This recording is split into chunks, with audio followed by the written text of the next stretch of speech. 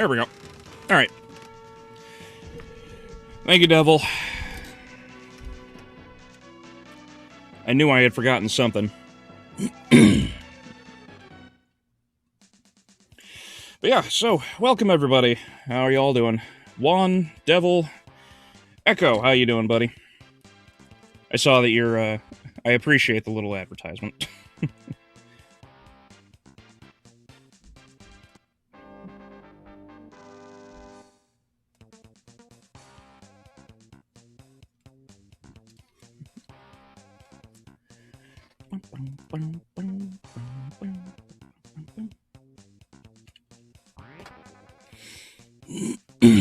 I acknowledge all your criticisms of Spider-Man 4, but simply choose to ignore them. I totally understand. I totally understand. A lot of leftists really don't like critical thinking.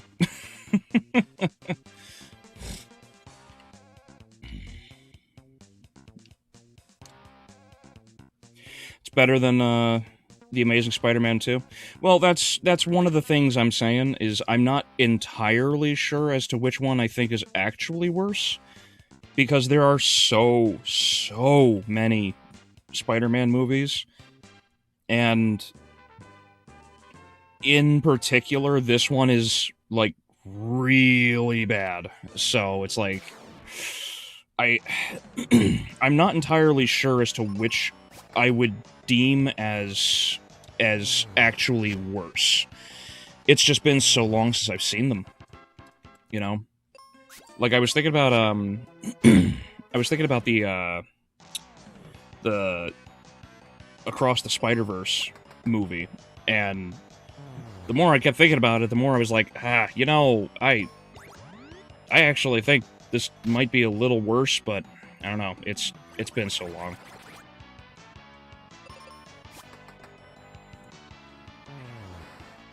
Brother just called me a leftist. You know I kid. I'm doing alright. I'll be doing yard work for a neighbor tomorrow. Oh, yeah, nice. Yeah, the amount of yard work that's gotta be done up here, too, has been pretty wild. I actually hurt my, like I said, I think I mentioned it last week, I hurt my, I hurt my chest chopping wood, but I gotta... At some point, I have to get back there and actually do more. Especially after all the rain we got, I'm sure it's gonna start to grow back there. Sam Neill has one last role in the Zelda movie next year. Oh, really? I didn't know that he got a role in the movie. Does anyone know what role he's going to be? Because I feel like finding out the role he is going to be a big determinant on what the movie is intent on doing.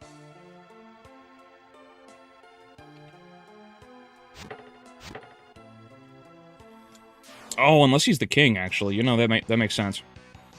It would make total sense for him to be the king of Hyrule.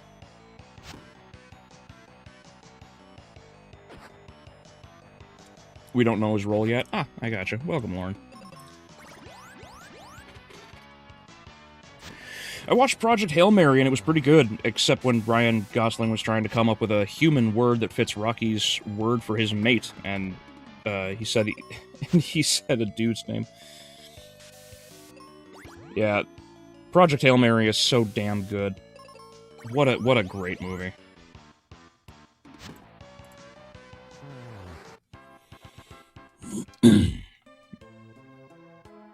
King sounds fitting for him? Yeah. Yeah, that's kind of why it's a shame that he's gone.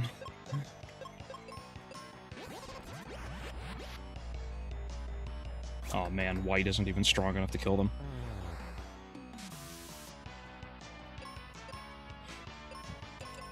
Oop.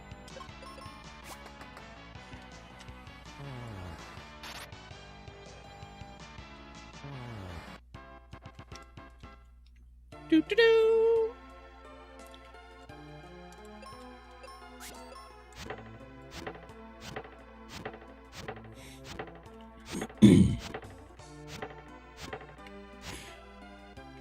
Whoop.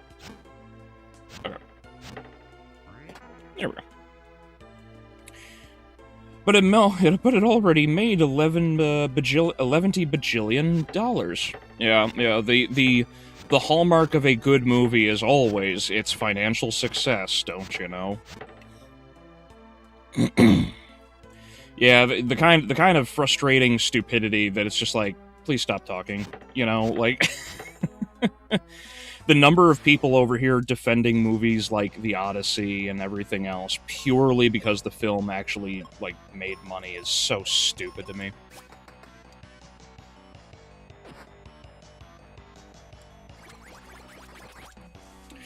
Yeah, she's been dealing with what seems to be big roots under her gravel driveway. Something where weeds are sprouting out of. Oh, really?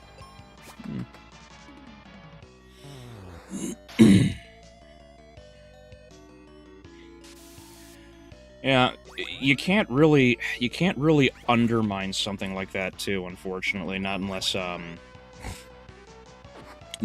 you well, if the root doesn't go too far, you could actually kind of undermine it a little bit, but I mean, removing it also removes the brace, as it were, so it's hard to say. I just hope it's a better fine.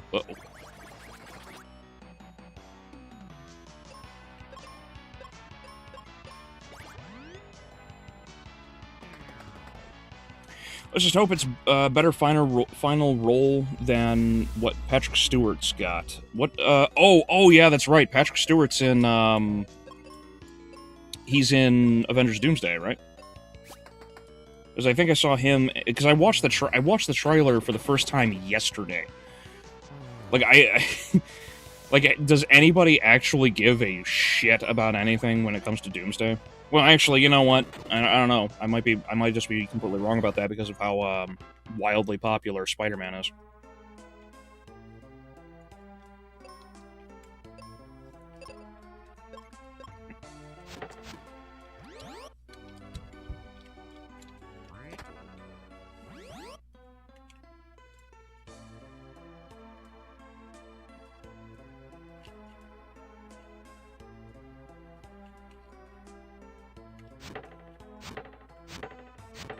Ah, there it is. I'm surprised just how forced the politics in the second Spider-Verse was. Who the hell wanted a black pregnant Spider? Hey, dude, you know, I watched I was watching a little reaction by Leaflet. She was watching I forget his name. Warren. She was watching Warren Smith, I think. And there was a she was watching him and trying to sort of so what he was reacting to that she was watching was this famous leftist. I don't know, he's not famous to me. And he was on trigonometry, and this was actually some time ago because I've seen the video, I've seen the actual interview in depth, and Constantine does a good job of pushing back against the guy because the dude says, "Oh, well, you don't know what woke is. You can't define it." And then, you know, when he does define it, and the guy's just like, "Ugh," and he like turns away from him, and Constantine calls him out for it. He's like, "Dude, you can't just say that this isn't, you know, real. This isn't genuine. You can't just deny what is actually happening when this is occurring in, you know, law enforcement, politics, entertainment, etc." Whoops. And she, oh, it does heal. That's a good catch. That's a good thing. And she was kind of struggling on stream to define things, and I found that odd considering she's actually had way more confrontation with others than I have. And so what kind of threw me off was she like couldn't define it properly for others. there are a lot of elements that go into, like, you know, wokeness just in general, and it kind of it gave me a few ideas for another video of, like, actually sitting there and going through things myself and trying to define more details and use the evidence, because a lot of people are just not accepting what, like, woke is, as it were.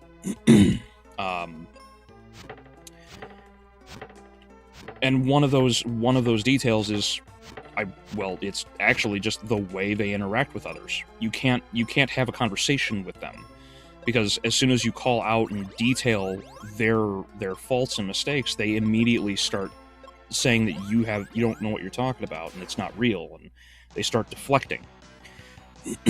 So it's just something to go through and discuss.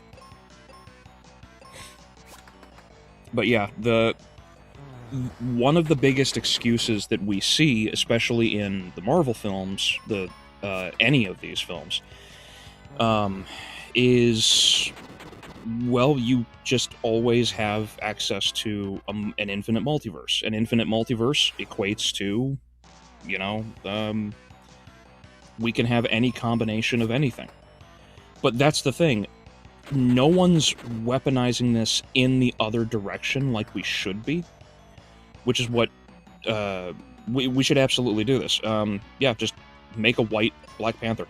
I don't care if people want to say that an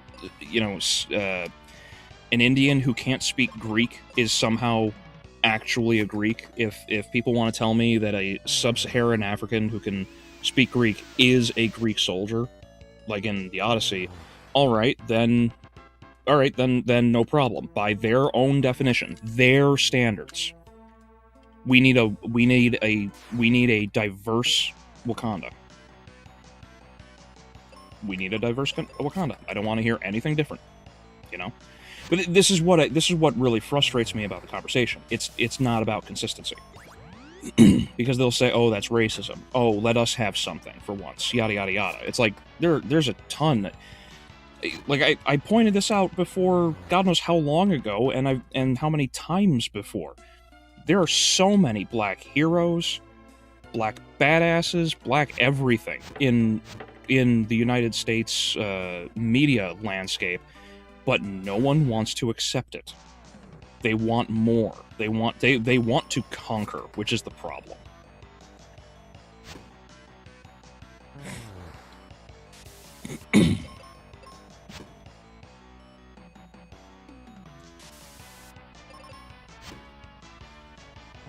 You know, never mind Blade. Never mind Worf. Never mind, I forget the captain of Deep Space Nine, but yeah, he's a good character too. There's so many details to it, and I don't know if anybody has like a very clear like breakdown of some of these things. At least as clear as it could and should be, I think.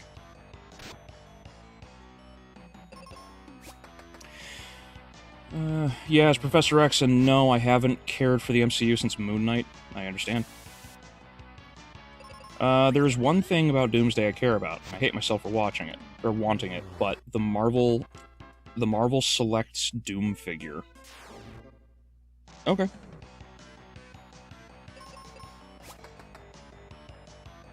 I can believe a woman with spider powers. I might be willing to believe she might be forced to fight while pregnant, but I draw the line at the father actually sticking around. Too unbelievable.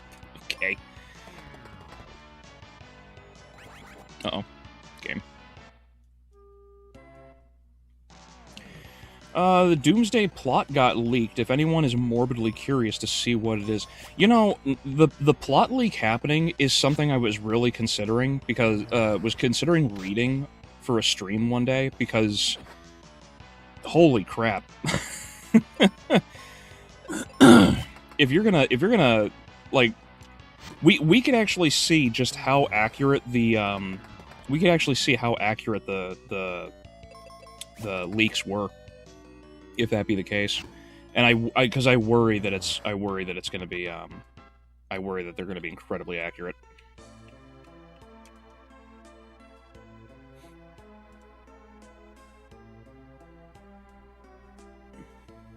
Same thing with Resident Evil. Apparently, the Resident Evil script was... Well, actually, I say apparently.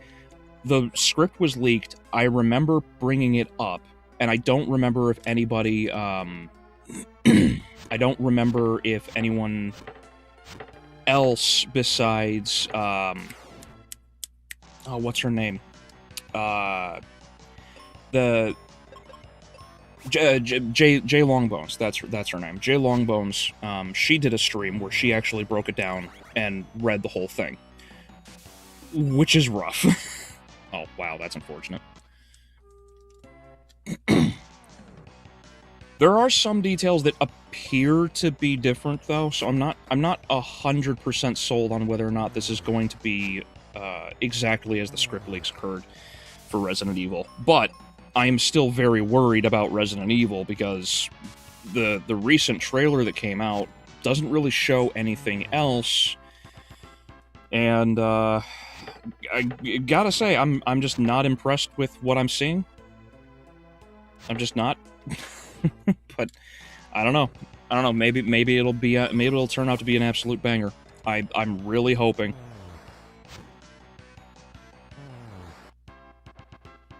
There was a universe out there where they accidentally presented Black Panther 3 instead of Ghost Rider when Ryan Gosling walked on stage. That's funny.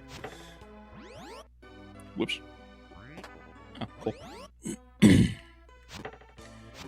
One thing about the teleporters I don't like is that when you chop a tree, you gotta go back and recut the tree. I watch a lot of Kirsch's coverage on Bridge. TLDR, woke was an investment strategy by big companies to enforce DEI into basically everything. Yes, hiring practices, production, and marketing. Yes, absolutely, Shadow. They do not want you to... they don't want this to go away. They know how valuable it is. And so they're going to do everything they can in order to prevent this from ending. So expect to see, as many people have stated and predicted, yes, we are going to see this for a long time. There's always going to be some woke crap nonsense somewhere. They're too invested monetarily. They have to make their money back in order to keep it going. So ironically, that's like the biggest irony about all the communist bullshit. Their propaganda is so predicated on success through the free market through investment of the free market, that in order to maintain themselves, they need the money. And in order to keep going, they need the money. So they need to be profitable. It's so funny how literally everything they do comes back to, we actually love capitalism. We just don't like that you like capitalism.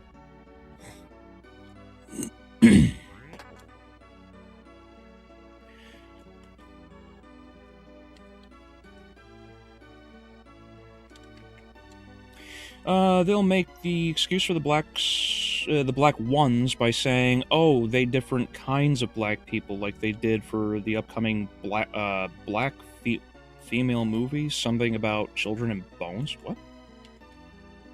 I don't know what you're referencing, Devil. Although that does worry me if there's a movie like that.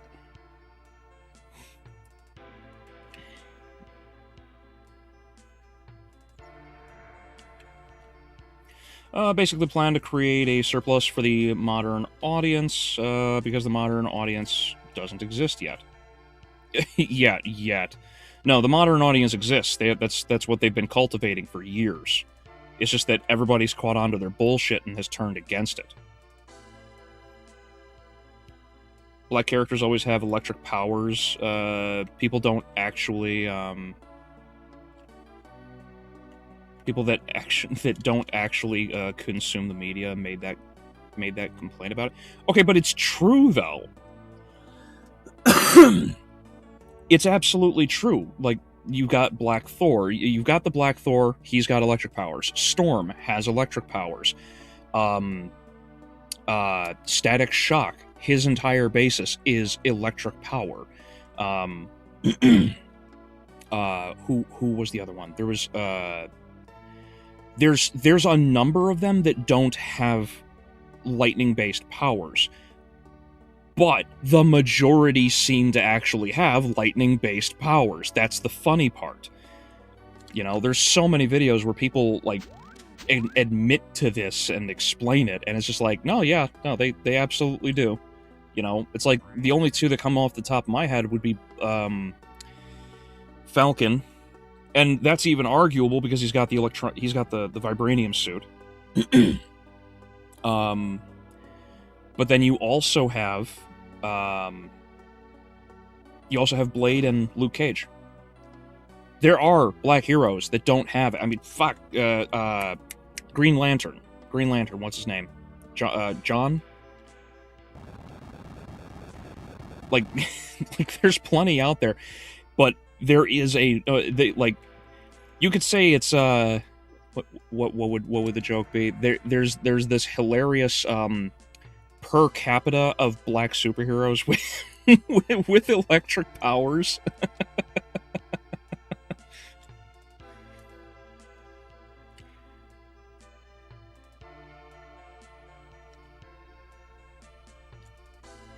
Yeah, Jon Stewart, thank you. Yeah.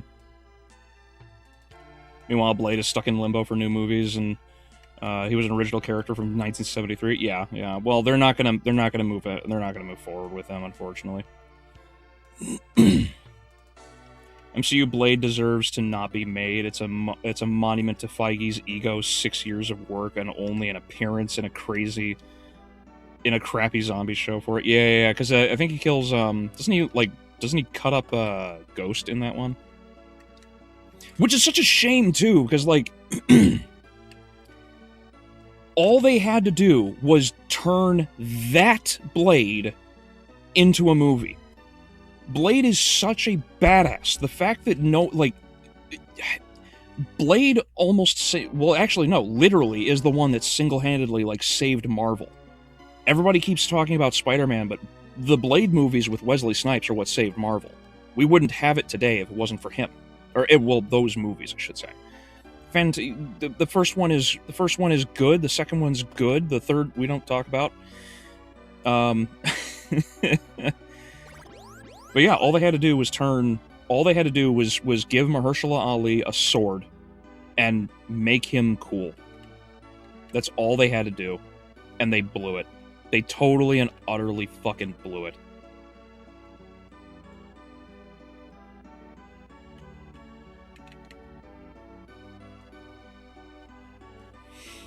We just don't want to have Blade show up and kill vampires and techno music. Feige, fuck Feige for that. If that's Feige's actual excuse, fuck him. He's so wrong. He's so painfully wrong.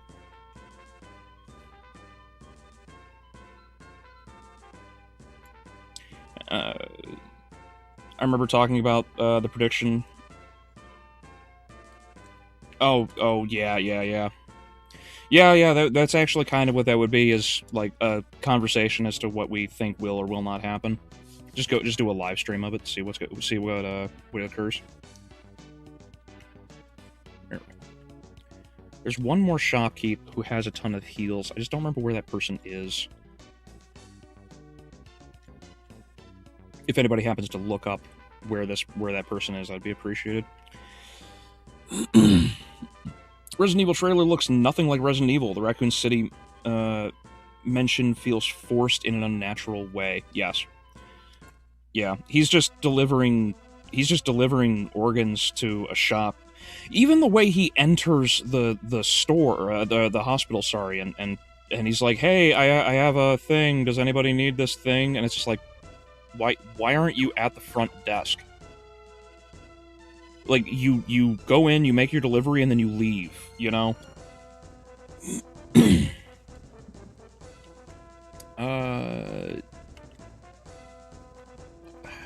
I feel like it's out here.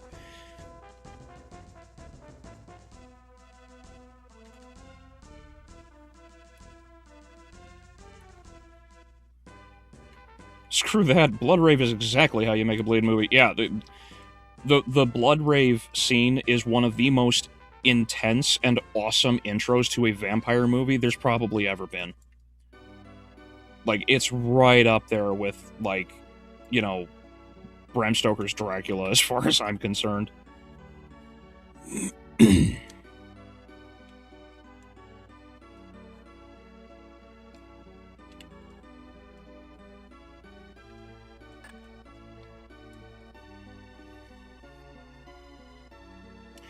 Static Shock and Black Lightning were milestone characters who were brought into DC Comics. Well, yeah, sure, but I mean, it's just Black Lightning. It's like he's black and he has lightning. It's literally in his name. That's the funny part. Quick question: will you be on Weeb on call tonight? Maybe. I'm not totally loopy. I did not get much in the way of sleep, unfortunately, because I was up so late. I didn't get to bed until, like, I don't know, maybe 6, and then I woke up when my wife left to go do her thing. So, yeah, if I'm feeling up to it, Shadow, I will hop in, yes. And anybody else who wants to talk, I mean, I'm in the Discord. Just join through Subscribestar. $5. $5 a month.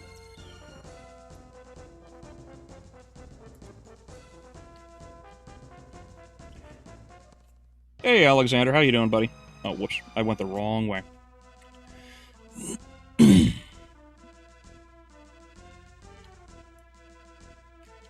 Children of Blood and Bone?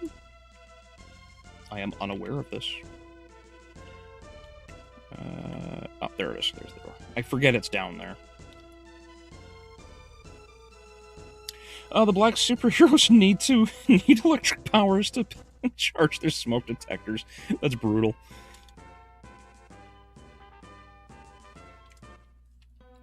Storm controls the weather. Yeah, Storm also controls lightning.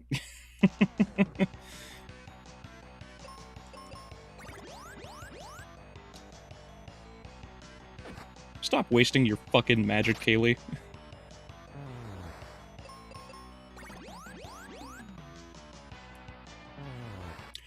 What scares me is there's a lot of communist imposition of power right now. There's a lot of people laughing it off, but it shouldn't be laughed off because of how dangerous it's going to be.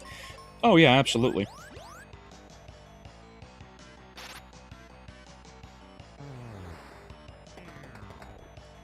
But this is why people need to learn the truth and just attack, you know, just like aggress upon the communist viewpoint and don't give them the opportunity to, you know, try and weasel their way out of things.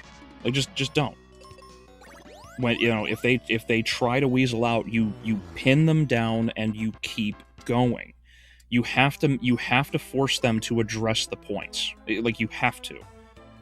The only way to really make this win, and I agree with Leaflet and what she said in that video, you have to make them feel really stupid. You know, get them to realize, like, how wrong the perspective is that they have, but you can't force this onto them. They have to choose it, you know?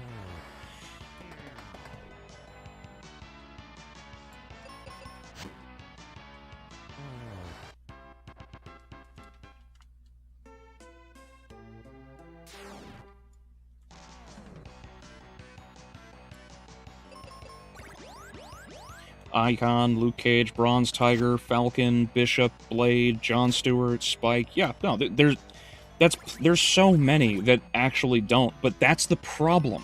That's another issue, or rather, it illuminates another issue, highlights another issue. So many people don't actually know the extension of the real extended, like, kind of comics, that when there is a black superhero who doesn't have lightning powers, they almost don't know who they are. You know, I mean, look at Isom, you know, with Eric July. He made Isom, as far as I am aware, at least, unless a new comic gave it to him, he doesn't have any electric powers. You know, but they hate him because, you know, Eric July is a successful black individual, and they don't like that. You know, because consistency, I suppose. Blade is too much for the male power fantasy. That's why they were trying to make the next Blade movie about his daughter. Yeah. Well, that was one of the versions of the movie, and that got shut down real fast.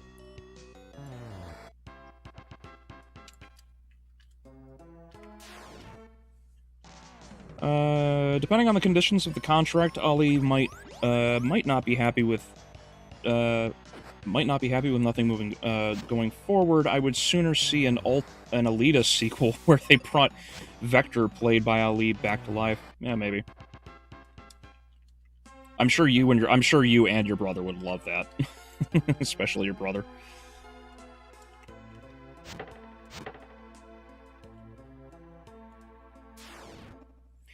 Speaking of which, do you know which superhero badly needs a new project despite literally being literally an icon for liberal beliefs? Wonder Woman. I mean, they already tried that, and then they made her rape a man who was possessed by the soul of what's his nuts. Like, like the last time they tried this, it did not go out. It did not turn out well. But Albeleo, they didn't want to make Blade how he was. They didn't want to make him a leather coat and fight vampires. Yeah, I know.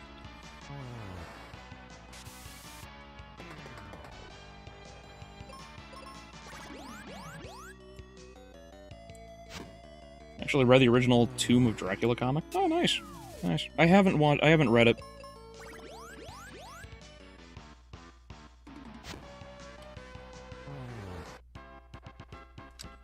Ali rejected all the scripts. Oh, yeah, because he was a secondary and even tertiary character in his own story. It made no sense. People learned about these scripts and they lost their minds. They didn't want this. They want... The movie is called Blade. Give people Blade. That's what we want. We don't, like, people want Iron Man in an Iron Man movie. People want Superman in a Superman movie. Give people Blade. We want to watch the badass Dampier killing vampires in New York and saving as many innocents as he can. Do that. And it's crazy that they put Blade in an animated form, fighting the vampire, fighting fighting the zombie version of Ghost, and then they bailed out on giving an actual movie for him. It's crazy that they had that. And Mahershala Ali's a good actor.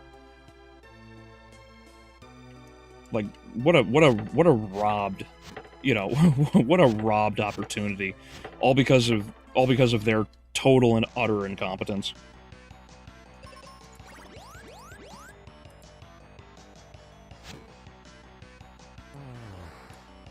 They didn't want to make the character that faithful. Yeah, that's unfortunate. Also, regarding Roy, there was a video titled 10-Penny Tower is morally impossible, despite Roy killing everyone in the tower, regardless of whether or not they let in the ghouls. I mean, Tenpenny did technically order Megatown destroyed and shot at random people with sniper rifle, but at least he was more reasonable than Roy. Oh, are you talking Fallout, Alexander?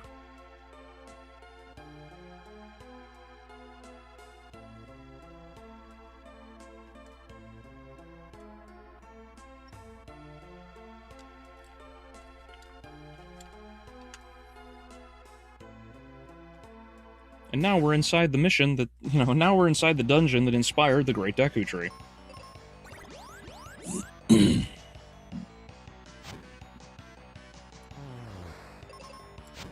I woke up at 3 a.m., sinuses on fire, mouth hurting, bowel movements fucked. Oh no, you didn't catch that Somalia disease, did you? Did you have Taco Bell recently?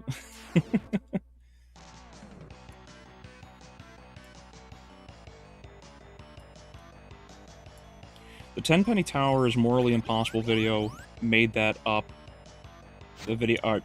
I don't know what you guys are talking about. I'll let you go on that one. It sounds like it's Fallout to me.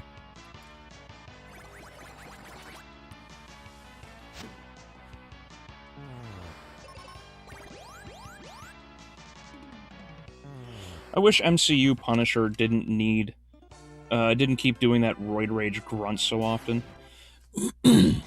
There was, because I'm stunned that he got it out as fast as he did. Apparently Mauler, apparently Mahler got his video and breakdown out of Brand New Day, and he said it was an unbridled rage, and I'm just like, oh no, like, like seeing that video came out actually made me chuckle, because it, like seeing that come out, I was like, oh, whew, I'm right. Because I really thought for a moment, like, man, am I being overly critical? Am I, like, I actually had like doubt in my perspective for a second. Like, man, am I just hating on this movie to hate on it because I'm an idiot or some shit? And then I saw that come out like a day or two before I got my video out, and I was like, oh no, cool, I'm good. I did catch some of the clips of him and the guys discussing things on EFAP, and there was something that was really interesting that he pointed out, which, in hindsight, I totally understand, because it's the only thing Bernthal does.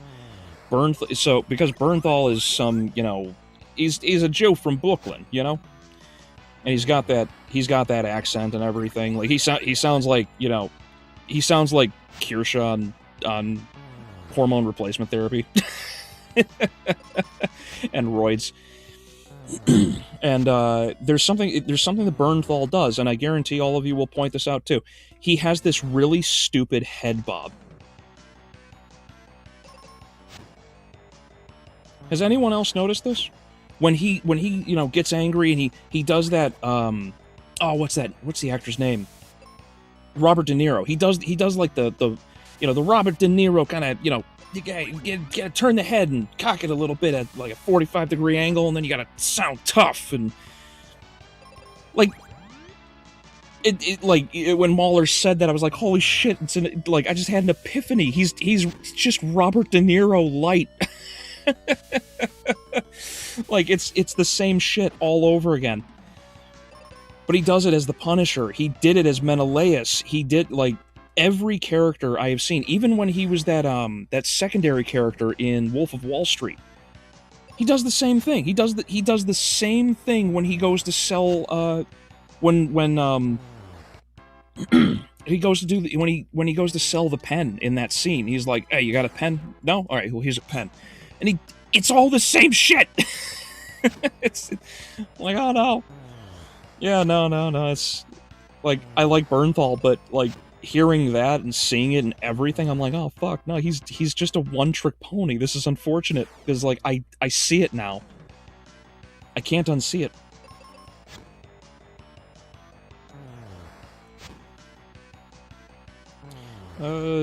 Speaking of Kirsha, on a recent episode of Side Scrollers, actually said it best when she was looking through books she bought. The Islamist and communists will work together to destroy society. Yeah, no, absolutely. It's a funny parallel between, like, because like the dispensationalism that so many others follow on, like, the Jews and Christian side of things, specifically Protestantism.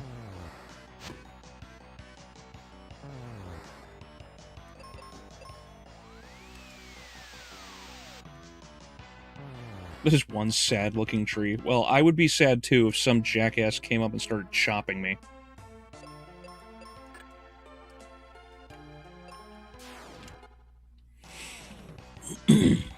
One of the sets from Sinners was repurposed from one of the versions of Blade that was a period piece. Really? Interesting. Cool.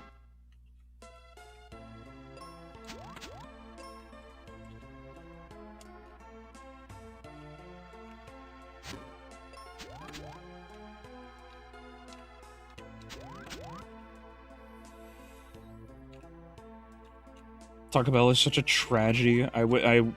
I wish they would quit sucking. I miss eating there. Did I miss something? How do I...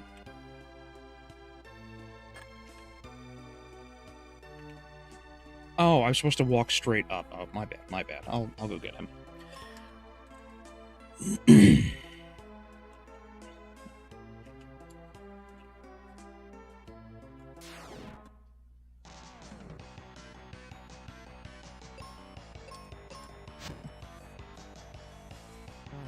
Punisher's supposed to be Italian, I think. Let me tell you something. Fuck asses.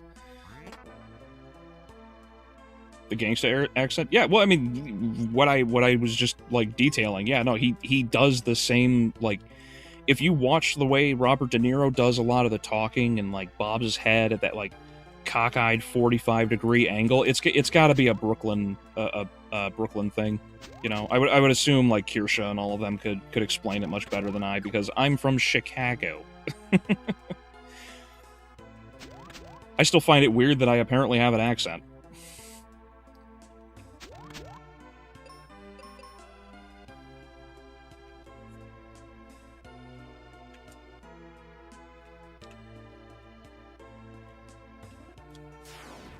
That should be Meteor over there. I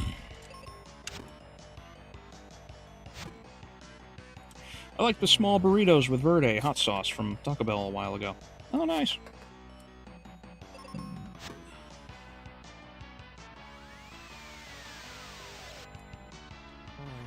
You don't have an accent? Everybody else not from Chicago does. What? It was a goofy thing to learn that there's actually a Chicago accent. We, that old friend group of mine forever ago, when we were, I forget what we were playing. It was, I think we were sitting down, it was like a game of Cards Against Humanity, and it was something about, like, there was something that brought up, like, a Chicago accent, and we looked at like, there's like 6 of us in the room, and we all looked at each other like, there's an accent?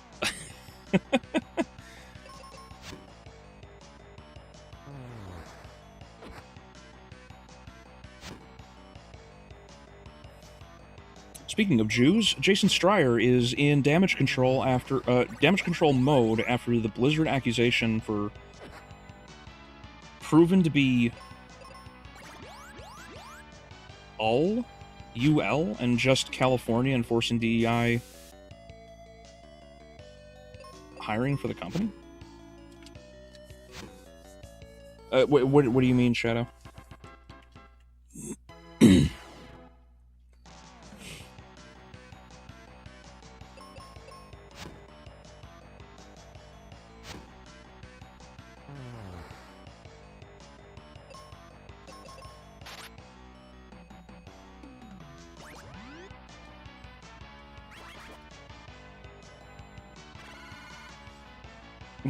Fucking about it.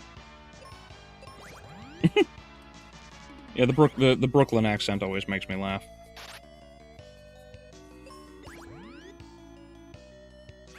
No one needs to chop Albeleo. He is chopped enough as he is, right? You ever watch me play Doom? It's, you know, can you stop fucking petrifying me, dude? Please.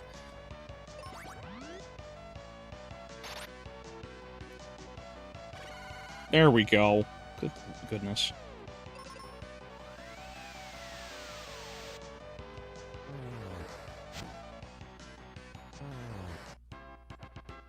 Have you tried any randomizer programs like the one for Mystic Quest? No.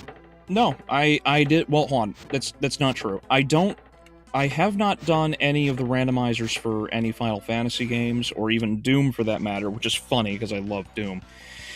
The only randomizer I have done is the only randomizer I've done was for Ocarina of Time. My lady's a huge Zelda fan, and so one day for her birthday, when I was able to stay home, her and I just sat down and played like the Ocarina of Time randomizer, for an entire day, just us together. That's the only one that I've done. I haven't done anything else, so, which is goofy because I love Castlevania, and I've seen Dragon Blitz do so many streams of randomizers that I'm like, man, I wouldn't mind doing this because I know Symphony so well, let alone any other Castlevania. Most others, I should say. I still have to get back to streaming that too. I gotta get through Aria of Sorrow, Dawn of Sorrow. Sorry, Dawn. I'll probably do that in October if I don't get around to doing if I don't get around to finishing seasons 4 and 2 of Castlevania, because I still got to do those. Got to sit down and hammer those out.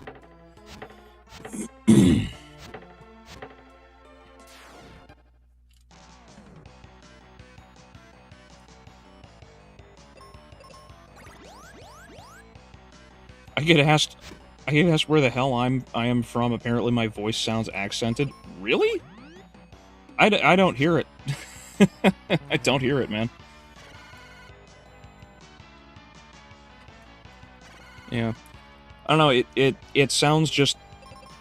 You sound normal to me, Adrian.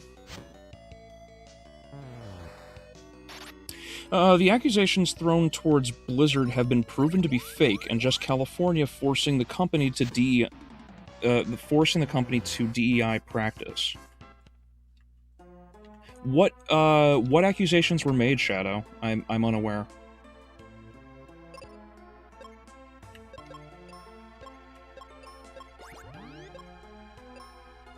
Oh, no, don't.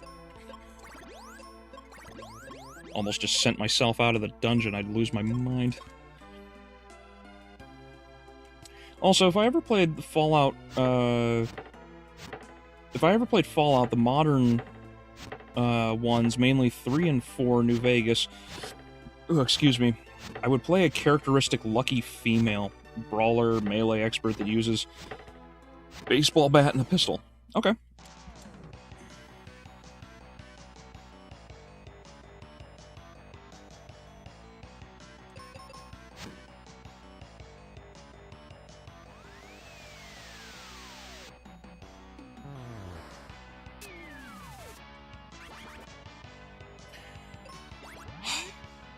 It's a good thing I have so many, man, stop it.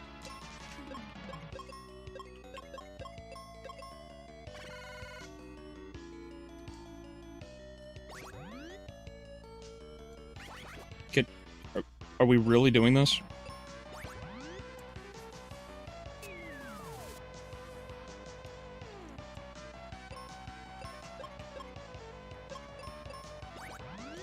Eat white power! Oh, wow, look at that. White power works.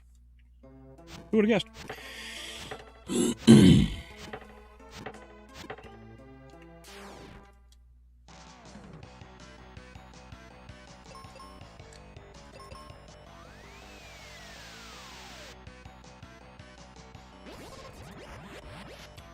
Can you stop petrifying me when I fight Medusa? Right. Whoops! I did not mean to. I forget that the game memory saves the last action you did. Oh well.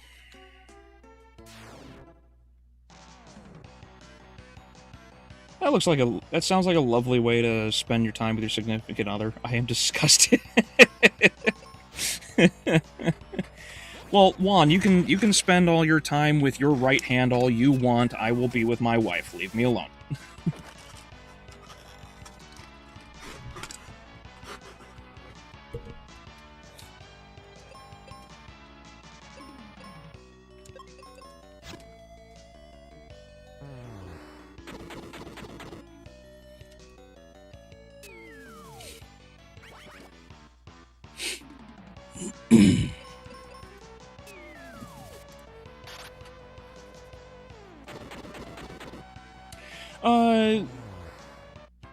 Have you ever tried playing classic Doom on Ultraviolence without finding any of the secrets? Who was the one that asked me to do that? Who was the one that asked me to do that? Because I did. And shockingly, I did not realize how difficult the game was going to be.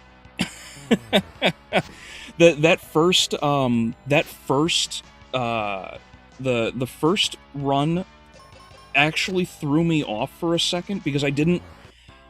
You think it was you a while back? Okay, I actually did take the time to do that. So there was a challenge that I did for Classic Doom on Steam, I got the achievement for beating the entire first. I beat the entire first episode in like 8 minutes, I think it was. So I did do that. Don't know if I remember for sure, but yeah, it's a lot harder to play on. Yes. So I went through and I did that, and I didn't realize how much the game like demands of you to hit certain things at certain times. So to see it possible and then achieve it myself was that one was rough. That one was actually rough. It took me, I don't know, it took me like 3 hours to figure out the right path and whoopsies. It took me like 3 hours to figure out the right path and beat the mission, or beat the whole episode. But then I did go through and I did complete it without secrets. If you are experienced with Doom like I am, you know how everything kind of scales. The first episode is a cakewalk, right? Because you grab everything, you're super loaded, and by the time like you're already loaded to end like that whole game, that final mission, by the time you've beaten the third level. Like that's how well armed you are. If you don't do any secrets and only go through and pick up what is laid bare before you, the game gets so fucking hard, it's crazy. like I actually got stuck on, I think I got stuck on the 5th or 6th level, the computer station. I felt like I was having a stroke. I couldn't believe it. I couldn't believe it. I was like, wow, that's incredible. But I did get through it. I don't remember if I did continue it or not. But yeah, you want to learn how to, like, if you ever want to learn how to use enemies against one another, if you ever want to learn how to bob and weave and use the terrain to the best of your capability, play Classic Doom without ever touching a secret. That'll turn you into a man when you're done.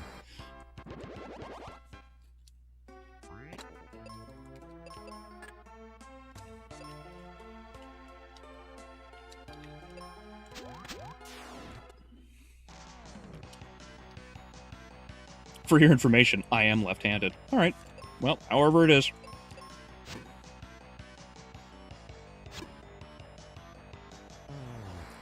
I'm playing my own game and jumping into chat here and there. Oh, nice. Nice. What you playing there, Lauren? No one commenting on my character build? I'm pretty sure I did. Alexander. You mentioned you wanted to play a really lucky female with hand-to-hand expertise with a baseball bat. I'm in agreement. The luck stat in the first Fallout was so incredibly powerful that I couldn't not, build into it.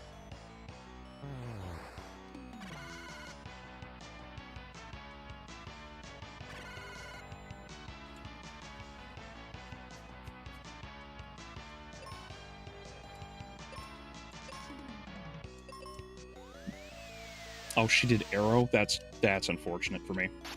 I really thought she was gonna chop. Oh well.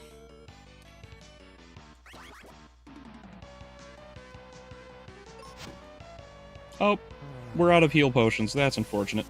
That's so rough. Alright, well, that looks like that's game.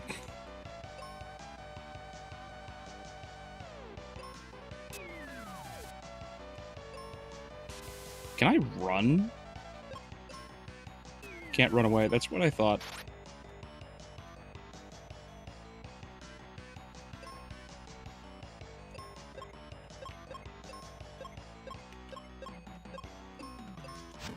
There we go. Okay. I just needed her to chop.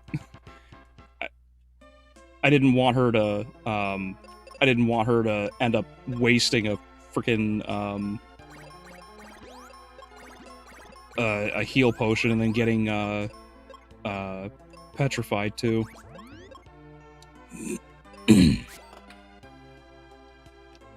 Okay.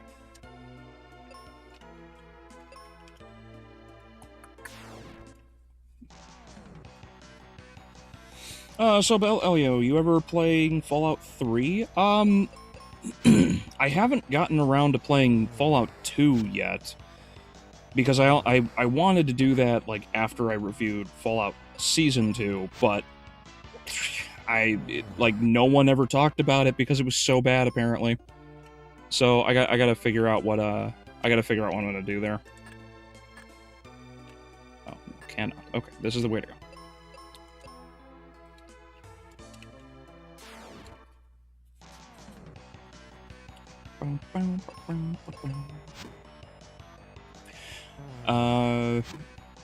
Yeah, episode 1 is still a decent fight, but once you get to the second episode, that's when it gets scary. Oh, yeah. Oh, yeah. Not to mention, good luck playing without getting the plasma rifle until the final map of episode 3. Yes.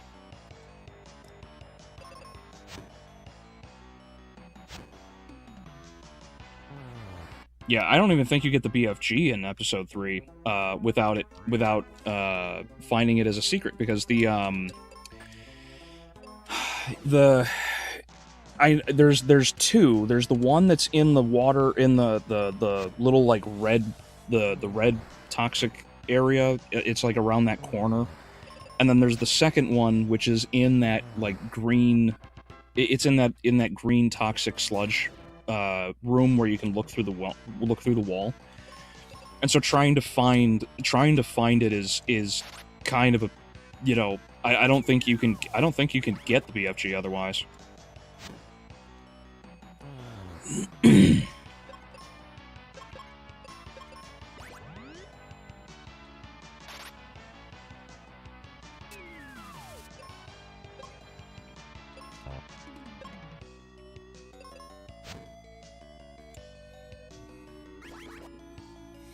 Stop stoning me.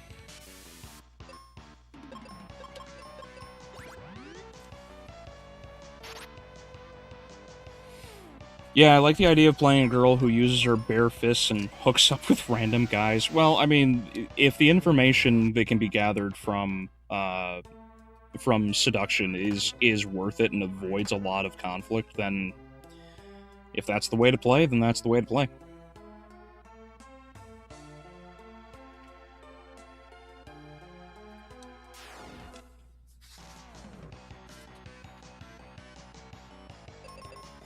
Every time I catch a glimpse from the absolute universe, it was done against my will. I hate it. Absolute. Oh, you mean the new the new DC comics? Like Absolute Batman? Is that what you're talking about?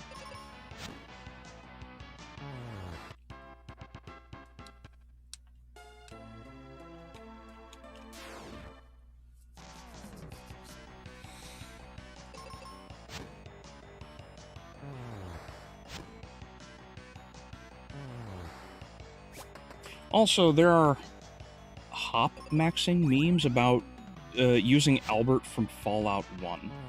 Hop maxing? I don't know what hop maxing is.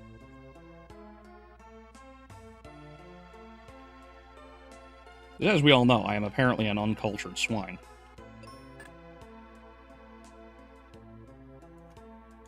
Oh. Is this the only way? It's to go down? Really? Oh, yeah, you know what? No, this is the right way. This is the way. Nope, that's not this way.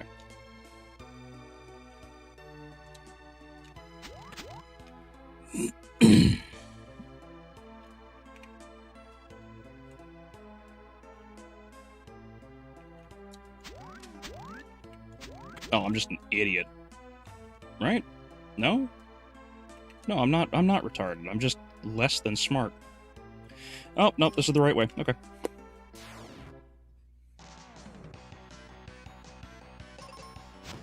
You can. It's the one near the end of Unholy Cathedral, in the green room off to the side of the exit. Oh, really?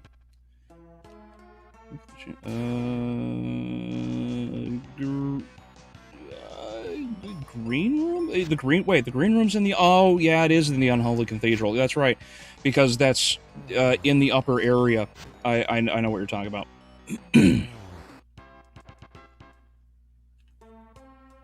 For a second there, I thought the little green room with the toxic sludge was somewhere else.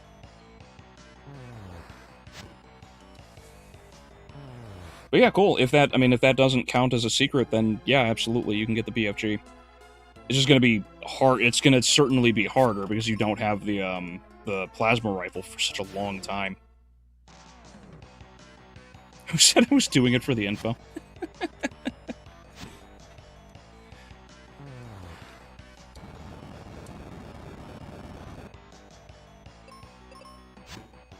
I like the fact New Vegas let you sleep with Benny, and you have the option to fumble every chance to kill him for no reason. He even makes fun of you for it. Oh, that's funny.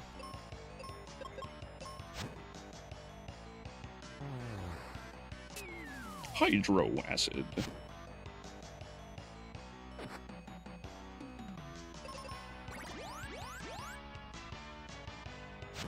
I meant to type hope maxing. Oh, I gotcha.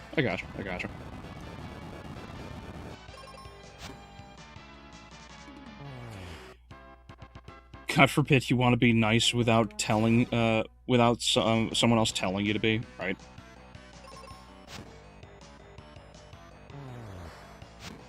Kindness is the new punk rock. What a joke. Well, I mean, you know, if there was one thing that, Paul Joseph Watson, I think, you know, that other Brit, if there was one thing that he was right about, it's that being conservative basically is the new culture, is the new counterculture. You know, because everybody is so aggressive towards each other. It's wild how different everybody is nowadays.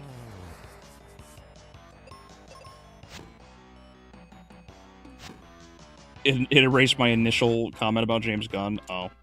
It's a silly thing that we go, that was around with Superman, but then really sprung up with the PDF Gunn's Superman movie because everyone had to be told being nice is good. Ah, God. Oh, okay. Yeah, okay, no, that makes sense. That's also weird, too. Like, you have to be told to be nice, especially, like, whether it's in the movie or working on the movie.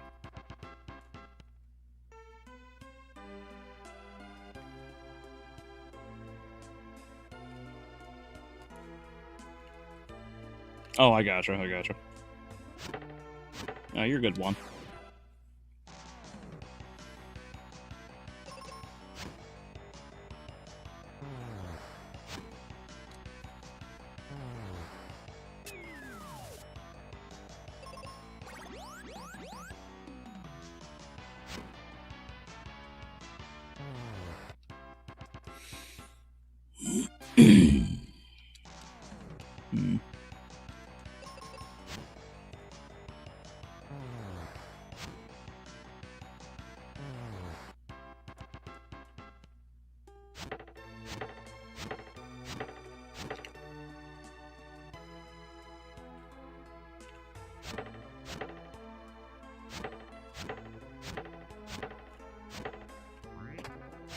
Yay, more healing potions. Need those.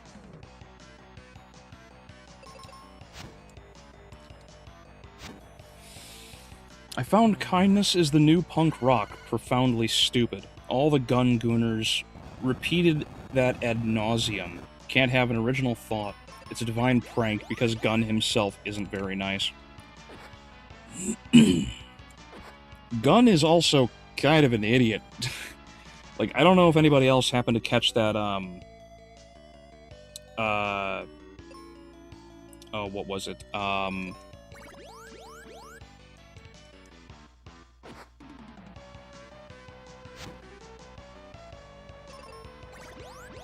when he was talking about Superman, and Corn Sweat came up to him and was like, "Hey, what am I supposed to be feeling here?" And then when Gunn went on to talk, he just blabbed on and on and on and didn't have like an actual answer. Didn't have an actual answer to anything that Corn Sweat was looking for. People were like, "What the like? How high is he?" Because he has no idea what he's talking about.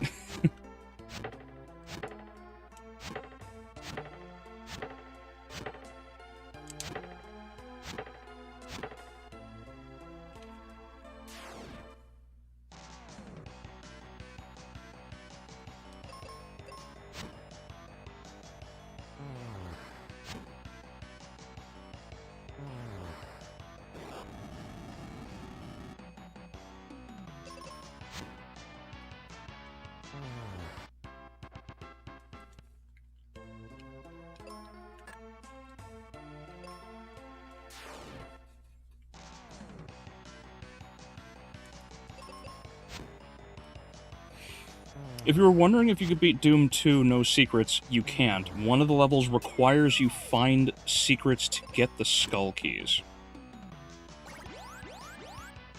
Oh, okay. Well, I mean, besides that one secret, I think that's fine. Because, like, if you cannot beat it without a secret, then I hesitate to call it a secret then, you know?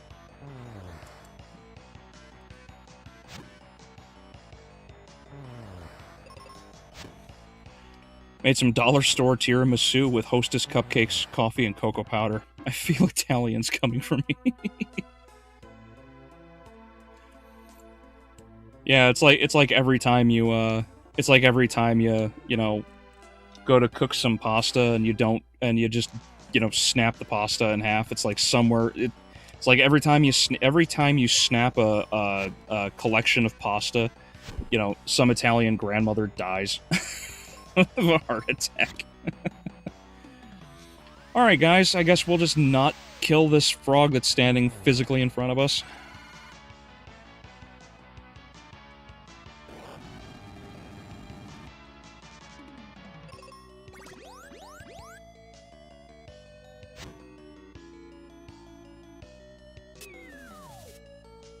The stream's not showing your comments. It's YouTube. I don't have any control over that right now. So if anybody's running into issues in that manner, then I'm sorry. You're gonna have to reword what you're saying, or just jumble a certain word to avoid things. James Gunn doesn't like superheroes. He doesn't like Superman. Gunn wants D-tier characters to turn into OCs, and the Surf. And the Surf a wiki to get random details to claim he's a hardcore fan that is devoted. Well, I don't know his level of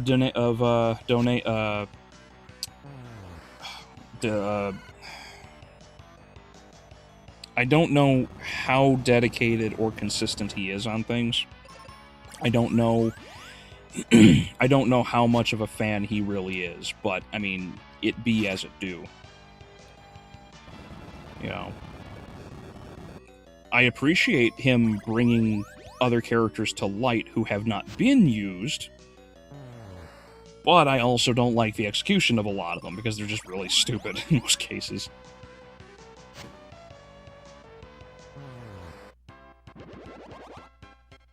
Nice, another level. Should be strong enough to one-shot most of these things now.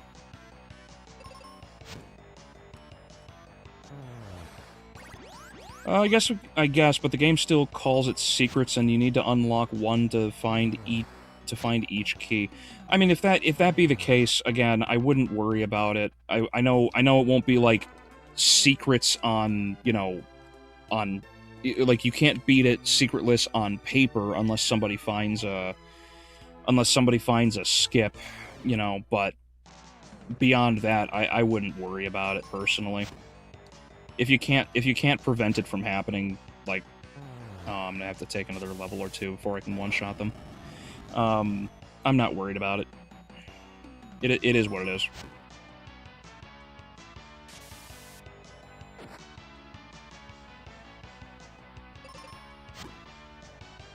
Alright, can I hit the fucking frog?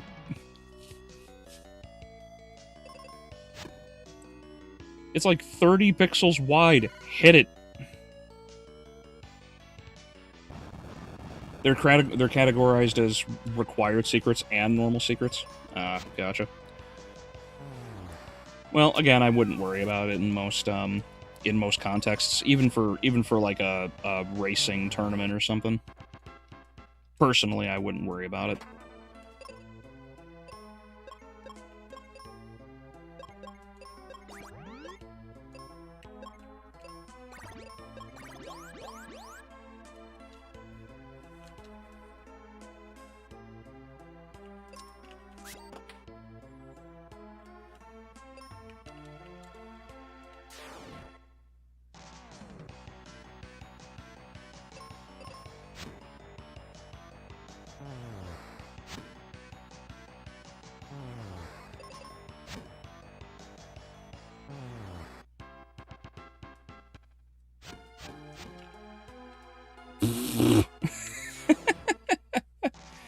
I pick up my phone to go and reply to somebody, and the first thing that pops up when I scroll through and I see my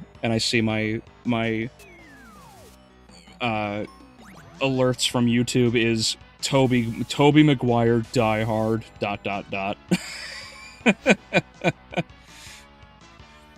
It's like Tobey Maguire is my favorite of the Spider-Men, sure, but that does not mean that I don't like Holland. It's just that this movie happens to suck, and they're already coming out of the woodwork. No, it's the Odyssey all over again.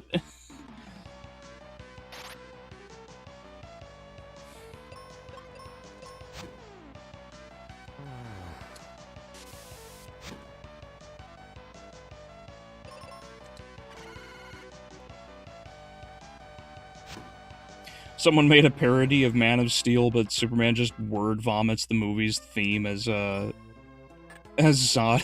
at Zod before the big battle. That's funny.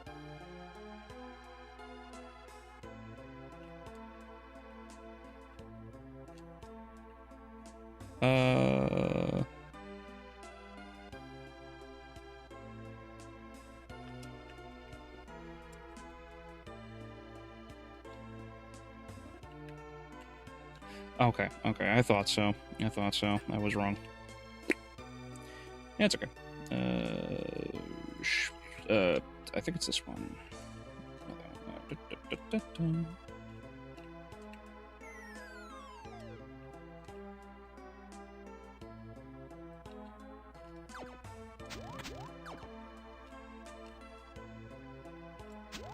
Whoop.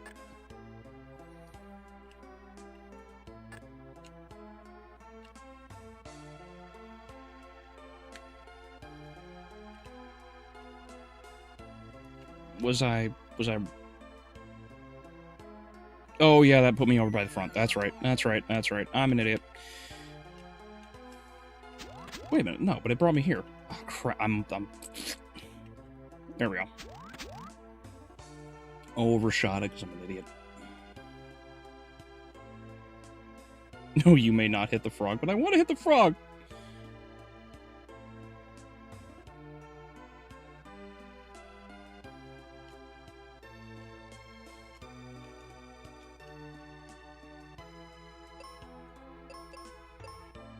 Oh, whoops. There we go.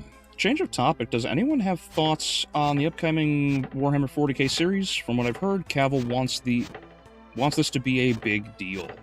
I'm excited because Cavill is a die-hard fan. Cavill wants accuracy. He wants consistency. I want to see what he can do with it. And as far as I know, despite all of the bullshit articles saying, oh, it's failed, it's dead, it's this, it's that, as far as I'm aware, it's still going, and he's working on it pretty hard. He's trying to make sure everything is as good as it can be. So, I'm excited for it, because I want to see what he can help to ensure occurs in the story that so many people want to see. And being a fan of Warhammer, I think it's fair to say I'm fairly casual because I don't have enough knowledge of it to really be like diehard. I want it to succeed because it's important for the culture war. It is also important that it just be good in general, because if it's not good, then if it's not good, there's going to be a lot of problems.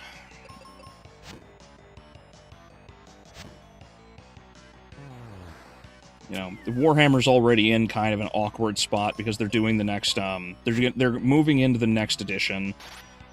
A lot of people are kind of put off by the female custodes, and all at the same time, what's it called? The next Astartes series is coming out. Astartes 2 is on the rise, so like the way everything is being run at Warhammer, with Warhammer right now, it's like there are some really cool promises, but everyone's really, really concerned with certain things. So yeah, we'll see. I hope it's good.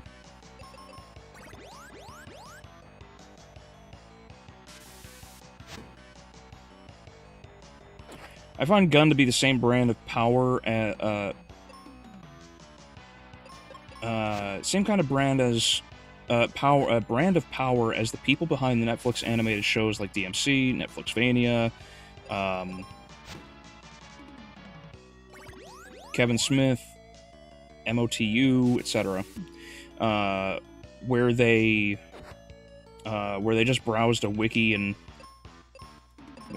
where they browsed a wiki, and that's how they came across some obscure detail where character and people are calling the bare minimum effort super hardcore. Yeah.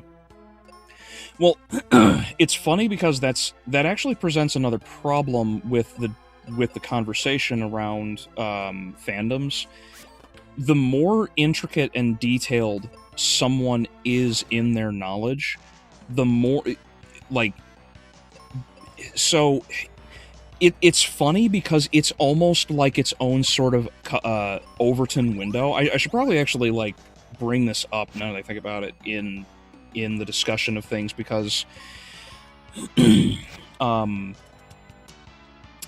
the Overton window politically, like you have like the majority of people are in the middle. They aren't necessarily left-wing, they're not necessarily right-wing. Most people are in the middle. The two extremes, in this case, communism, since they're taking over, and conservatism, vie for the two sides. Who they believe has the most, has the best answers at the time. The Overton window has shifted in the media landscape, in particular with fandoms.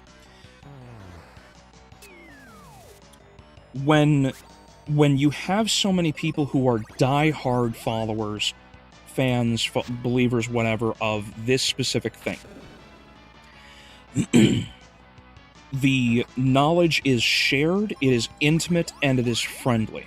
This is probably the best way to compare this in personal experience would be World of Warcraft. When you played WoW way back in the day, everybody knew each other. Like, and if you didn't know somebody, you would eventually run into them. You knew the person in some way, whether you fought them as in across factions, or you experienced them in a raid or whatever. In vanilla, when you if you got really pissed off at somebody and that person just kept camping you, the devs would show up as like the GMs rather, would show up as this like super powered badass, and they would just nuke you. And this was common for a lot of other games. You know, not, like everybody did this at some point. And so what is lacking today, because they just kind of message you and that's it now. And it's not like it used to be. When people would talk with you, it was interesting because it was like you were learning about a new world, and as you were developing things as the developers were learning new things, the players were learning new things. All of it was this great, like, hand-in-hand experience, and it was great. It was camaraderie, it was fun, and even when somebody was in an opposing faction, you were still basically friends. What a lot of the shit that ended up happening with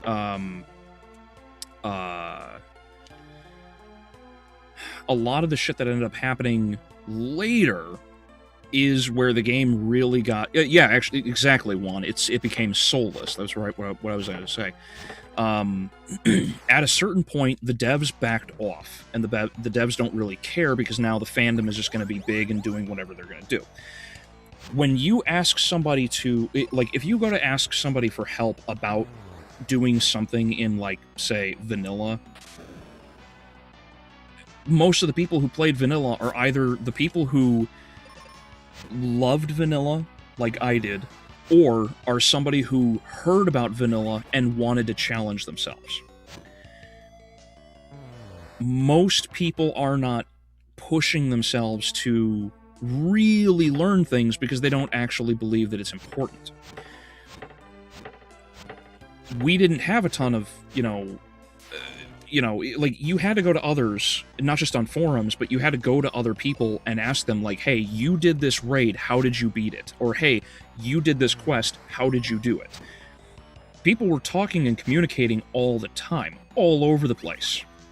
You know, especially way back when Ironforge was the only place that had a fucking auction house. Ugh. That was brutal. Everybody went to a single city.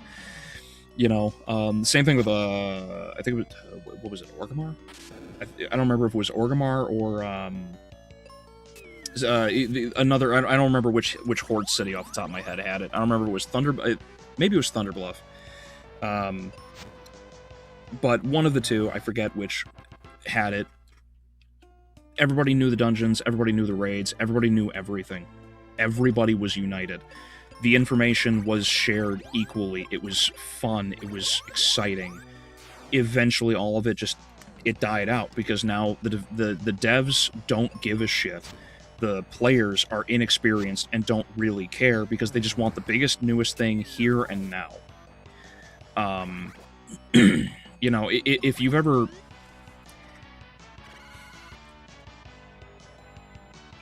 look at the way older players like Asmongold, myself, or numerous others who have experienced vanilla at its peak, the way the game was at the time was so different. Now, it's hollow because everybody briefly looks up a Wikipedia. Everybody memes the information that is presented online, and the real heart and soul of the story is no longer there. And it's a shame. It's a real shame. So, the Overton window has shifted hard because the tourists have basically taken over. Casual people are, like casual people are kind of like in the middle. It's like they either like something or they don't. Like it is ineffectual. They are indifferent in some way, and there's nothing wrong with that. There are people who are tourists, like so many of the left and the communists, because they think they are super fans. They think they are knowledgeable, but in reality, the vast majority are not. And then you get to the real diehard fans, and this is where it becomes this is where it gets to be aggravating, because the fans The real fans want to share everything. We conserve the fans that the fandoms that we love. BattleTech, Warhammer, Star Trek, Lord of the Rings, all of these things. Sort of like what I mentioned last week. It's funny how things have been flipped, because the left are tourists, but they are also now the colonizers. The Overton window is pulling in their direction so that the knowledge of something is broadly known, but it is not broadly cared for in that same manner. It is not as loved. It's understood, it's known, or rather, it's known, but it's not understood. I think that's the better way to put it. This leads to a lot of problems, because now what something is Warhammer,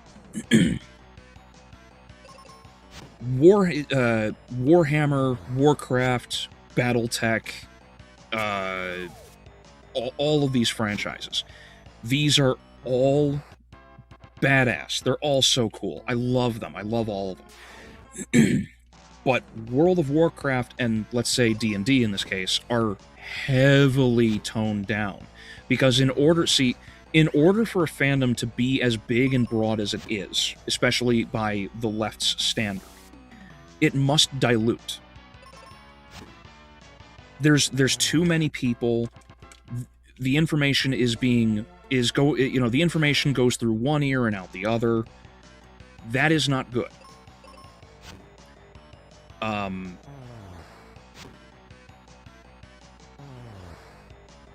Information that is turned into a meme is fine if the main point is understood. Take for example, Jaina Proudmoore. Jaina Proudmoore is one of the most frustrating things about WoW for me, because Jaina's character and development was fantastic. She's easily one of my favorite characters in the franchise. And because of the internet and its bullshit, she was just turned into some fucking smut receptacle. That's all she is now to everybody online. The reason why is because the information was turned into a meme. To quickly run down, Jaina Proudmoore is the daughter of Admiral Proudmoore. He was the leader of. He was the king of Kul'Tiras. After Kul'Tiras joined the Alliance to fight against the Horde, and after the Third War, Kul'Tiras withdrew. And in the bonus campaign that you can download for Warcraft 3, which is you actually play as not Thrall, Rexxar. You play as Rexxar, who is half orc, half giant. Ogre, sorry, the giant or ogre, I forget which one. He helps Thrall to found Orgrimmar. It's a cool little detail. It's a cool little series of missions. It's actually it is super alpha, prototype World of Warcraft. You are completing quests, acquiring experience. The levels all remain the same. It's all one interlocked, continuous campaign world. They actually built World of Warcraft in Warcraft 3. It was badass. And ultimately it concludes with you traveling to Kul'Tiras, I believe. Because it's been years since I played it. But you eventually fight Jaina's father, and you kill him. Jaina helps in the fight and helps kill her own father. She did it. She didn't want to, but she did it. She does this, and this is because Jaina was... So, Jaina takes over as leader of the... Oh man, what's the region? It's a small outpost for the Alliance. I forget what it's called. It's not Menethil Harbor. It's I'll remember it later. It is a human Alliance outpost in the swamp where you go and find Onyxia. Anyway, she led the forces of the Alliance west. They fled to Kalimdor after the Eastern Kingdoms fell, right? So the Scourge has basically, like, the Scourge and the Burning Legion have, like, wiped out the Eastern Kingdoms. Jaina flees west and joins Thrall, and so Thrall and the Horde, along with the Night Elves, in their battle against Archimonde. This convinces Jaina that it is possible to work and live beside the Horde, right? So this is the first real time the Horde and Alliance working together was ever implemented. Jaina struggled to operate by this. She struggled to maintain this belief that it was possible for this to occur. And through many years of political back and forth with the Regent Kings, and then eventually King Varian Rin himself, there was a lot of opposition to her belief, and she always did everything she could to try and make the Alliance work because she knew it could. Eventually, when Thrall steps down as war chief, you eventually get Garrosh, and Garrosh makes the Horde great again. He kicks literally everybody who's not an orc out of Orgrimmar. Everyone loses their mind, which is ironically like this is kind of like the, I don't know what the fuck was going on at this time period, but yeah, Warlords of Draenor 2014 was like this was like pre-patch Trump. It was weird. Like they like Blizzard like queued everyone up to go and take out Garrosh.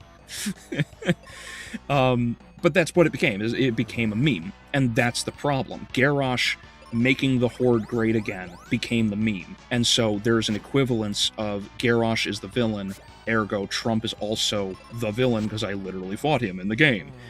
The same thing basically happened with Jaina.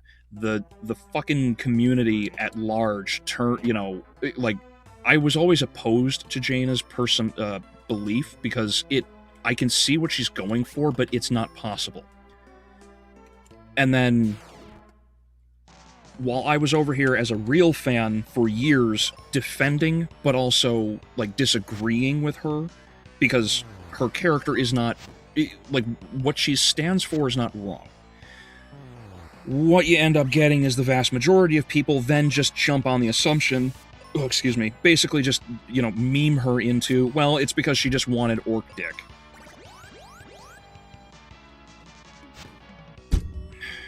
It's just...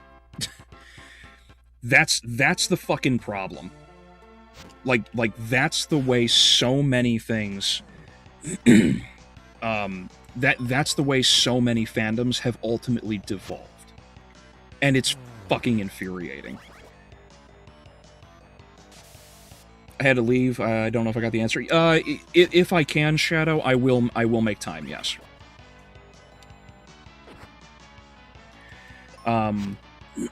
But yeah, so those two memes as these, about these characters.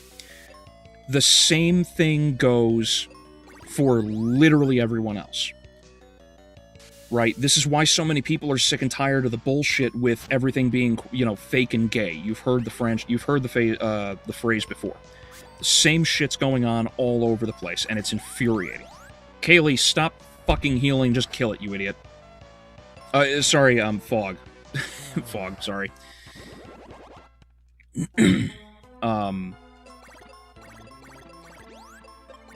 But you can look to numerous other fandoms. The same thing. What did I mention last week about the Fox Patrol for BattleTech? It's effectively like BattleTech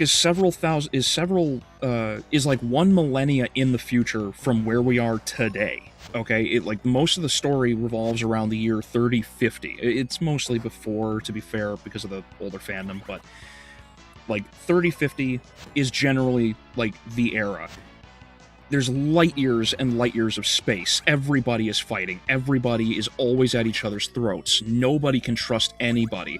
You are in a mech, you are in a tank, or you're on foot fighting said tank or robots or whatever, trying desperately to survive. You don't know when the next airdrop or the next dropship coming in for, coming into your planet and landing is either going to have resources that you desperately need to keep your outpost safe because you're just a bunch of farmers or miners on a distant planet trying to pull material out of the planet or whatever. Or if that dropship is going to have some fucking pirates and you're all about to be, vaporized. Like everybody is always high strung, trying to do what they can to survive, etc., etc. But because even Razor Fist makes an allusion to this, right, in the BattleTech sense.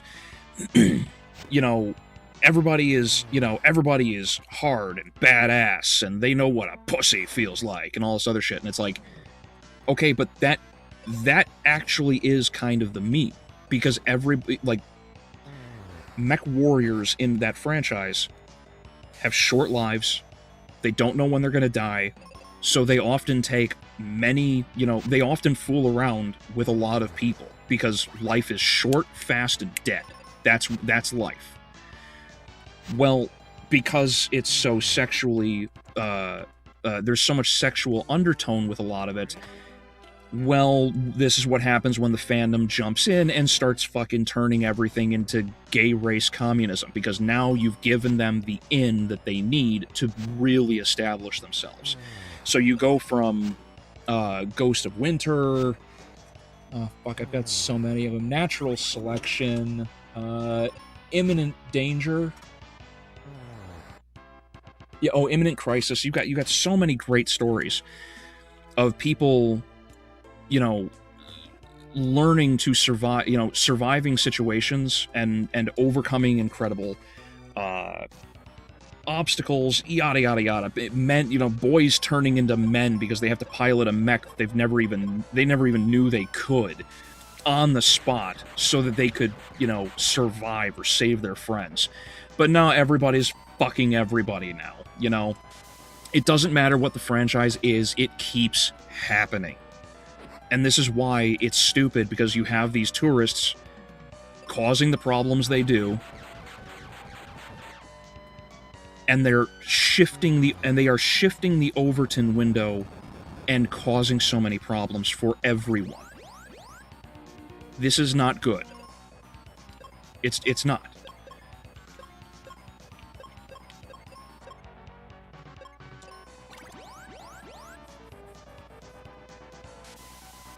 Damn it.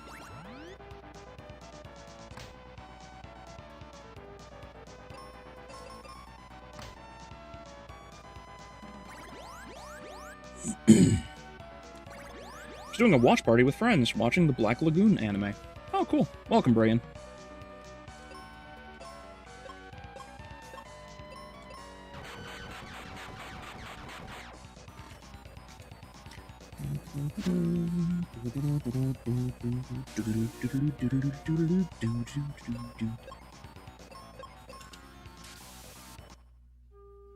Ah, crap.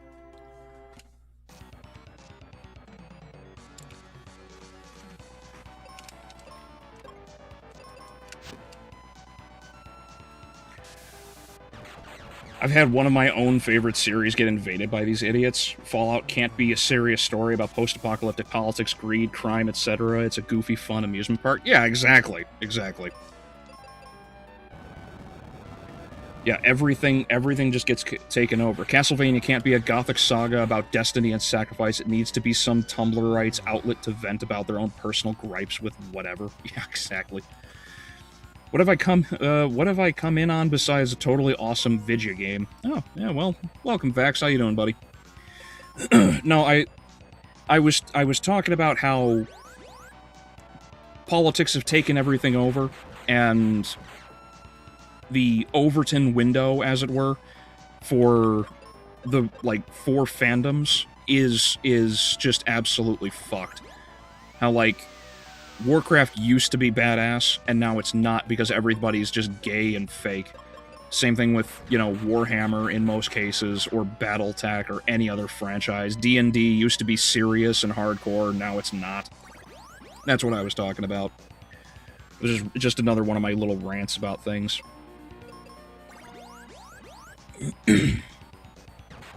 For a baby's first RPG, they sure loved throwing out stone effects like candy. I know.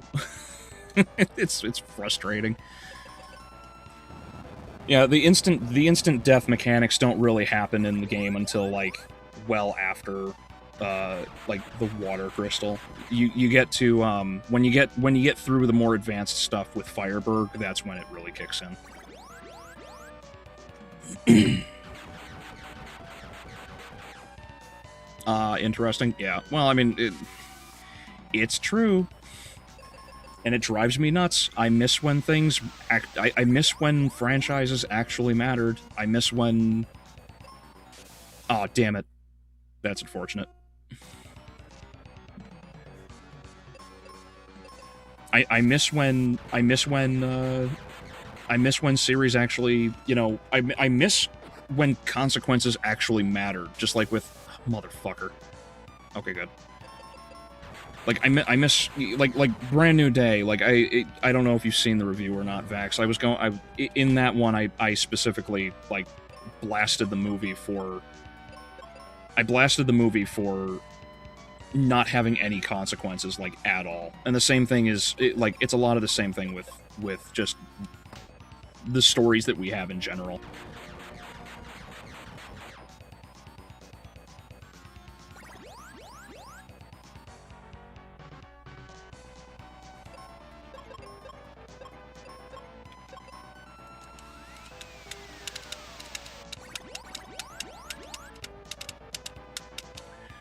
By the way, we need to discuss in the future about what games I should stream.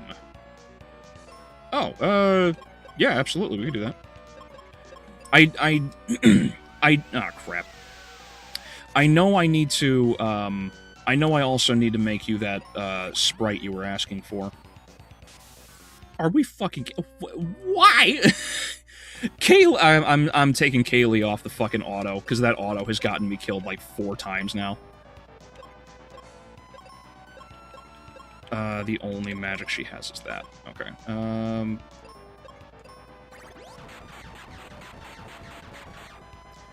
But yeah, no, I know I need to make you a couple things for that, which I can and will. Now that the Spider-Man review is out, and it was like half an hour of beating my head against the wall. Like, I couldn't...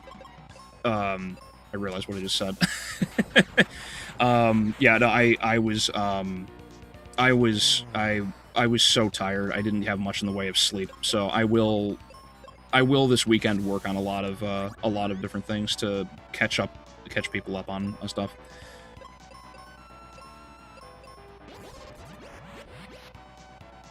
I thought Meteor was stronger. Okay.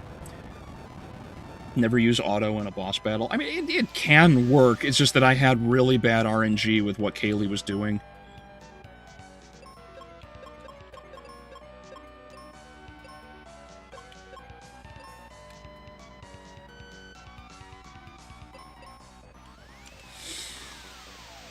Fog, $2. Guilty Gear went the same way. Troon Bridget. Yeah. Or Bridget or whatever. Yeah. Yeah, you've mentioned that before. I totally understand. Wait, she has Cure and Heal, and she never used it? Why? Yeah, the number of series that have all been absolutely blasted by this bullshit, it needs to end. Series need to have consequences. Fandoms need to have their fandoms. Let people have their hobbies. It has to. Like, you have to. If you don't, everything becomes a fucking problem, and I'm sick of it. BattleTech is about the damn robots. Like, BattleTech is about, you know, war. Let it be about war, you know? Lord of the Rings, like... But it's the same thing. It's the same bullshit with the fucking, the historians and the archaeologists. Oh, look. what was it that they found? Oh yeah, in Pompeii. I don't know if anyone else has heard about this. Oh look, I beat him first try.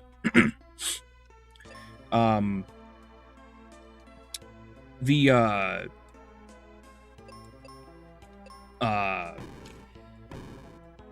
I think they said that in Pompeii they found two men, I believe, who hugged each other, as you know, right when they were, you know, killed by the pyroclastic flow. And for some fucking reason, everybody took that to mean, oh look, we found proof of two gay men. Like, like what the fuck? How does that equate? You know, but that's what they did. That's what they did. It's just, boom. Hey, look, we found two men who were hugging it out as they were all about to die, and that just counted as they were gay. Like, fuck off. You can't do any of this. Like, Abraham Lincoln, his letters, you know, they were in a log cabin. That's all they had, was a dinky little log cabin that's smaller than most basement rooms. And when Lincoln got to see an old friend that he hadn't seen since, I think, his college years, they shared the same bed because his guest had nowhere else to sleep. Modern historians take that to mean, oh, that just means that he was gay as shit. And it's like, why? Like, how does that equate? That's insane. You know? It drives me nuts because they keep doing this shit. Isn't Pompeii in Rome? It's in Italy, yes. I believe, right? I'm about to be hilariously wrong. I'm so confident that's the case. I'm positive it's in Italy or Greece.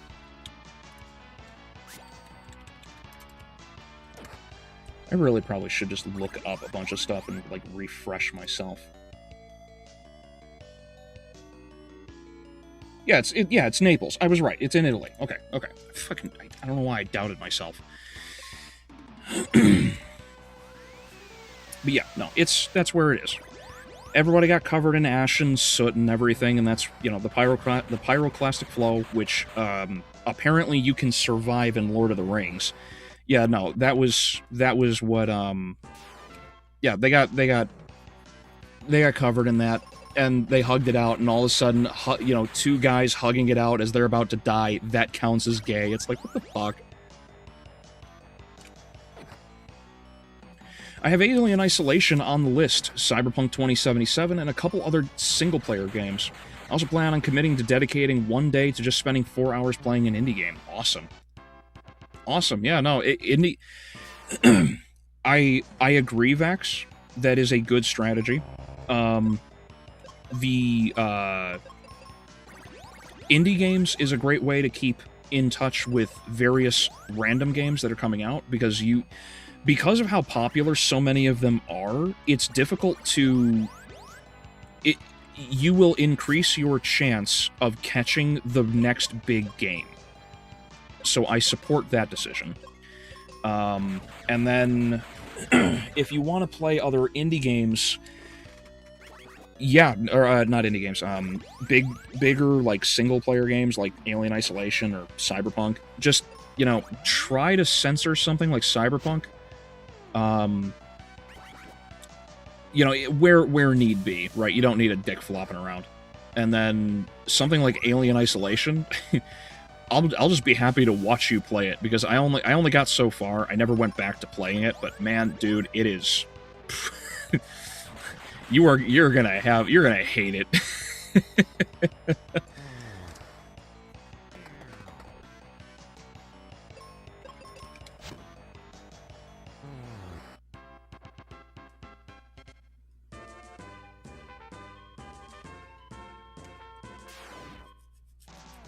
Oh, you said more about 40K?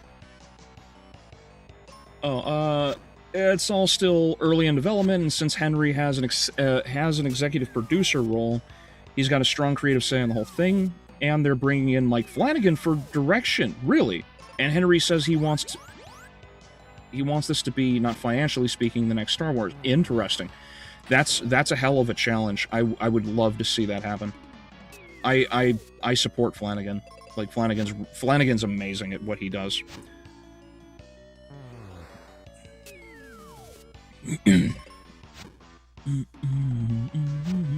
Also, if you end up playing indie games for like 4 hours, you can also not only play with other content creators, which can help get you into more fandoms, Vax. It would also rising tide lifts all ships. I mean, play with Echo, play with any of the other guys from our Discord, and then I mean, you're in a bajillion Discords, man. Just like you have plenty of connections. I absolutely have faith that you can make this work.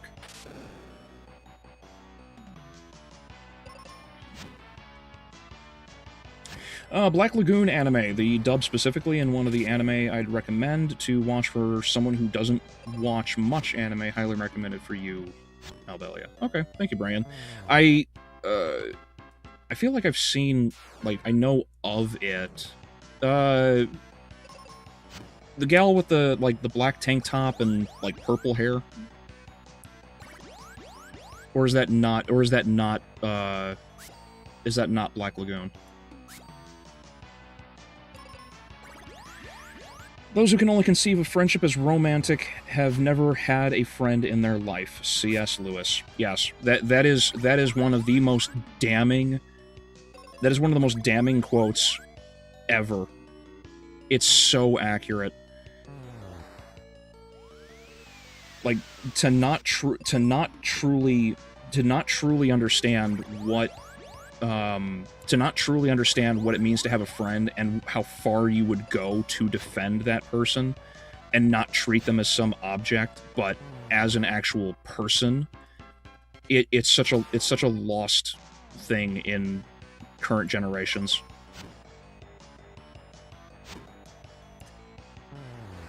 No, it's Mediterranean. Fuck off, Fog.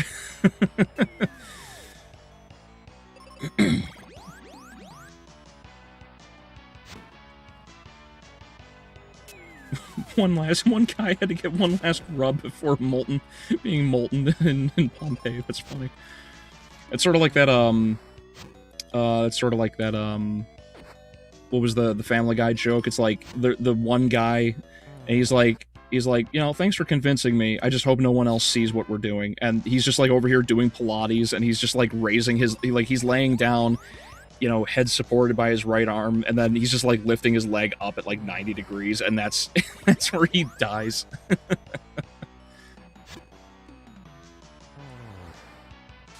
Playing a fan-made Star Trek mod for Civ 4. Does this count as indie? Nice.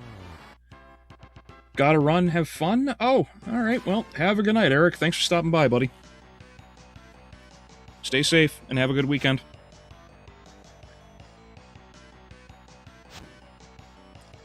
Sorry, Albeleo, we share the same server. The historians say we're gay as fuck. Yes.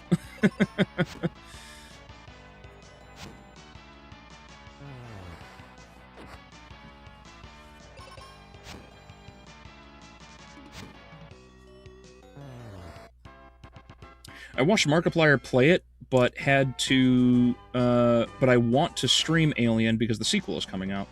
Okay. Yeah, be my guest. Be my guest. I will, anytime I can support any of my friends who are doing streams or anything of the nature, I always try to be there.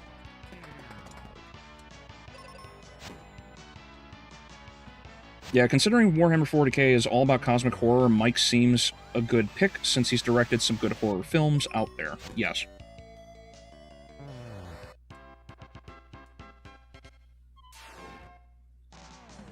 Wait, what? Oh, did I not say or make clear what I had said? I was saying if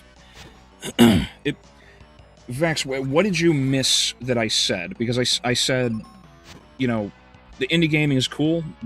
Rising tide lifts all ships, so play with a multitude of people, as well as the various other servers of people that you know.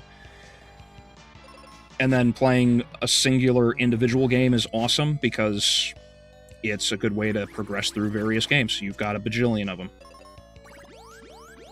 And also that I believe in you. If I didn't make any of that clear. I thought I did.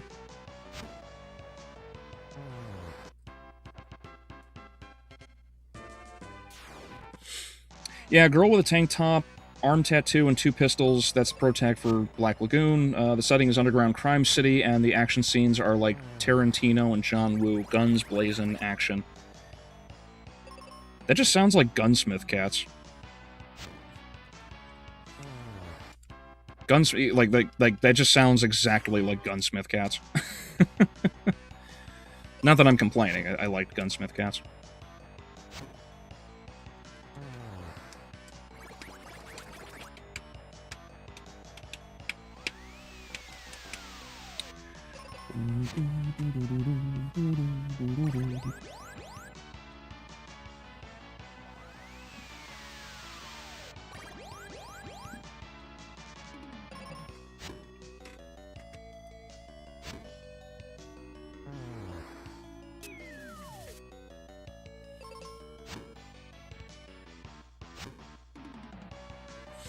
Cool.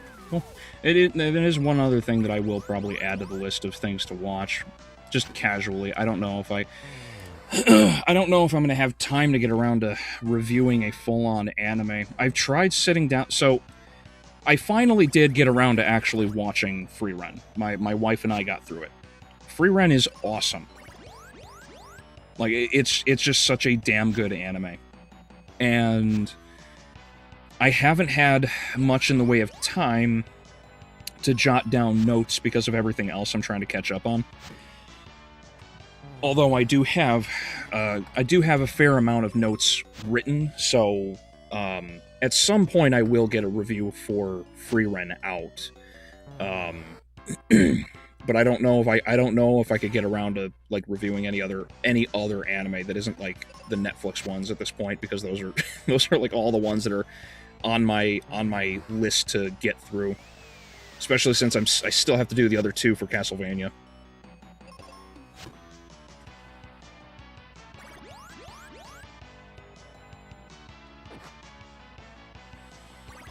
We are happy you enjoy the demon-killing elf anime. Oh, yeah, if I can... Like, I get why so many people defend it, and I also now understand why so many people are trying to hijack it. It's so... I'm so fucking sick of these gay race communists. I don't care if you're gay, I don't care if you're bi, I don't care if you're atheist or Christian, I don't black, white, I don't give a shit about any of this. I care about good storytelling. I care about consistency, honesty. You know, I care about these things. I'm so fucking sick of fandoms being taken over and just destroyed from the inside by toxic bullshit, by toxic femininity and communism and all this other crap. I just, you know, I don't... The only reason Free Run like popped up on my radar is because people were like, "Hey, look, this anime about killing demons is actually racist, and here's why." And it's like, "What are you talking about? They're demons." You know, and then you hear their fucking arguments of like, "Oh, well, they just don't understand the demons." And then you're like, I feel like everyone understands demons pretty well. And then you listen to what the show actually talks about, and you're like, "Oh, look at that. The demons are monsters. They literally prey upon humans, and they learn our language to manipulate us." And like, how? Fucking how? How? You know. On the point of Star Trek. It's really fucking ironic to me. And I hate. Well, actually, I love the irony, but I hate the bullshit that Whoopi Goldberg keeps trying to preach to people. Because for anybody who doesn't know Star Trek, in TNG, there's a specific episode where Captain Picard has to... he gets the opportunity for a Borg a member of the Borg to come onto the Enterprise. There's an opportunity to protect this Borg member, but he's not sure whether or not he should because of what the Borg has done in the past. Gale is so against this. Oh wow, I leveled up twice. Awesome.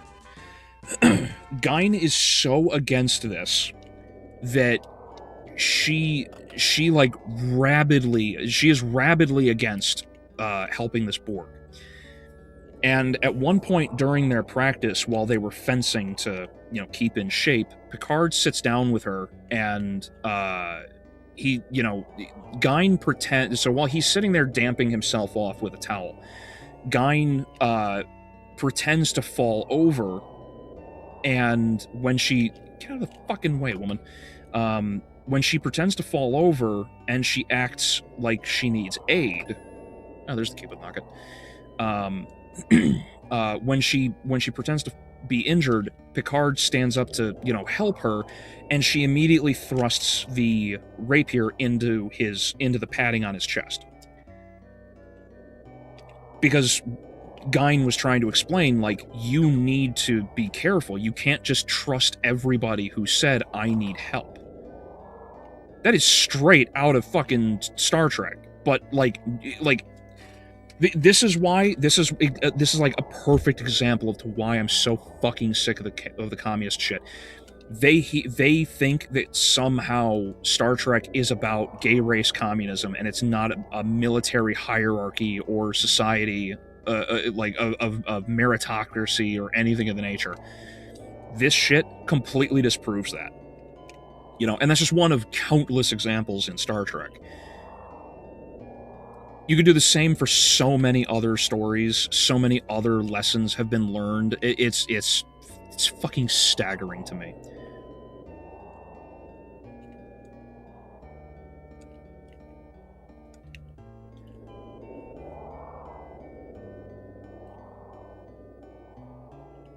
Yeah, Gunsmith Cats is cool. Black Lagoon, like that, but much more underground criminal stuff. Characters deep in the trenches. Okay, cool. Yeah, no, I gotcha. I'll, if I ever get a chance to really sit down and watch it, I will.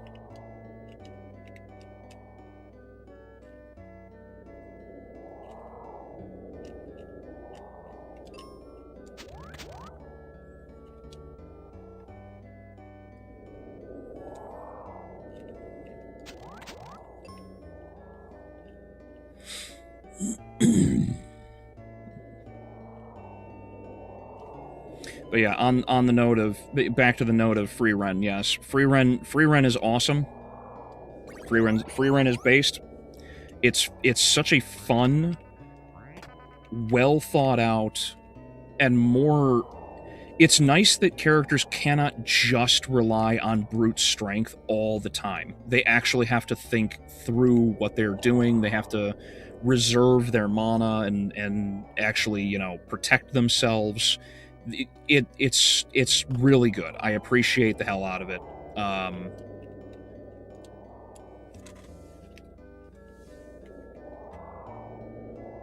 But yeah, no, all of the conversation I keep seeing around, everything I keep seeing around Free Ren right now is really frustrating because there's so many cool little details about it, and yet what you keep seeing is people saying, "Oh well, it was actually woke the entire time."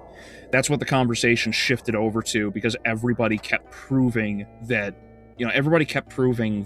Free Ren is based, and then it wasn't until after everybody, you had so many good fucking stories that just kind of blasted it at the same time, thankfully, because it blasted demon slaying, because you have Doom where you have Doom where killing demons is your daily thing. It's awesome. It's unapologetically badass. It's just Doom for days, right?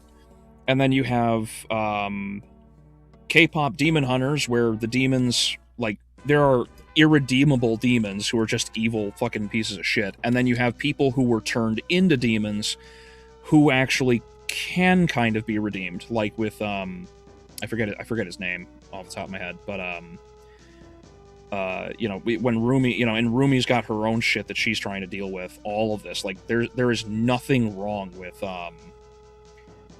with these kinds of redemptive stories, nor is it a problem to have stories where demons are just the fucking villains. Like, it's okay. And Free Ren is one of those, like Free Ren just kind of, like, rounded out that, like, perfect trifecta. So, yeah, no, it's a good thing. I'm glad. But yeah, no, the conversation, last I saw, the conversation shifted heavily. It's like nobody's actually trying to discuss the merit of the arguments anymore. Now the leftists have shifted everything over to, well, this story was woke the entire time. You're just trying to take it, you're just trying to take it from us, which is total horseshit. It's total horseshit. If you can't win the argument, pretend it was this the entire time. That's all it is.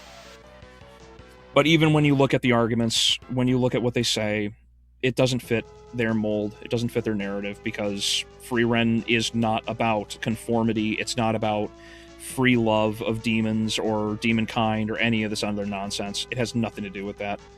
It is so anti-woke. But they don't care, because these are not serious people. Like, they're just not. It's like anybody who lies about Charlie Kirk. Fuck you if you do. Like,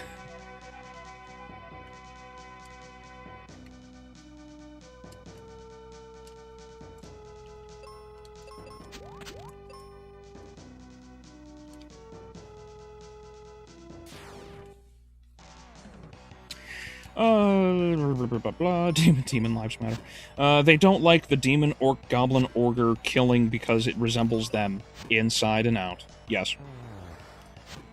Whoopi Goldberg fell off. Oh yeah, hard. She fell off hard. What is your favorite Legion of Space Marines and why? Oh,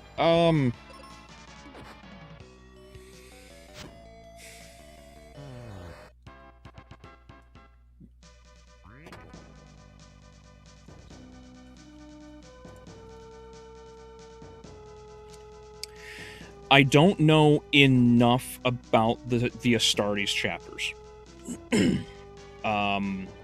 The three armies I play are Grey Knights, because they're paladins. I'm totally down for that. But yeah, it's Grey Knights,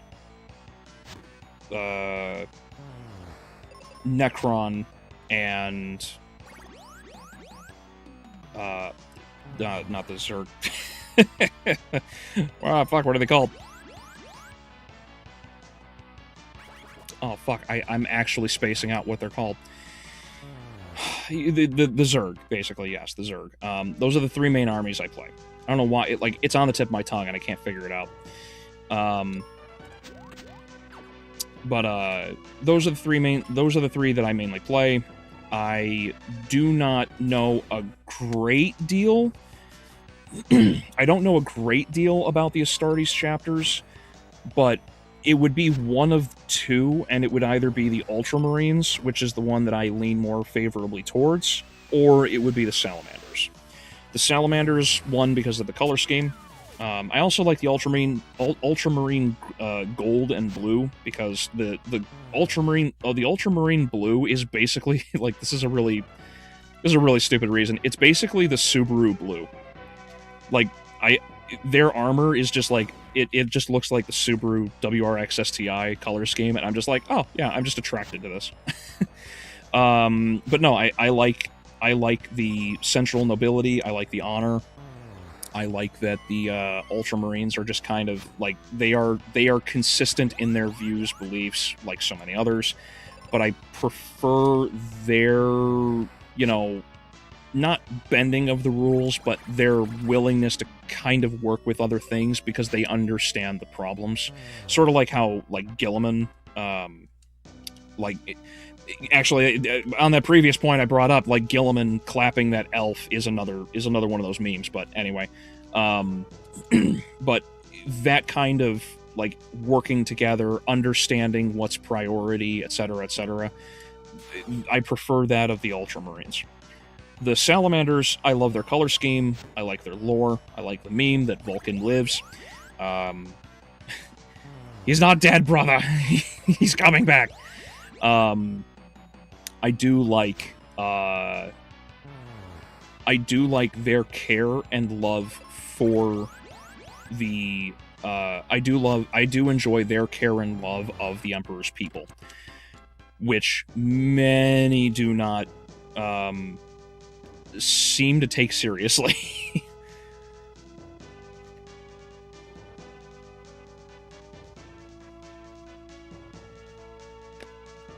But yeah, if I had to pick, those would be the two. I know my nephew really likes the Black Templar and the Blood Ravens.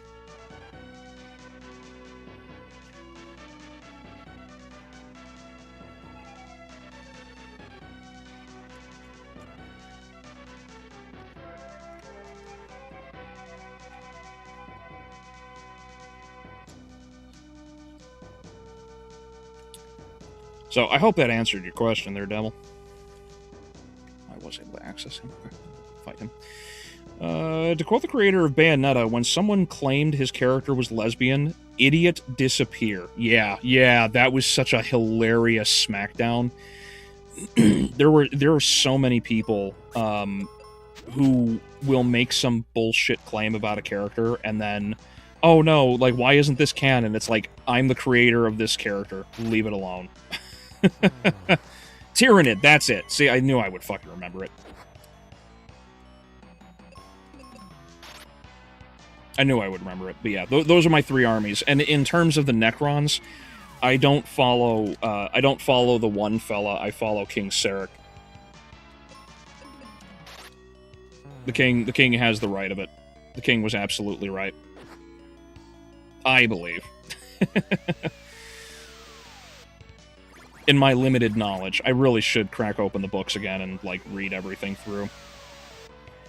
It's been so long since I've done anything, like, bad, Warhammer related. All those figures are just collecting dust.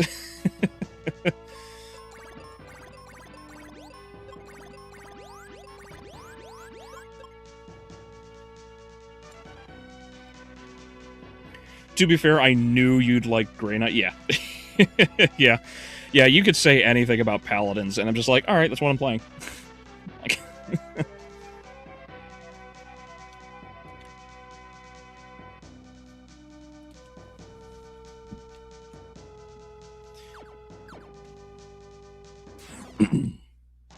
It sucks the only way to fight monsters IRL is to either become a bug exterminator or go beat up PDFs.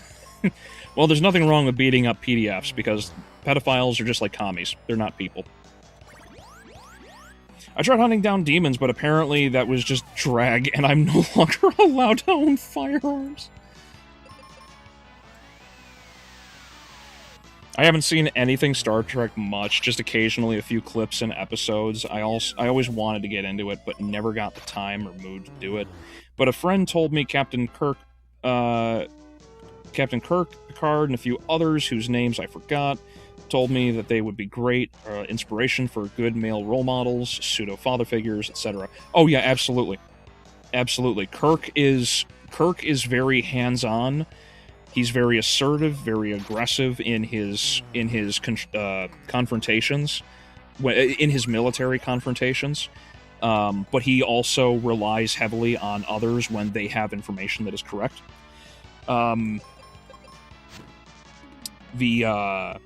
Picard is much less about actually doing the fighting and much more about using the intellect and being stern and clear.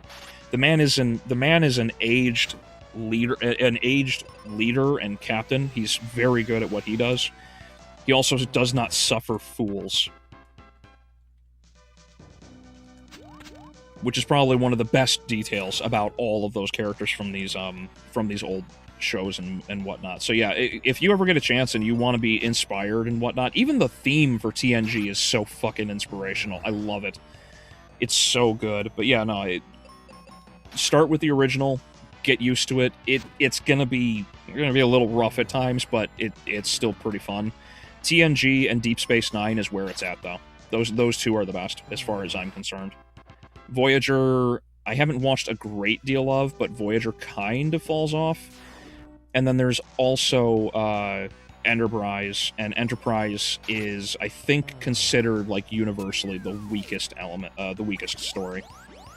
Before you get into any of the modern shit. Albeleo is live streaming again. Cool. Hey, welcome, Chaos. How you doing, buddy? We were actually talking about you earlier because I was wondering about if they made an Alita Battle Angel sequel, like how quickly you would jump on that.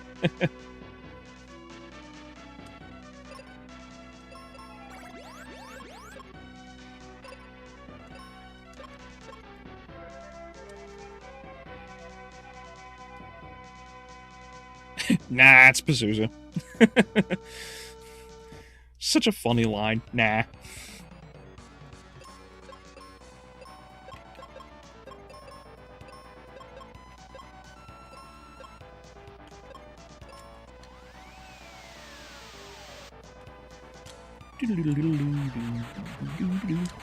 For one of my protagonists in their younger years, based on their... Oh, okay, from that previous comment. Yeah, absolutely. Ow.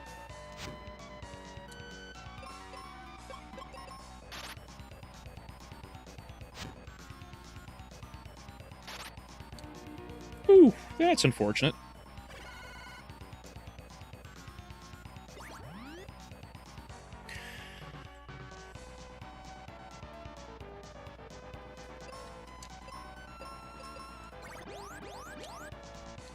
Watching classic Trek makes me realize Trek fans absolutely despise modern Trek. Yeah, well, the old Trek is best, because the old Trek keeps... And see, that's another thing. Old Trek is best because it stays consistent. It is about exploration. It is about, you know, diplomacy, military tactics, and other such things.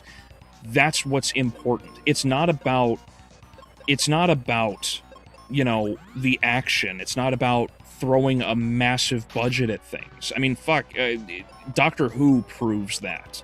Doctor Who is not known for its special effects. It's known for its writing, as far as I'm aware. I'm not a Whovian.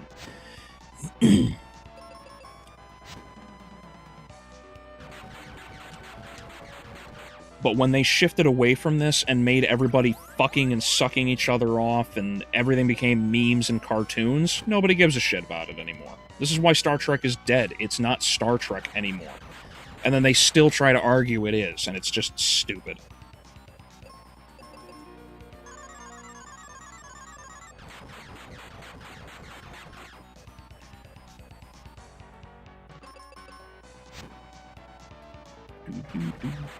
Ew, I come back to listening to you talk about these stupid Astartes. Gross. Fucking Tau player. At least we have noses.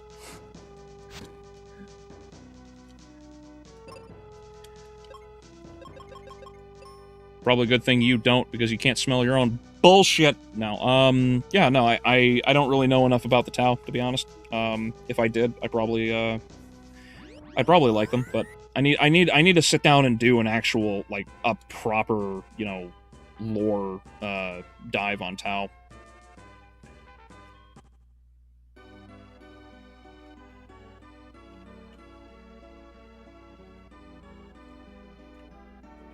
Great to good.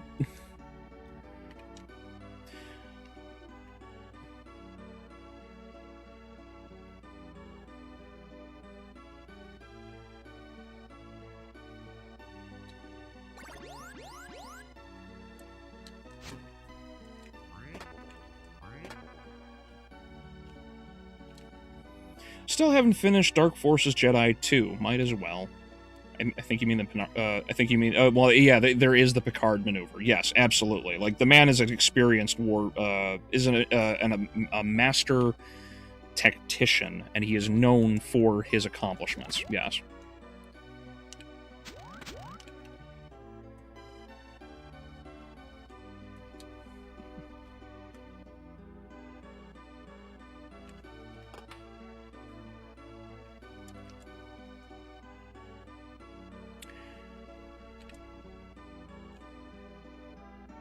I heard, Scott Bakula, I heard they were going to bring him back. I am unaware. I am unaware off the top of my head. Oh, it's right, he's over here. What happened to Chaos? Did Alucard or Adrian tell you Chaos was an Alita fan? On a less serious note, Chaos shows up later. Oh, shows up late.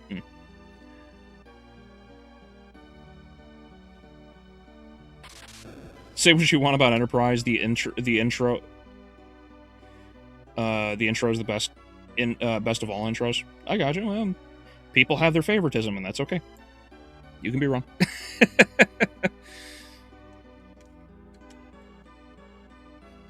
Even numbered floors. Flick the switches with your axe. The elevator won't go past that floor. Yeah, that's right. I forgot. The tower is like super annoying.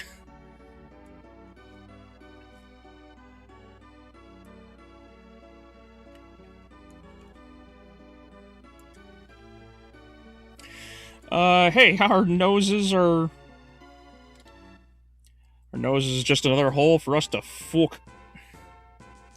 Dude, the tower, like, crazy awesome. Okay. Well, like I said, I haven't really sat down to learn all of the different, factions and all of their lores and everything as I should.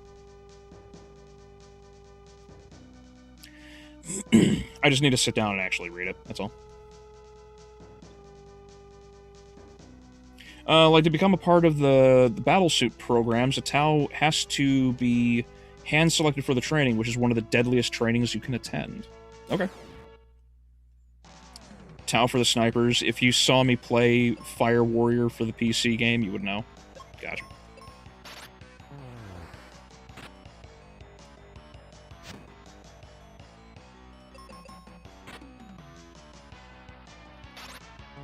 The only thing that's ever made me consider checking out 40K was that Feral Historian video going over the Imperium.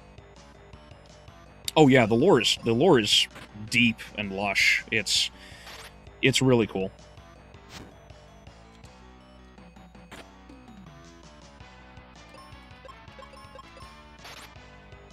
Damn it. And after a while of kicking ass in their battlesuits, if you get hand-selected, you go through even more hell for your training to become a commander. Oh, interesting. Sounds very much like, what is it? Clanner. Sounds very much like Clanners. You know, the better you do, the higher the rank you can go up.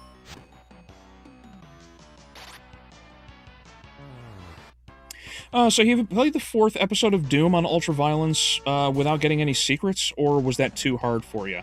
Oh, I just haven't gone back to it, Devil. I haven't had the time. I haven't had the time. I should at some point. I should go back and play Classic Doom without secrets if possible.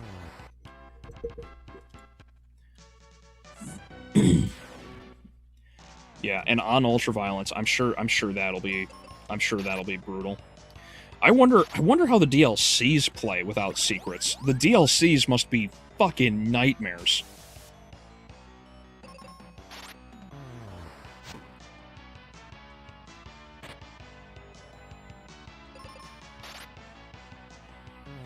Yeah, at some point, if I were to ever have more time, yeah, I would probably sit down and do it. I don't know if I would stream the whole series again, because it took me, you know, a fucking year to get through all of the Doom that I did. You know? Like, the fact that I was able to beat, the fact that I was able to actually beat, Doom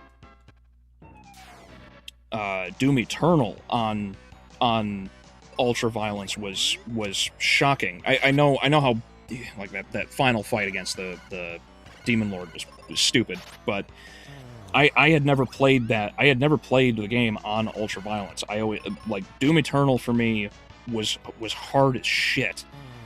And then when I played it for stream, that was the first time I had gone through ultraviolence, or you know, the bumped up difficulty from where it normally starts. That was a first. So when I went through all of that, I was pushing myself that whole time to do better. That's a lot of the reason I actually got angry at myself for fucking dying at one point. Or the 2 points that occurred. I was pissed off because I was like, I know I can do better. I know I can. And then I fucking died. So.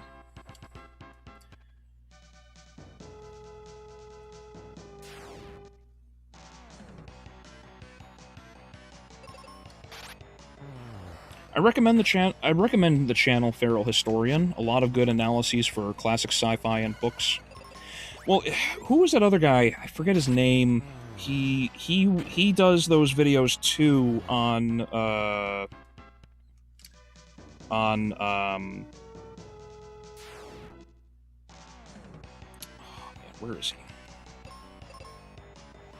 Yeah, Fortuna, that's it.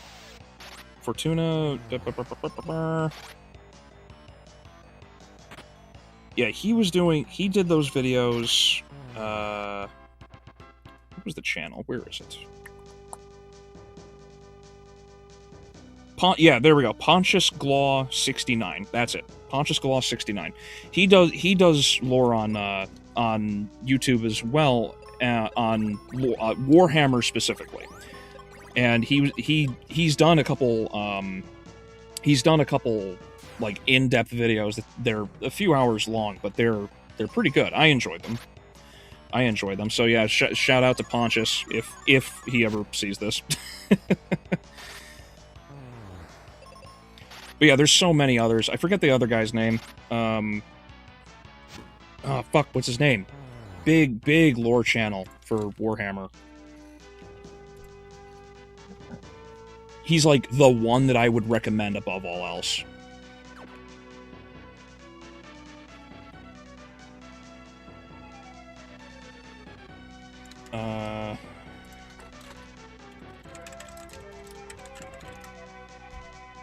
Should be like one of the first ones to pop up.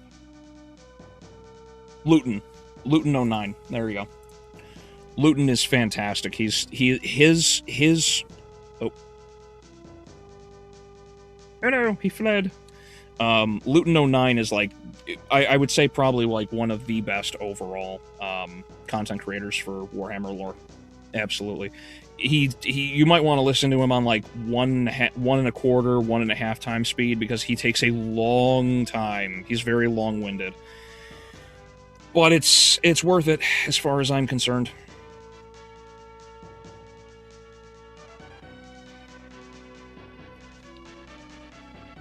Templin Institute, yeah, that's another one. I haven't watched a ton of his stuff. I've only watched like 1 or 2 smaller things, but I did enjoy that content as well.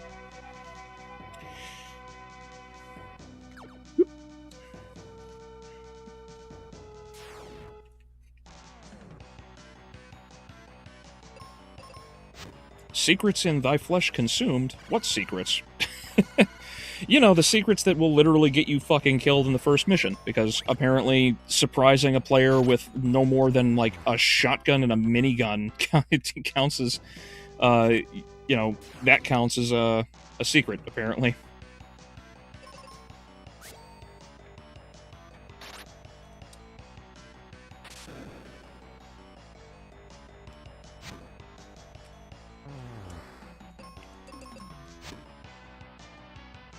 Nope, not enough.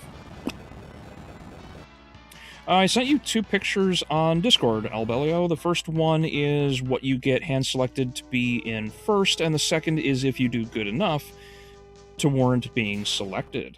Oh, cool, cool. Yeah, I'll check them out, buddy.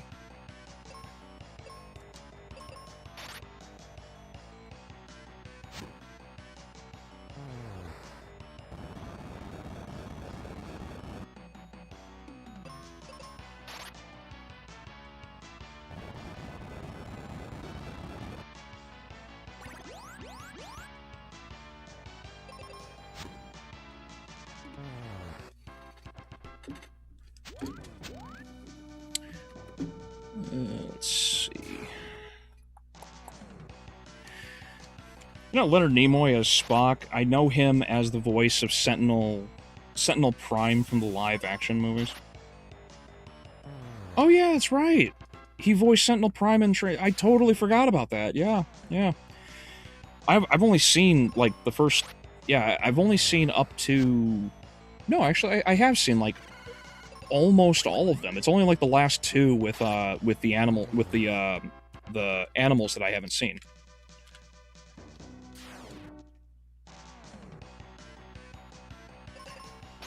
The line in Thy Flesh Consumed between secret and not is quite blurry. Well, I mean...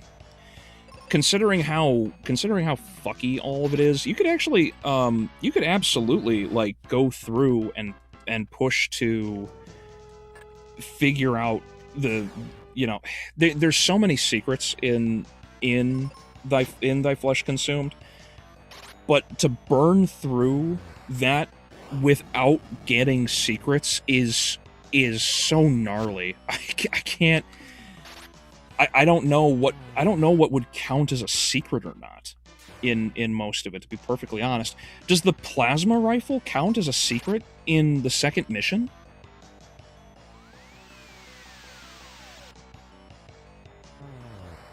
Fuck, does that count? That would make that so hard. How would you do that? Hold on.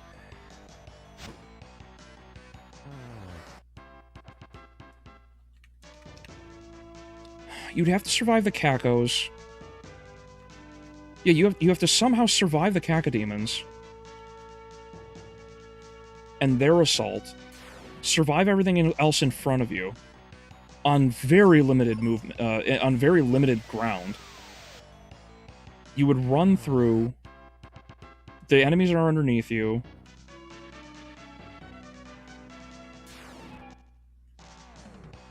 How does it? Because the wall opens and there's the Baron.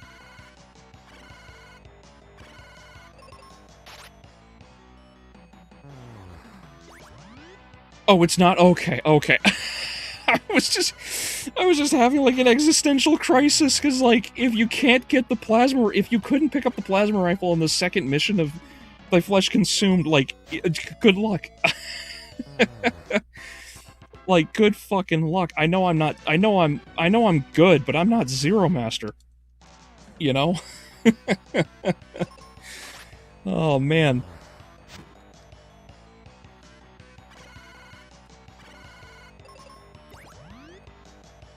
And you have to forego the BFG, too, because, like, you can't kill... You can just run past... You can thankfully just run past the Cyber Demon, but you can't... You cannot telefrag the Cyber Demon, so you cannot get the BFG that's there either.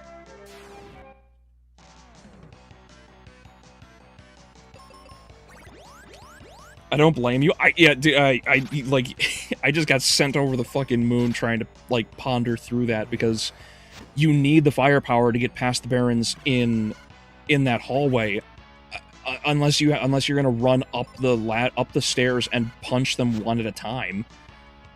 That would take forever. And they are on the... And behind them is the Wait a minute, the Berserk's in the wall! You can't... Oh, you can't get the Berserk, right? Is that a secret? Devil, you're fucking with me right now. Like, just like, thinking that through... That's right, you can cheese the Cyber Demon right at the entrance of the very last room. You can't hit you... he can't hit you that way. Yeah. But, like, dude, you're making me ponder through this shit like I'm trying to figure out how to beat StarCraft 2 right now on Brutal. How is the Berserk beyond those two first Barons, the two second Barons of Hell in that cubby up the stairs past the plasma rifle? Is that... I might need to replay that. Hey, dude, if that's a fucking secret, I'm gonna lose my mind. like, I need to stop thinking about this because I'm fracking my mind right now. Feral isn't lore. He talks about the themes and metaphors and stories, like how Mad Max 1 is the story of a society being kept alive by momentum alone, and how Max demonstrates the death of the old world. Oh. Then I'm thinking of the wrong channel. Then I'm just thinking of the wrong channel. Thank you, Adrian.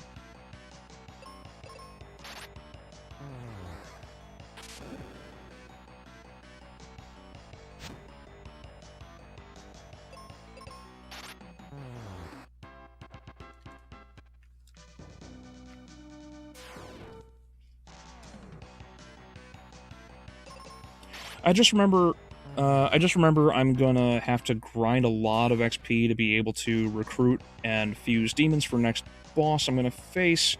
Need their weakness, shield, and buff spells for my party debuffs for the boss. Oh, okay.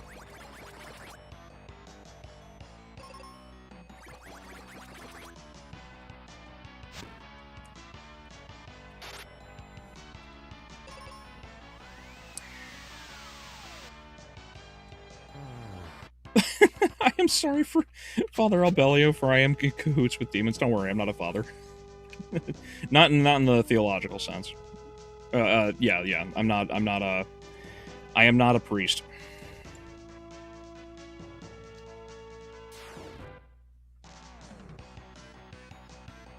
I don't know what the fuck to do tonight. Oh, well.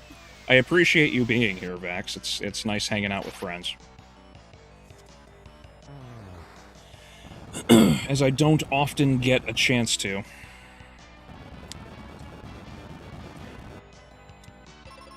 I think for 40k, Feral Historian considered the story of the Imperium to be one of an empire rapidly defending itself until it was able to evolve past its current form, or something along those lines. I gotcha.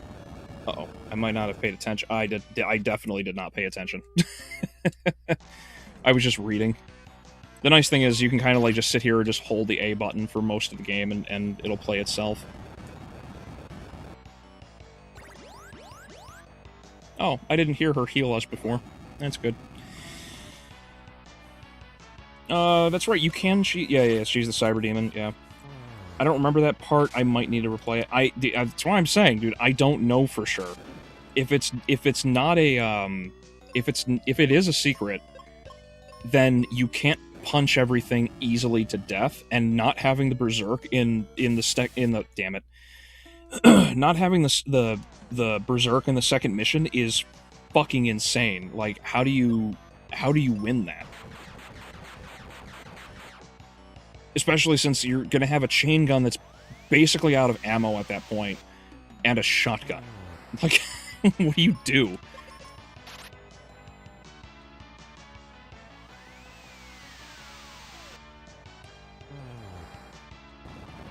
Which map are you referring to again, Albelly? The second one. So, Thy Flesh Consume... So, E4M2.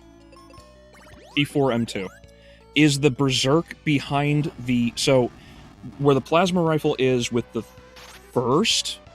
Fuck, it's 3! There's 5! I forget there's 5 Barons in there. So, you get the Plasma Rifle, and then you have to go up the stairs. Is the Berserk pack that is behind those 2 Barons, unless I'm misremembering it as a med kit, which I may be,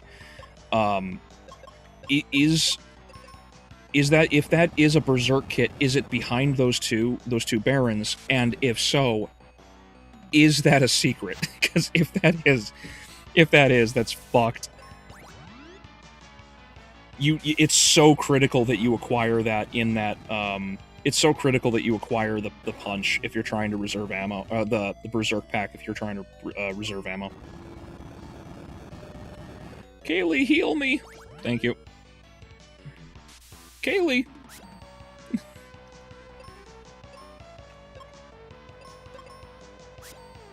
Now we're gonna just survive. Oh, by the way, I don't care what anyone says. Riftbound, Riot's physical card game, is stupid fun. Oh, I didn't know they made a card game. Cool. How is it, Max? How is it? Is it like Magic? Is it like Yu-Gi-Oh or Pokemon, or is it something that's kind of like in between?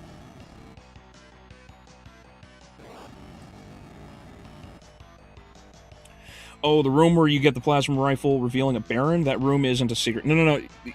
So, I know I'm probably, like, miscommunicating because we're on a time difference on me reading actual messages. You get the plasma rifle room, the room just north of it, where you go up the stairs, because there's 2 Barons, an Imp, and 1 or 2 shotgun zombies. In that room, there's a left, oh no, I think it is a secret, now that I think about it. There should be a secret on the left, where you have to open the wall. I just don't know, I don't know for sure if it is. Oh, they're strong against Meteor.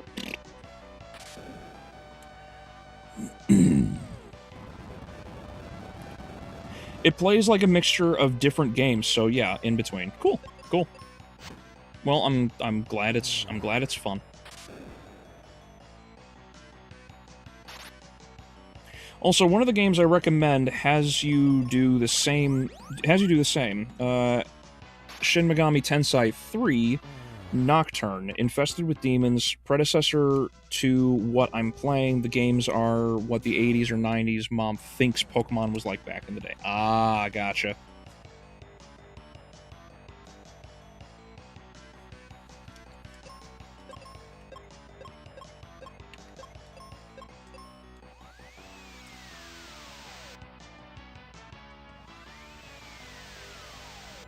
Oh yeah, that room. Yeah, no, that's it's not a secret. Oh, okay. Well, that's actually really good to know, because if there is a berserk in that room, which I'm under the impression there is, then that's really important.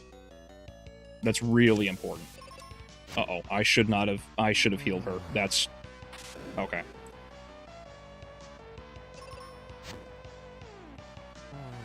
I thought it was gonna petrify me. I was like, fuck, no. Not like this. You have a rune deck.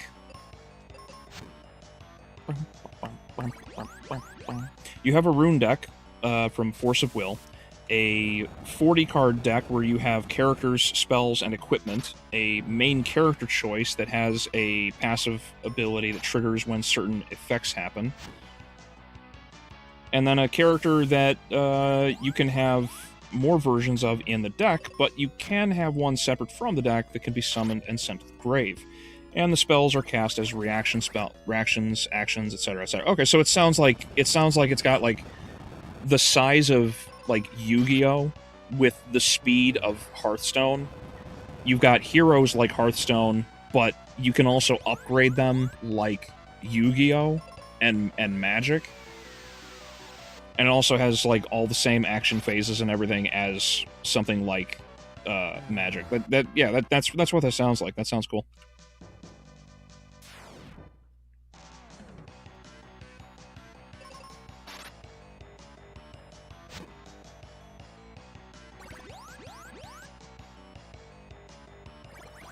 Yeah, at some point, if possible, it probably wouldn't be a bad thing to look into and learn, but again, needed it.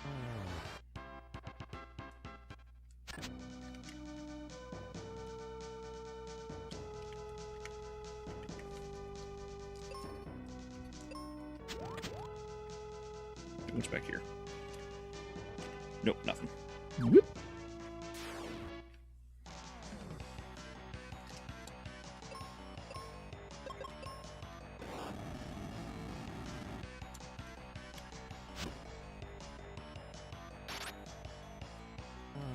Yeah, it has a commander.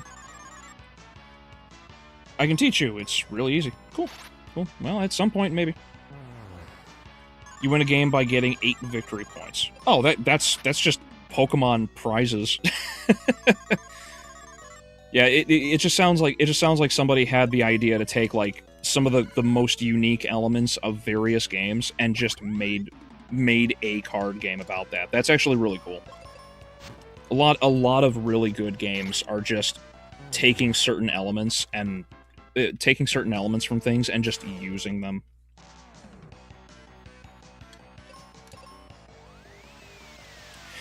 And victory points are earned by capturing battlefields that you and your opponent set out that have additional effects when you capture or hold them. Interesting.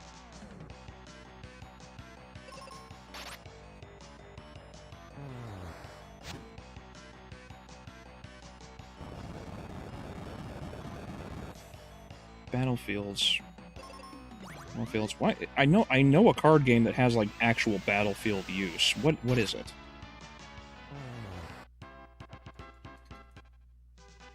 I know there's one. Why do I know? Why do I know this? I don't know. I'll figure it out at a later time.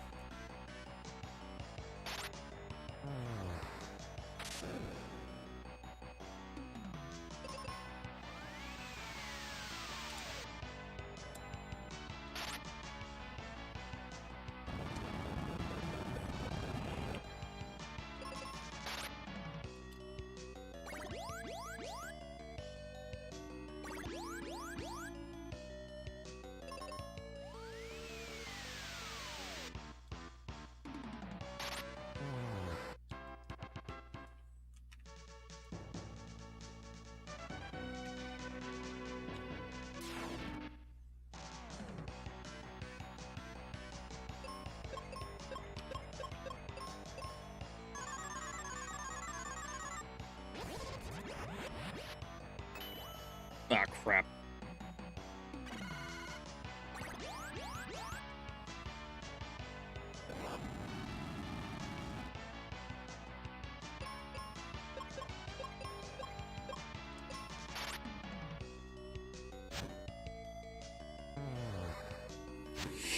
MTG has something like it called battles that you put on an opponent and force them to have to defend it, or you get something really useful out of it, i.e. a creature or enchantment.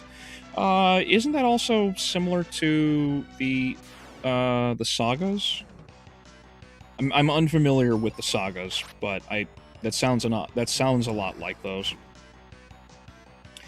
The one I'm playing, SMT Strange Journey, on the OG 3D or 3DS remaster. It's considered part of the mainline series, but there's like 50 games in the franchise. Oh wow, really? The franchise tackles almost all RPG genres. Take notes, Pokemon. It's a monster catcher series that predates Pokemon by 10 plus years, so Nintendo trying to patent monster catching is hilarious. I did not know that Shin Megami was that old. I know Persona is younger than Pokemon, because I think the first Persona came out on PlayStation, I believe. Yeah, no, I'm pretty sure that's the case. I'm back. Had to do some things. Mostly planning out getting a dentist appointment. Hopefully everything will go through. Oh, I gotcha. I hope it goes well for you. Sagas are enchantments that have 3 or more stages that evolve as it comes back to your turn. Oh, okay. I was under the impression sagas were like a type of enchantment or something. Okay. Cool.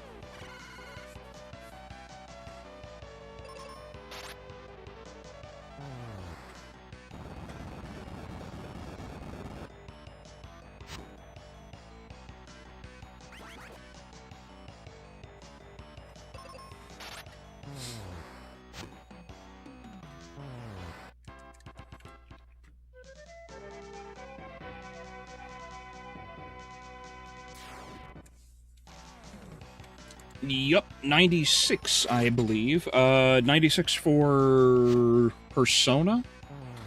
Because I'm pretty sure Pokemon was like 92.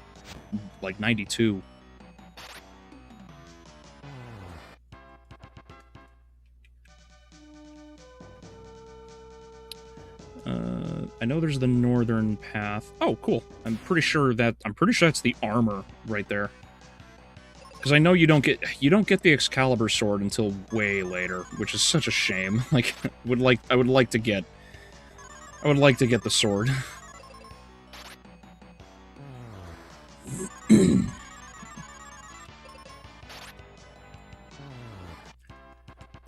I really hate how underutilized, like, the fucking, I really hate how underutilized the,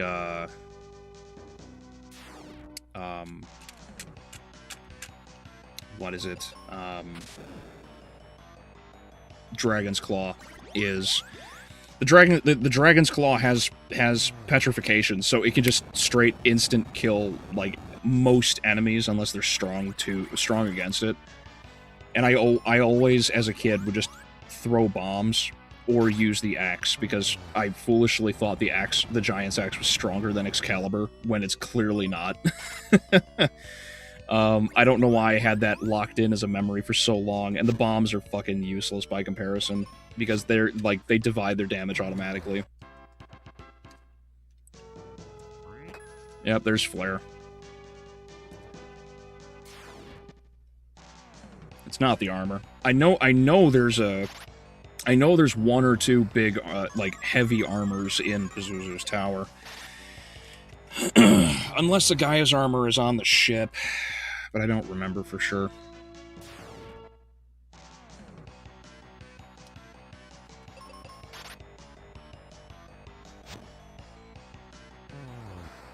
Yeah, 1996, September 20th, 1996 in Japan, and December 14th, 96 in North America. Gotcha. Gotcha.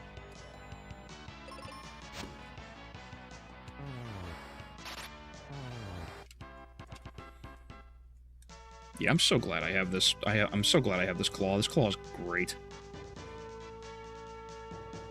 No, you know what? Let me just kill him real quick while I'm here.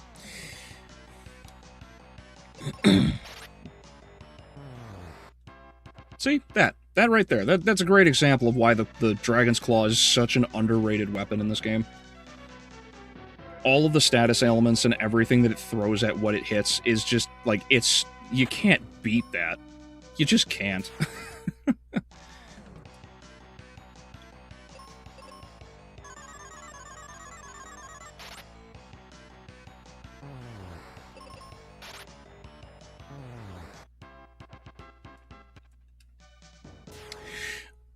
Albeleo, I just booted up Doom TFC. I know the room you were talking about. The Berserk does not share the same room spot as the two Barons. Oh, okay. Where is the Berserk in E4M2? Where is it located?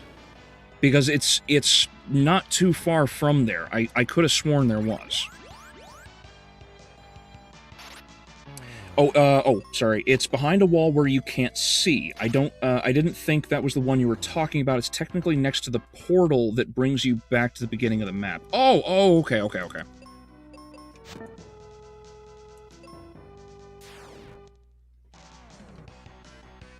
Gotcha. Okay. So is the Berserk... So the Berserk is not counted as a secret, then?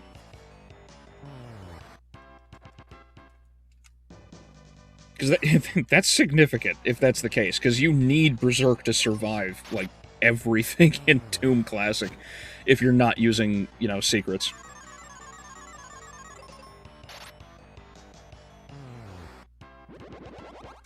So yeah, you're borked. Oh, yeah, that's... Yeah, I fucking knew it. I knew it. I absolutely knew it. I'm not a Doom master, but I know it damn well. The first series of games, the developers were first-person dungeon crawlers, like a Wizardry Ultima, or Phantasy Star 1. Oh, first-person. Ah, gotcha.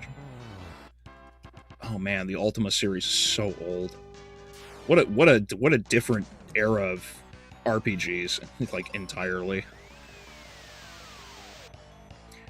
It unfortunately does, because it's behind a fake wall. Okay. I knew it. Fucking knew it. Persona 1 in America was localized as Revelations Persona. Interestingly enough, Atlas didn't believe SMT would make it big in America due to demon summoning being a big mechanic in the games.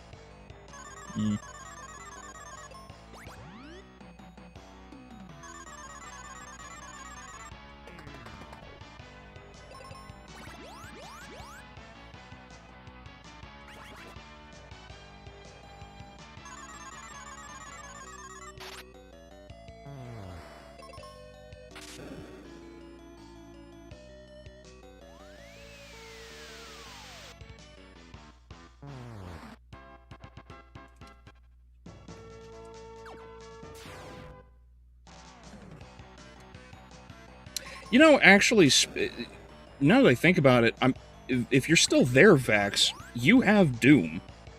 Like, I'm pretty sure I bought you Doom 1 and Doom plus Doom 2, so you should have, like, all of the classic Doom that you would ever want to play.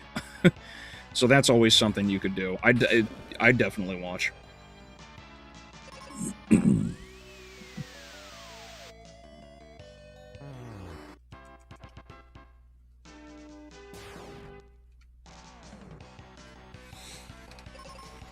Albeleo, I would practice the episode on Hurt Me Plenty to get a good rhythm of the episodes in preparation for UV.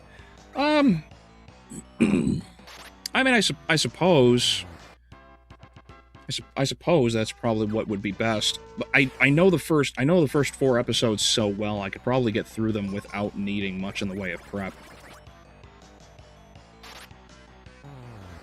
I would just have to make the mental note of, like, not grabbing secrets. Like, that's what I would have to do.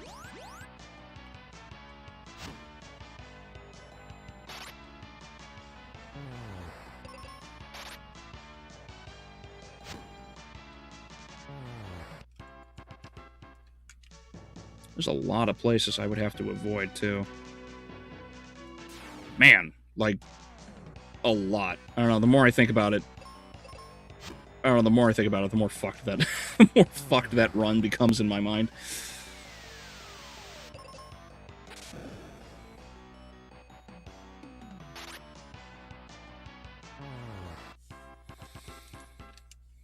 What's interesting about the Persona 1's localization is there was a lot of pro-Christian messaging, but was more Protestant boot-kissing. Also, a lot of party members were whitewashed or blackwashed. Oh, I get that. Also, in Revelations Persona, money was messed up because instead of yen, they use American dollars, but failed to do the conversion. So, money was a massive problem in the game.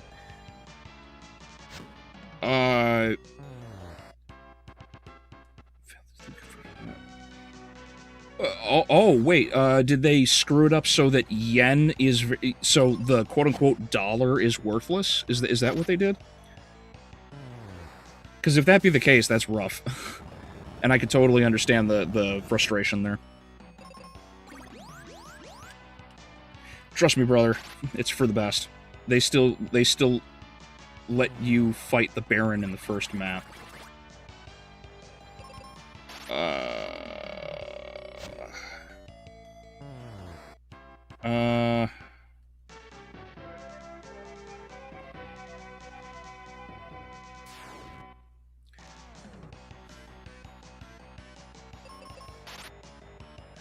Let me ask this then, Devil. Does the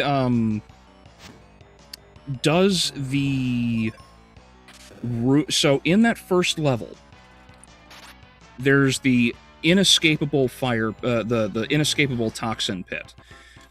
Does the way that you get out of that, I say inescapable, it's not, that pit, does that pit, the way out of that pit, does that count as a secret? Because you have to lower the platform. Or wait, I may have just answered the question. The platform does not count, but the room behind it with the rocket launcher does. Am I right on that?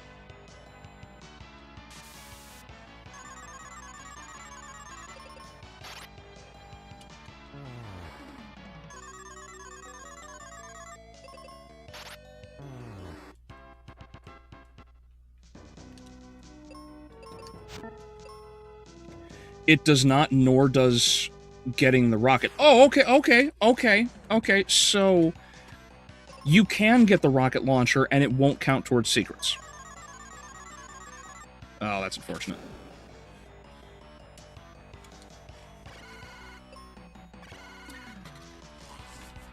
Oh, that's unfortunate.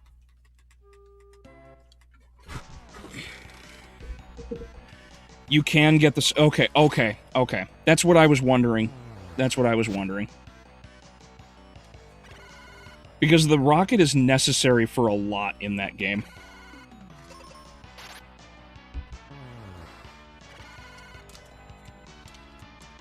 Especially early on, you need the rockets. You really need the rockets.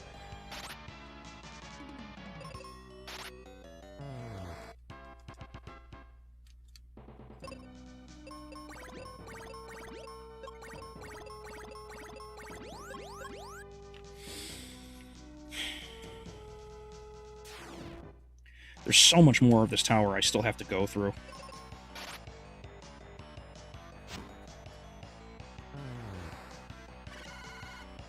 And I don't know if my Giant's Axe is strong enough. I know I'm level 34, but I might be able to kill a Sphinx in one shot. I should test that on the next one. Because if I can, that's great. Or Manticore, rather. Darn, not enough. Still not enough. I probably need another level or two.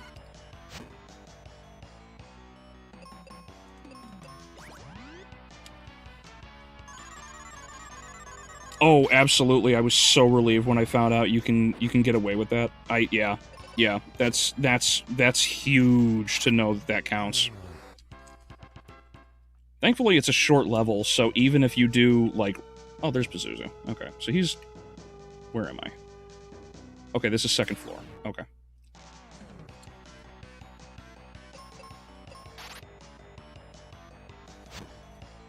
I just wish the Dragon Claw was a little stronger, but the Petrify effect is so powerful, they aren't going to get rid of it.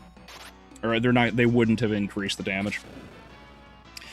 Atlas tried to rectify this by translating Persona 1 for the PSP, but the PSP release still has a lot of issues. Trying to modernize to fit it with modern Persona games, and 90% of the OST getting cut. Ooh, that's unfortunate.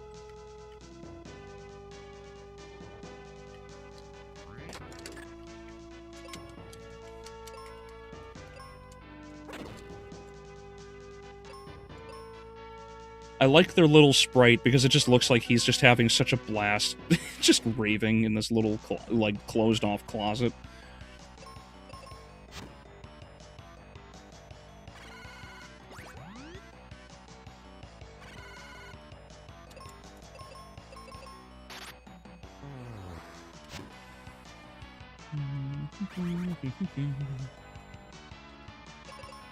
No, you don't get to confuse me. You don't get to kill me instantly, please.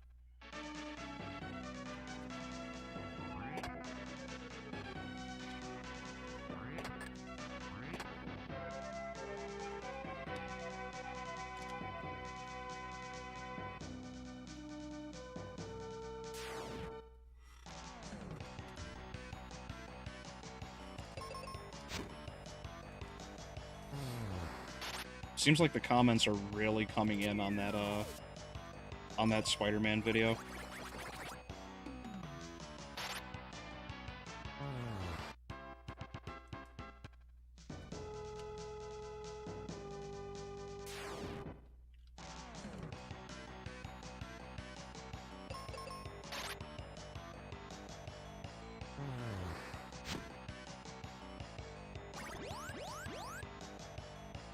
Oh yeah, no. Comments are definitely starting to flood in.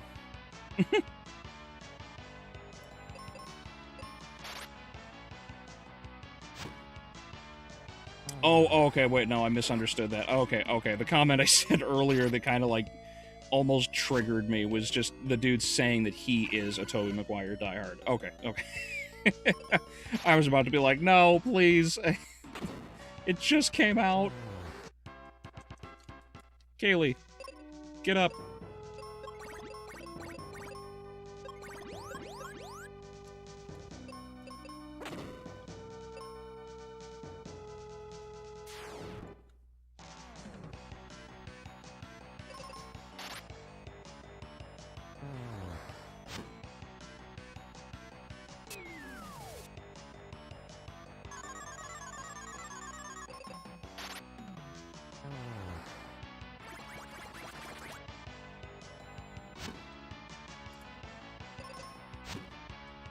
Is it the Jeg guy? I mean, no. He's just commenting a bunch. That's okay. I was wrong. I was wrong and misunderstood the context of the alert, the notification when it came up on my phone. That's all. No, I just ran through. I just ran through a bunch. It does not appear that any of the comments are like negative. I've had so many negative conversations and comments come in recently through things like Twitter and whatnot, where I'm just like, oh, please, I just made this video. It's just not yet. I also really don't like that you can't see like a full comment through Twitter, through YouTube notifications on a phone. Without going into the comment itself, it a little frustrating.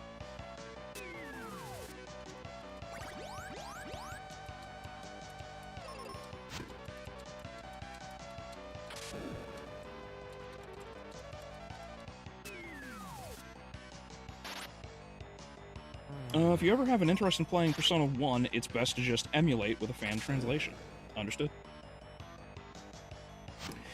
Is Jester Bell opening a bunch of alt accounts to negatively boost your video? Oh, I mean, I don't think I'm even on her radar. As much as I would like to be, I don't believe so.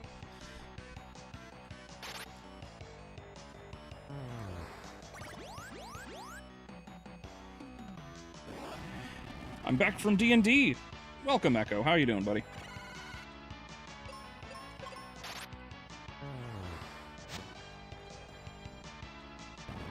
I'm like halfway through the third. I'm like halfway through the third dungeon for the night.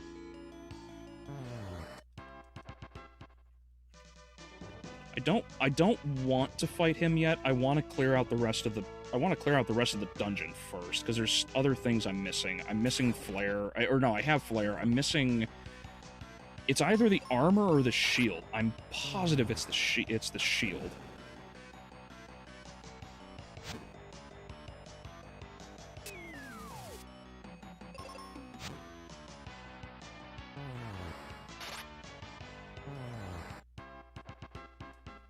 Same, little bummer. What about Jester Bell? I mean, yeah, I mean... it is what it is. Like, I haven't like reached out to anyone else to help boost the channel or you know, just talk other things is really what is more important.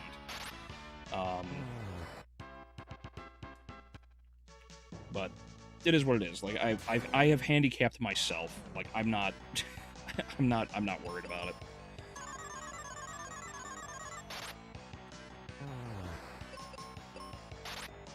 Oh, gotcha. The YouTube notification thing. Yeah, I wish YouTube's notification system was better, but it is sadly not. It is just what it is.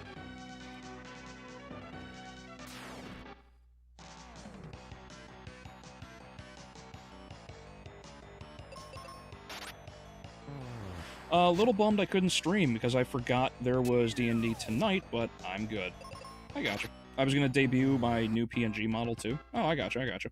Yeah, no, fucking, there's always tomorrow. There's always tomorrow, and, you know, you've been so consistent on streaming. Like, you're doing a good job. You know, especially since, like, and I know it's so insignificant in, like, on paper, but it's like, you have 37 subscribers on YouTube. Right? Like, you're getting there. Like, you were like 30 a couple weeks ago. And you have only been streaming. Like, you've gained a bunch on Twitter, you've gained, Twitch, sorry, and you're slowly gaining on YouTube. And all you're doing is gaming. You haven't produced any, like, major or real content in any other production. Like, a new PNG model will be great, but you're definitely getting there. You need to keep the momentum up. I still have, and I know you're, like, I still have all of those videos from Lethal Company. Like, They're all on my external. I never got rid of them.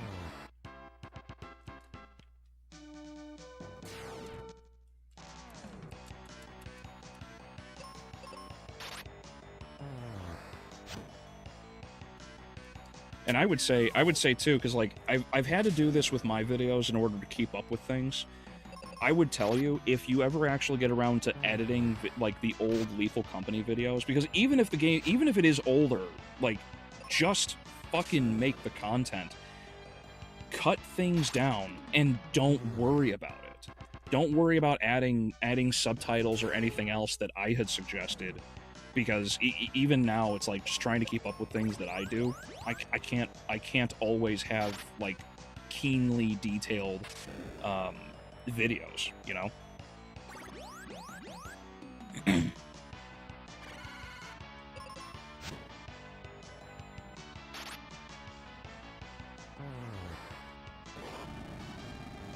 Do I still have it? No, Vax, I do not. That video is thankfully gone. I think. Oh, fuck. Wait. It's still on the... Oh, fuck. That's unfortunate.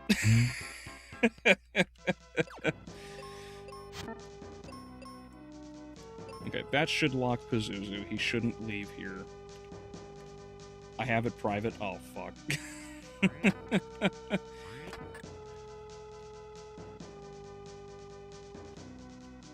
Okay, that was the first floor. I don't believe there was anything else.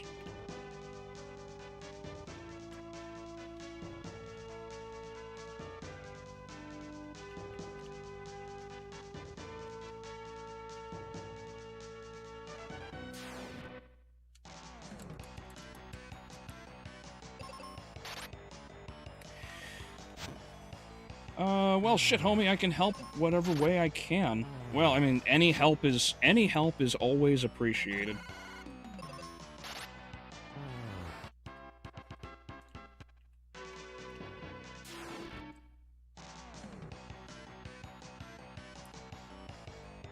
You're both Christians, so at least there's that in common. Oh, is Jestabel Christian? I didn't know. I've seen so little of her content, to be honest. Like, I just don't have a lot of time to watch anyone. I also, you know, again, I really... Oh, yeah, leveled. I really just don't like to watch other people's content, mainly because I want to keep my own mentality. Like, I want to keep things to my... Like, I want to be able to do my own videos without,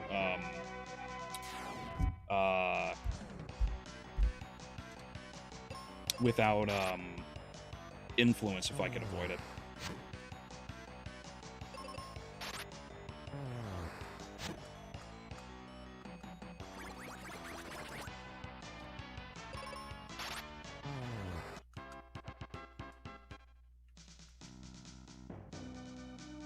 There it is. This should be the armor I was looking for. Oh, wait a minute, no! You do get Excalibur. Do you get Excalibur? The armor is on the ship. Oh, okay, no, I think this is actually the sword.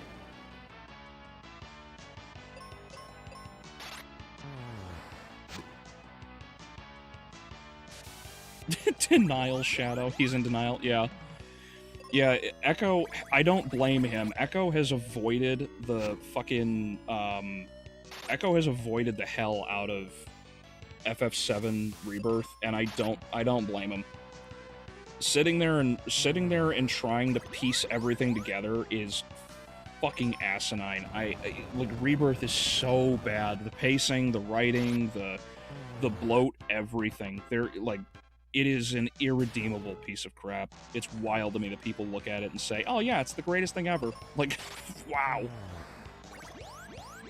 You know, it really makes me sad for, like, days. It makes me long for games like this one, because as fast-paced as much of the dialogue and combat is in Mystic Quest, it does still, like, by comparison, it's way slower. This should be Excalibur. Yeah, there we go. Yep, 225. This thing hits like a truck.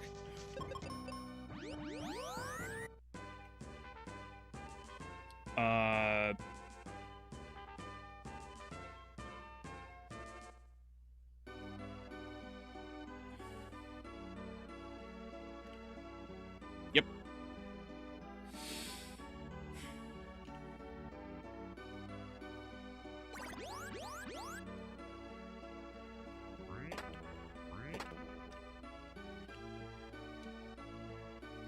I asked a question about Warhammer video games earlier. Oh, did you? Did you?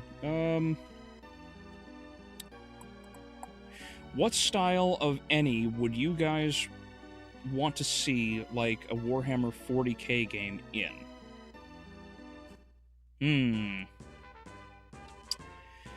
There are so many games that have already been made that I don't know what I wouldn't want to see.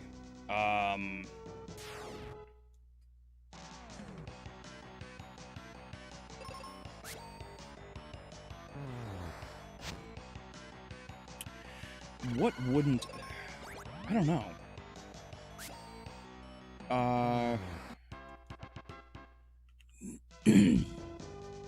I actually don't know, because we have RTS in Total War, but I'm not a big... I prefer StarCraft, obviously. StarCraft and Warcraft when it comes to RTS. If they did an RTS in the style of StarCraft, I would be all over Warhammer. I'd be all over those fucking games. Are you kidding? I would also like... You know what? I would like to see more of a Cthulhu-styled, like, horror game from the position of the Inquisition. That's what I would like to see. I would like to see the Inquisition from a place of horror trying to deal with, you know, like, the actual psyker end of the chaos. That's what I would want.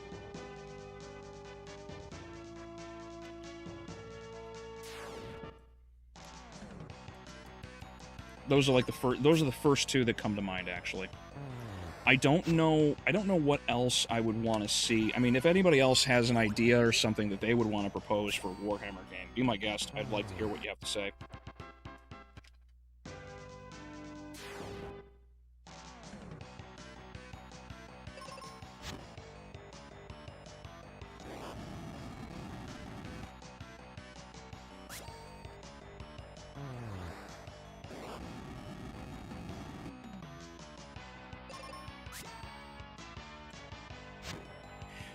I wouldn't mind a Warhammer game that plays like Borderlands.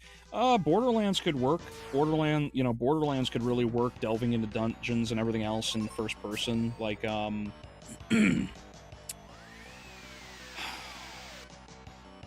yeah, that would really work too, especially from the position of the Mechanicus, because the Mechanicus would be all about that. And like you open up a vault, you open up like a vault or something, and it's just the fucking Necrons. Like, that would work.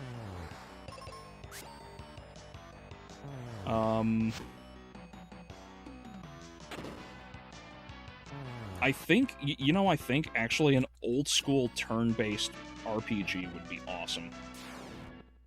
I think that would work really well.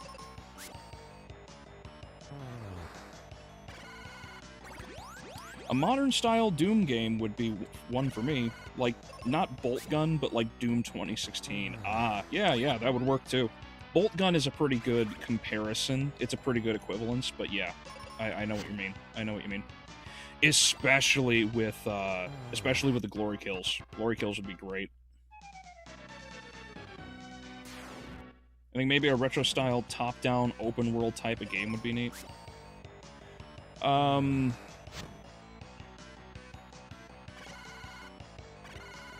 Do you mean like Fester's Quest for the NES, or are you talking something like Crystalis or Legend of Zelda? Like A Link to the Past?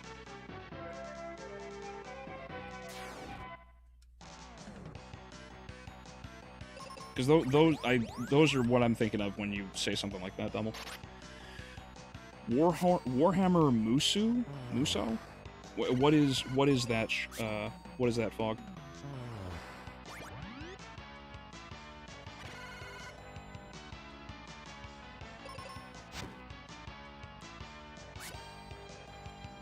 Because I would think that you would have said something like, you know, like something like Dynasty Warriors.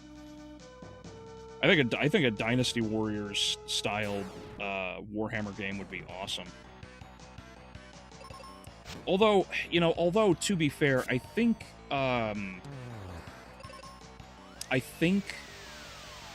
that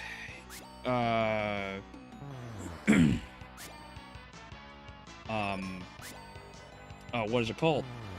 Space Marine. I think Space Marine kind of covers that right now, doesn't it?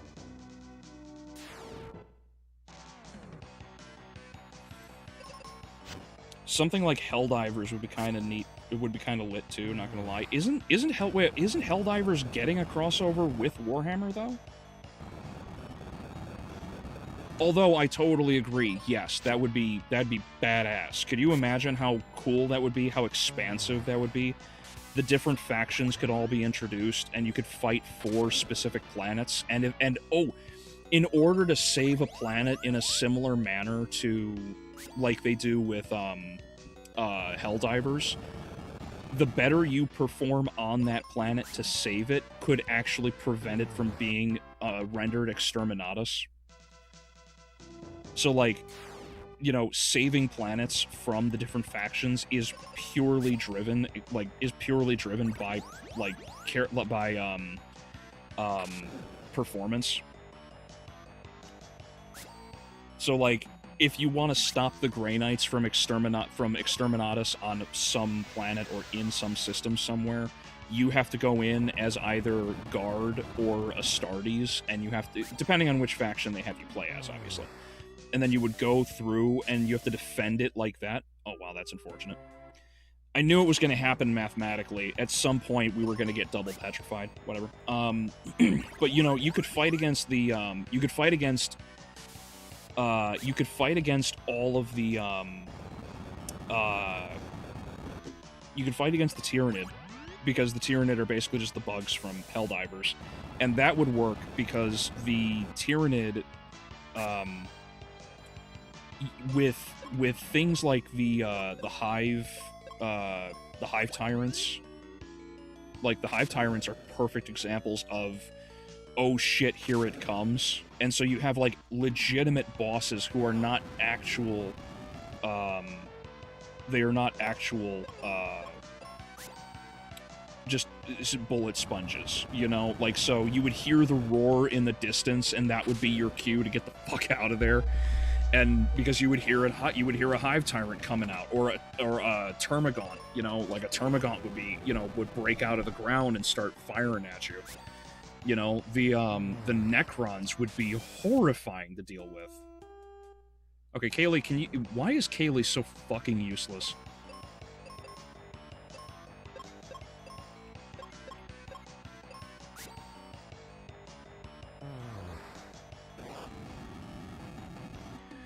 But yeah, no, the automatons would be crazy, because the Necrons would just go through and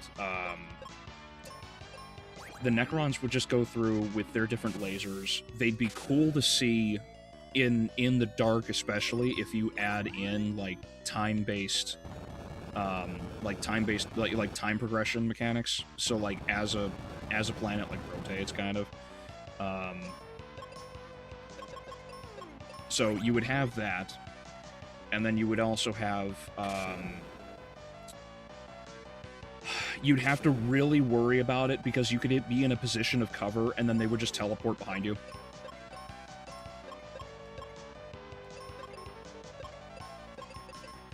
Like, there's so much you could do. You could even have, let's see, what could you do? You could have,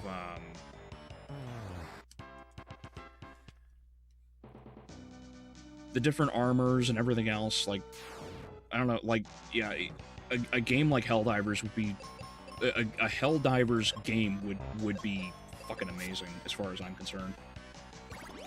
Everybody would lose their minds about that, especially if they open up different factions for you to be able to play in different areas. Because what you could do is in MechWarrior Online, they did community warfare where a lot of progression is based solely on it's based solely on like who has a force to go and fight a planet and conquer that planet. In this, in order to make it less about PvP and keep the PvE aspect, what you could do is keep everybody in their different factions, and you can have, most of the time, you could have a faction fight in a specific system. You could have the Sororitas fight, on planet A. You can have Guard fighting on planets B and C. You can have, and you can maybe even have Astartes fight on planet D, right? If that be the case, what you could also do is for the weekends, when your player count is highest, you could also make crossover events where the forces come together, it's totally randomized, and sometimes you can have Astartes mixed in with Guard, and you can have Guard mixed in with Sororitas, and so on and so forth. At the end of the month, or however long the campaign is for a planet or system, you could absolutely have a big unified front on that area, or in that area. So, or on the system that is like about to be hit with exterminatus. So you could have let's say planet E is going to be blown up. Have it cannot be saved because of because of a lack of progress, and so they're just like, all right, we're gonna fucking nuke it. All right, cool, fine. If you can save it from exterminatus, awesome. Otherwise, it's toast, and you remove it from the space. You could have so much fun with something like that. And then again, the different factions. You have automatons. The automatons would be replaced with the Necrons, obviously. The whatever bugs would just be replaced with the Tyranids.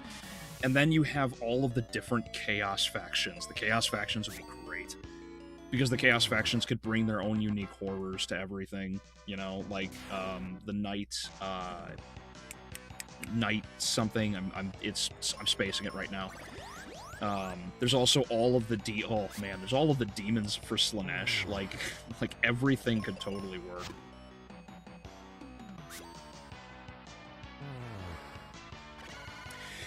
Basically, you play as a Doom Marine with a body enhancing. I'm back. Had to do something quick. Anyways, Strange Journey premise summary. Oh, okay, cool.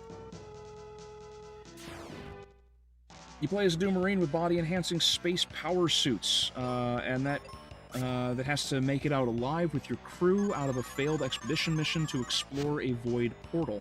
It turns out it's infested with demons from all myths, legends, and urban folktales. You discover the dark truth about its creation, as it's like something out of the backrooms. Okay. You see mock-up constructs of human civilization that reflect worst traits of humanity: war-torn ruins, pleasure village, dungeon and tower, consumerism, shopping malls, etc. You keep exploring.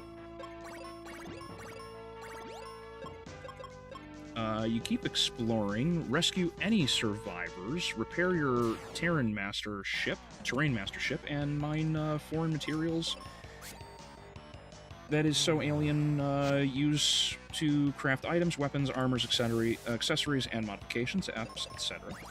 Kill the boss, take their key, and keep moving forward. Yeah, that sounds cool. That sounds cool.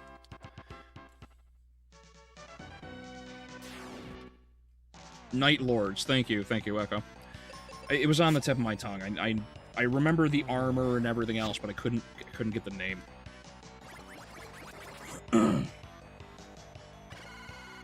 Oh yeah, speaking of backrooms, how is your research on the web series going? Oh, my wife and I watched, like, the whole thing.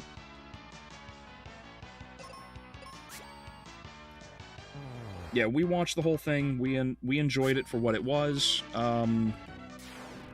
I had my suspicions about the series basically just being the same thing from what I predicted it would be in the review. Of it's basically just a big budget version of the series. I like the lore. I like what happened to Peter and how there are various other anomalies that just exist in the back rooms. Case in point, the time travel and random portals into the future. I like that first episode kind of hooked me, because that first episode is exactly what I wanted to see in the backrooms. That the backrooms move, or rather in the movie, that the movie actually did to a degree. I appreciated that. I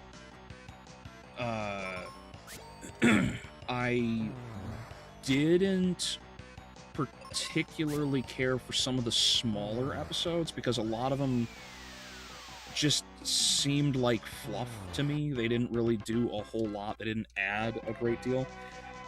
There was also the second to last episode, which just takes fucking forever to get anywhere.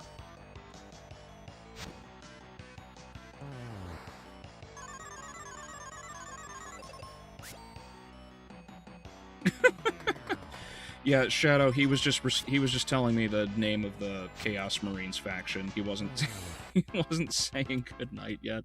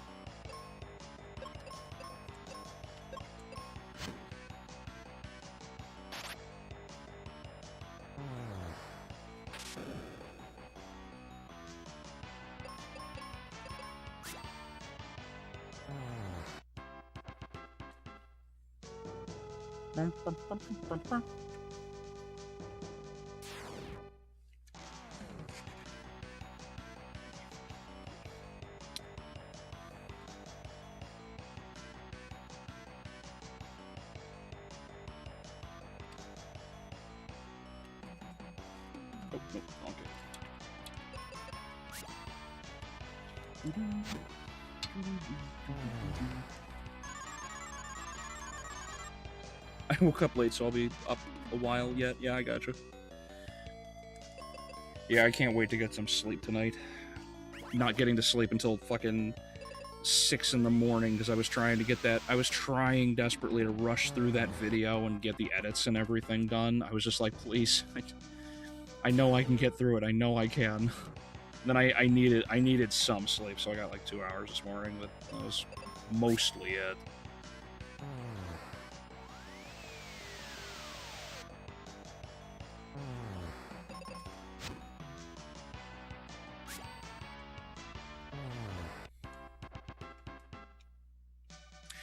Cool.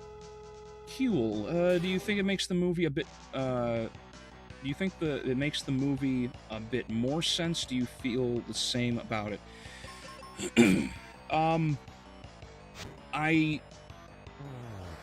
was right about my concern that many of the questions I had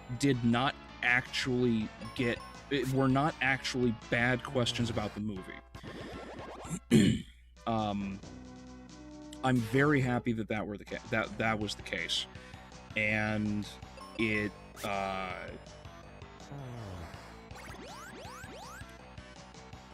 I'm very happy that learning the real problem, the problems that I had about the backrooms were justified in the overall execution of the movie, because it is really, really slowly paced. What is it, found footage 3 or 4, whichever one is the second to last current episode, the like 45-minute one, when my wife and I were sitting there watching it, we were getting bored. Like, she was on her phone, I was on mine, I was working on the scripts. I would like I'm sitting here looking up at the TV, right, because it's next to my computer, and I'm looking up occasionally, and I'm just like, oh look, he's wandering and doing nothing. All right, I'm gonna get back to what I was doing. Like, that was a lot of the same issue I had with the movie overall. Because so little actually happens. The first, like, half of the movie is fine for the most part, but the same problems happened in the series, and I didn't like those. When it added to the lore, and the series in particular, like, filled in those gaps, a lot of things started to click. I liked that async is already established.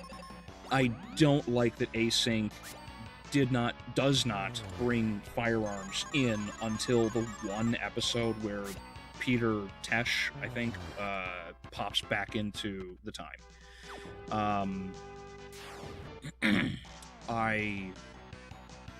I don't remember where the movie falls in the timeline, though, so I may just be wrong because async was unaware of the threats.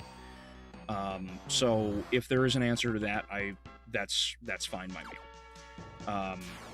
But when I saw that they had firearms and they know there's threats in there, but no, they didn't fucking bring one into the beginning of the movie, and the team gets wiped by Pirate Clark, I was like, what the fuck? You should know this. You should know better.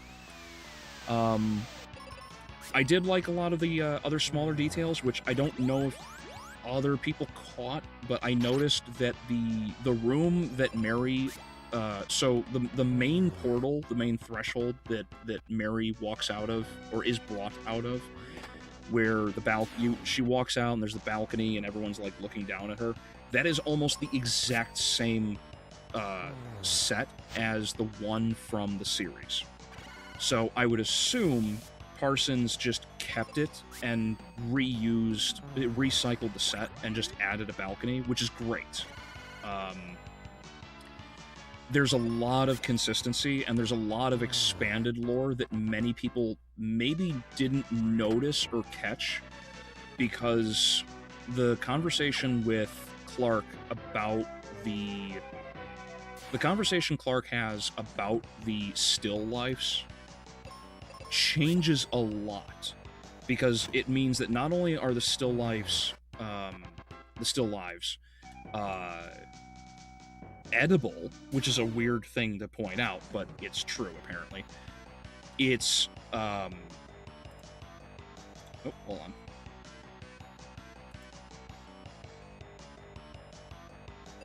Weird, YouTube Studio just shut off on me. Sorry about that. If there's a break in the stream.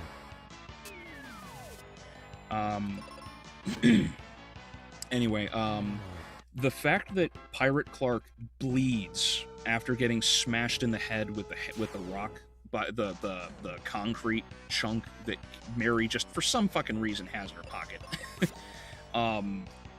The fact that Pirate Clark bleeds is interesting, because none of the other still lives are supposed to. So it's nice to know that there are some like actual genuine threats, but it also kind of undermines that the still life can be killed.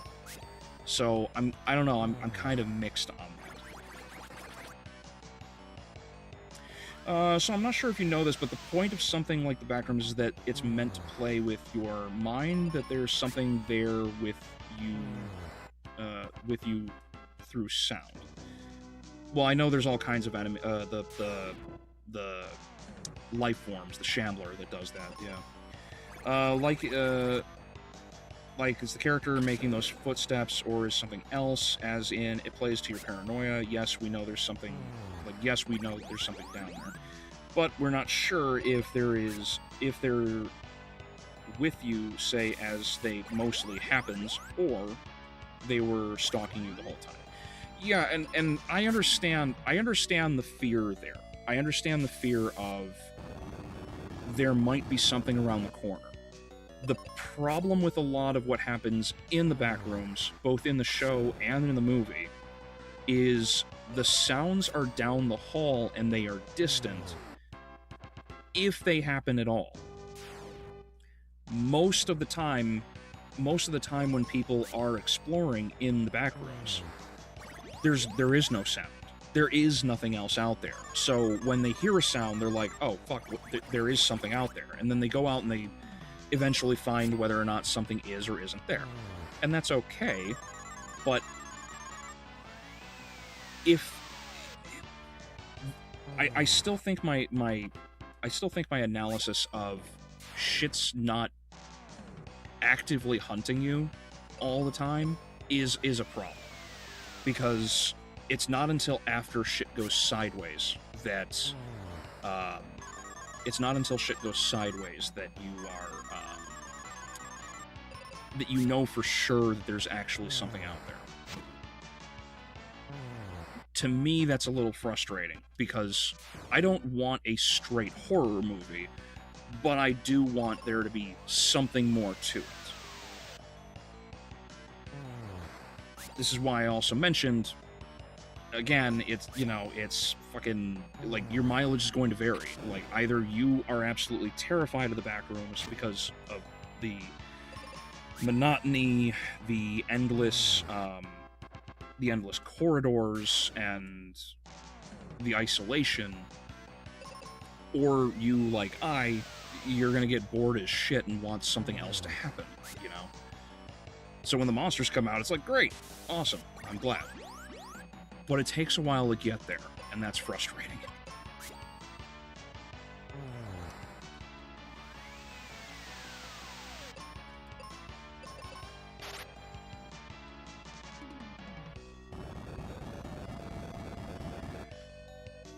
You also have an alignment system in the game with effects, which affects your story, ending, as well as gameplay, law, neutral, order, chaos. It affects what demon joins your team and who will help you mid-combat.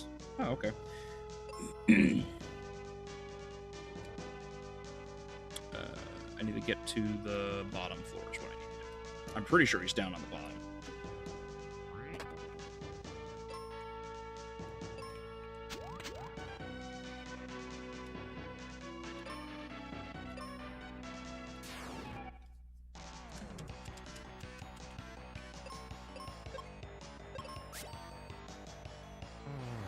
Alignment in most games in the series are basically either being a thoughtless cogwheel in the big tower, no free thought, chaos being survival of the fist, mentality,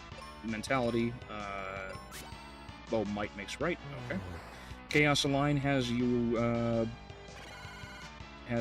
burns and brutal monsters, hell-dwelling nasties of evil, bad demons, the devil Lucifer. He does make good points on is that supposed to be Yahweh? Because it should be a YHWH. Cruelty, but you know he's the devil. Neutral is the canon ending in most games. Make your own choice. And free humanity from both factions. Okay, cool.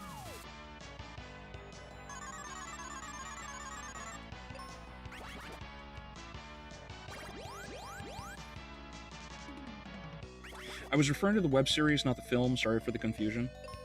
Oh, I gotcha. I still think a lot of the criticisms I have are fair for both, honestly. Though you are right about the film, I do agree with you on that. Yeah, I gotcha. Yeah, like I said, I'm pretty sure what I said is it overlaps enough with the web series.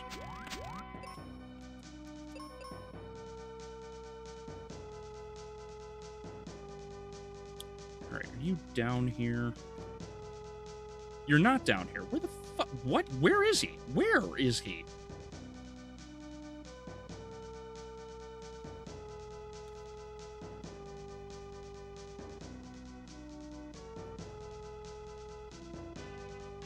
He wasn't on the second. He's not on the top. He's got to be on, like, the third floor.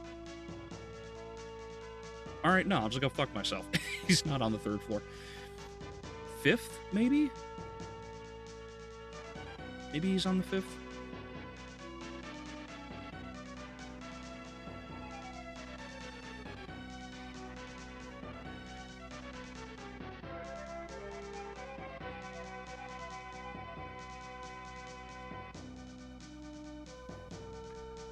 He's got to be down here. Up here, I should say. I think that's what happened as I went up the stairs.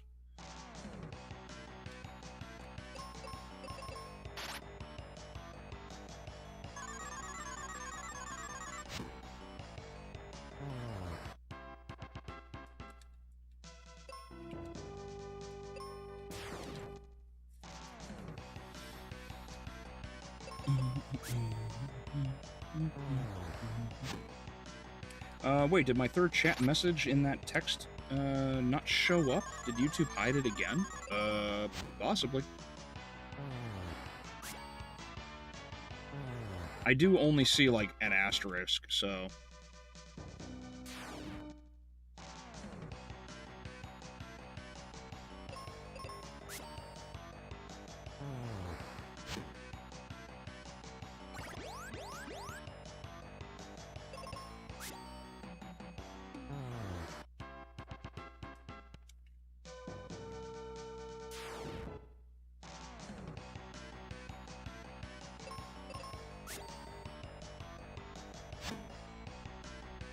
Gale, come on.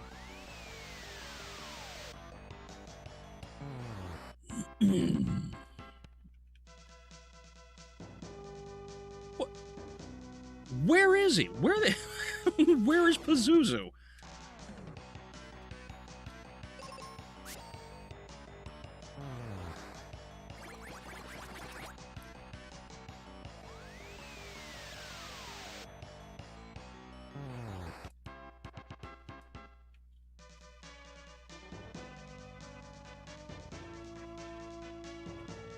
Am I wrong? Is he on the top floor? I could have sworn he wasn't.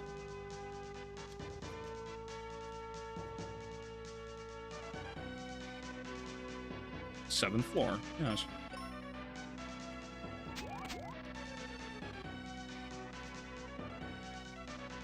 Yeah, no, he's not here. Okay, so where?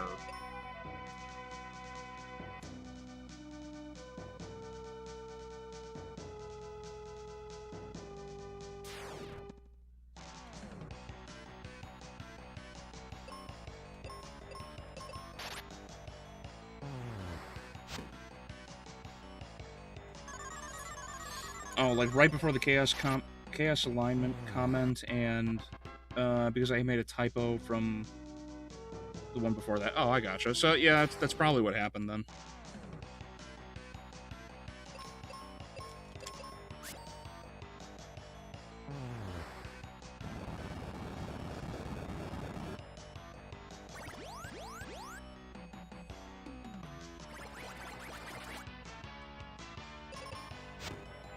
It's a bit hard to type on mobile and YouTube chat. Oh, no, I understand. I understand.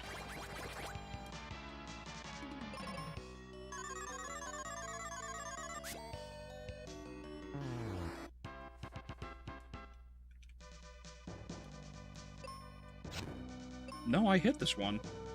And he's not here. Where is Pazuzu?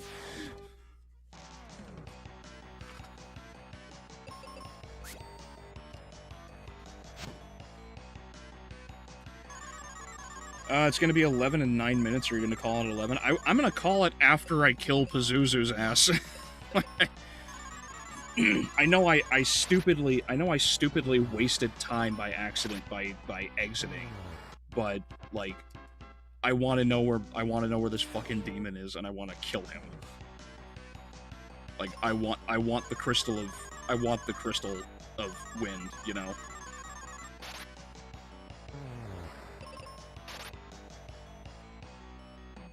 He's messing with you? Yeah, probably.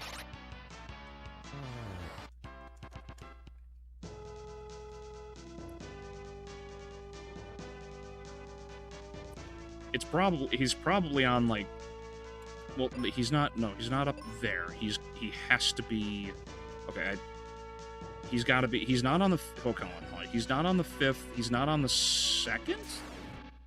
So he's not on 5, 6, or 7.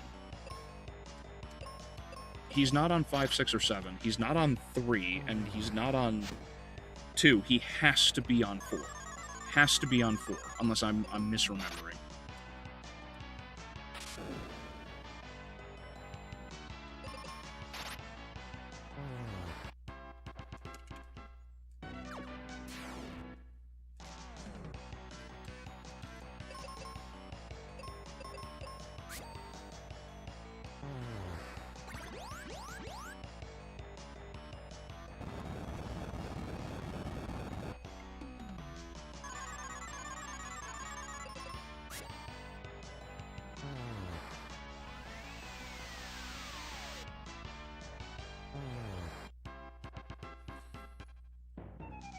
You know, on the bright side, even though I haven't killed him or found where he is exactly, the extra experience will go a long way too, because it'll help just make, it'll help make Benjamin stronger, and I can go and fight shit later. I'm not worried about it.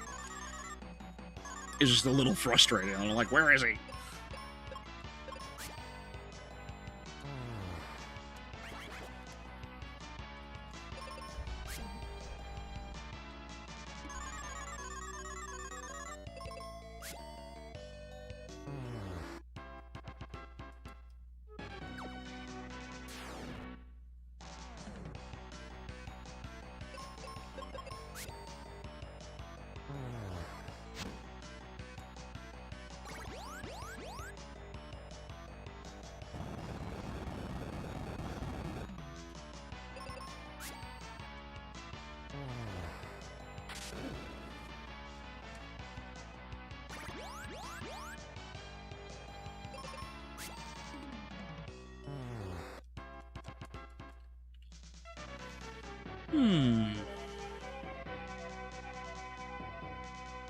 Yeah, he's not. Yeah, because those stairs up there should lead me to 5. This stairway should lead me to the floor he's on. Should.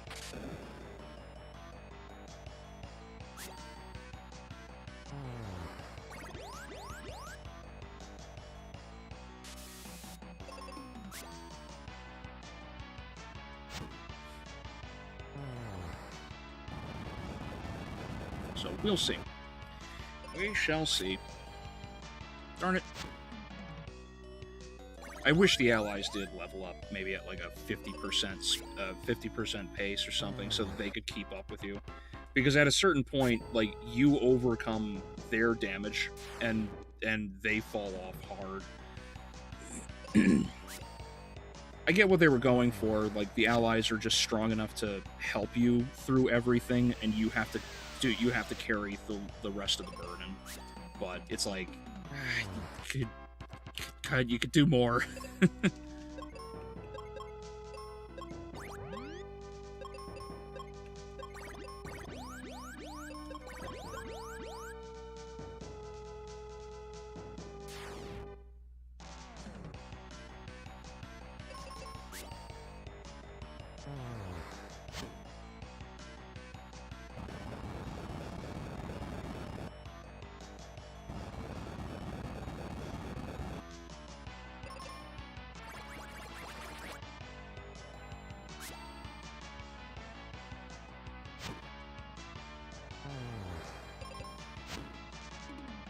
Oh wow, she actually struck faster than I did. Interesting. I didn't think that would happen. All right, this is floor 4. The 4th floor. He should be up here. Damn, even level 36, I can't one-shot them. These guys are probably like some of the strongest enemies in the tower.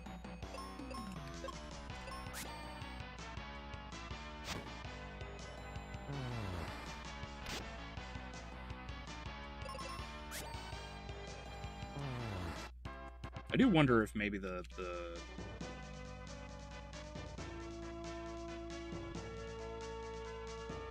Huh?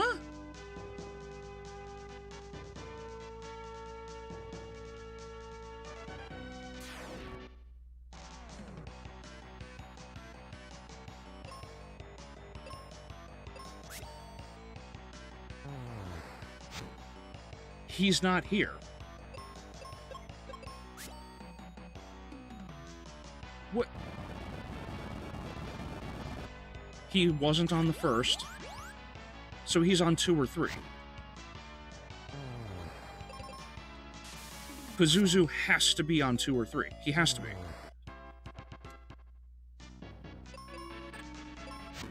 And no, I struck this, so there's... Where the fuck is he?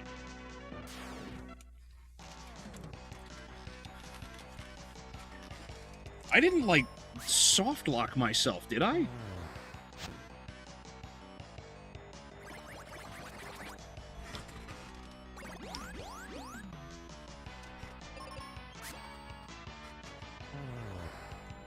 I hope I didn't. I would hate to have to reset the whole fucking game and just redo it again.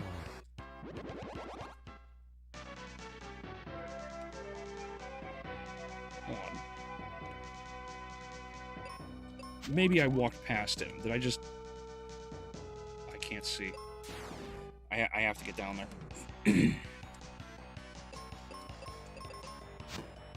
Darn it, Gale. Wasted my attack. I'm hitting 857. I should be able to... Oh, they have 810 health. That's nice to know.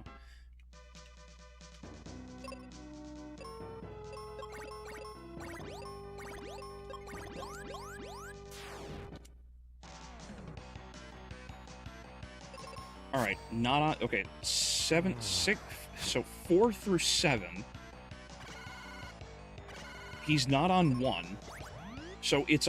he has to be here. He has to be. There's no other... Because I swear he wasn't on 2.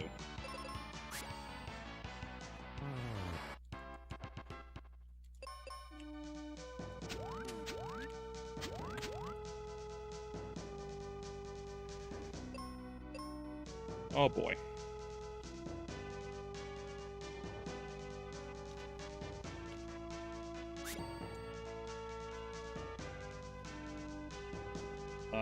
I may have a problem.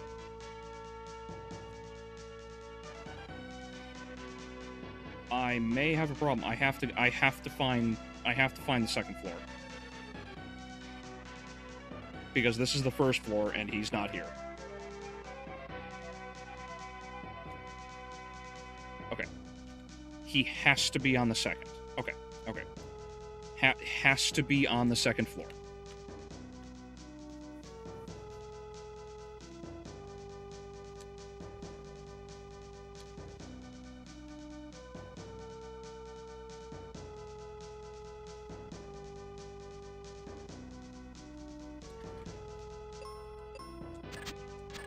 Damn it, I knew that was the problem.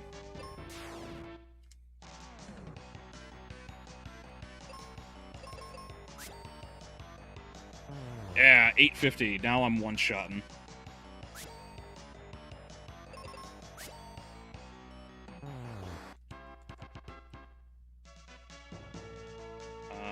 No, that's just a cut-off room. Okay, okay. Don't have to go back through there. I have to go up, and then I have to come back down.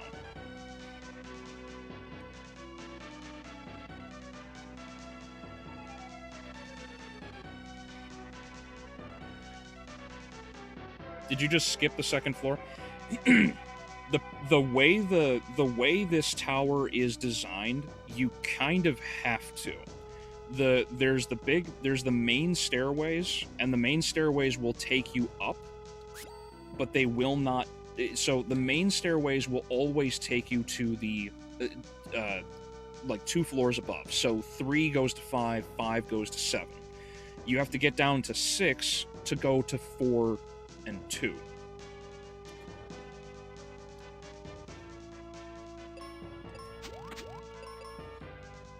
Yeah, see, because he's not up here. He can't be up here because that's what I thought. Okay, so he's not on. I have to reach floor 2. That's what I have to do. I have to find floor 2 because I've already flicked all of these switches.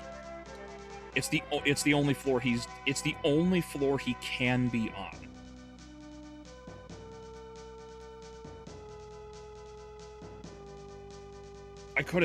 I swear I thought it had to be 4, but I was wrong.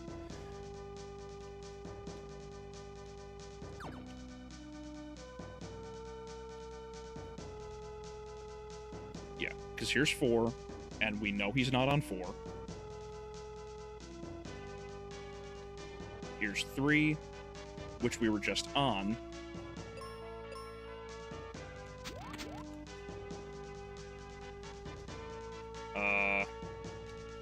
No, this is the right... Okay. He should be right up here. He should be right here.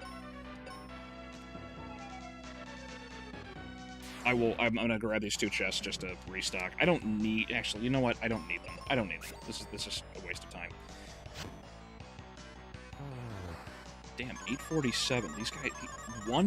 These guys tank the Excalibur at level 37. That's wild. It's like Yahweh.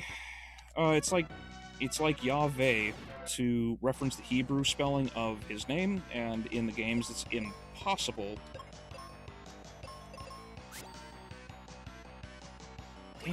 They even have heart. Okay. Possible to say his name out loud because of how powerful it is. You just hear a DJ disc scratch anytime it's said. Also, anything about demons in the SMT franchise, everything is a Oh, another thing about demons. Oh, okay, so everything is a demon, including angels and the gods themselves. All of them are. Want to know why? Even the original word for demon originates from the Greek word daemon, meaning supernatural entity, guiding spirit, lesser beings, or deity. Anything outside of normal. Okay. Yep, there he is. I fucking knew it.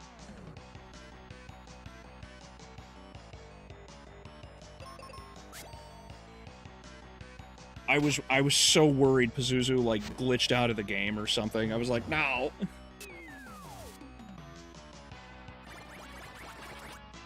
And if he does not fight me here, he will go to the top floor. It's the only other one he can.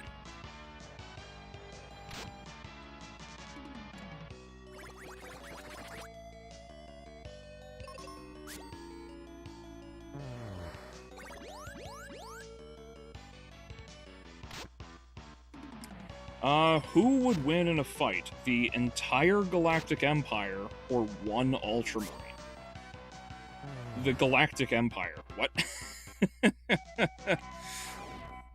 This is a conversation I don't think most people want to acknowledge.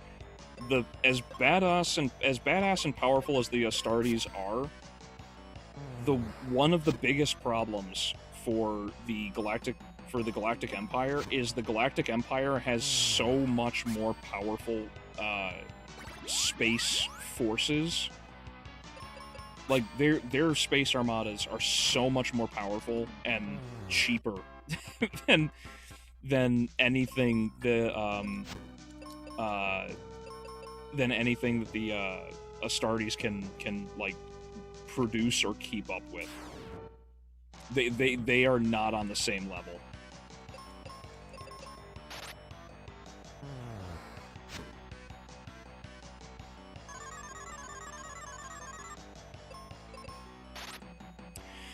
The word demon is used in a sort of catch-all umbrella term for all supernatural beings in the games. That's also why urban legends, cryptids, manifested fictional mascots are all called demons. Interesting.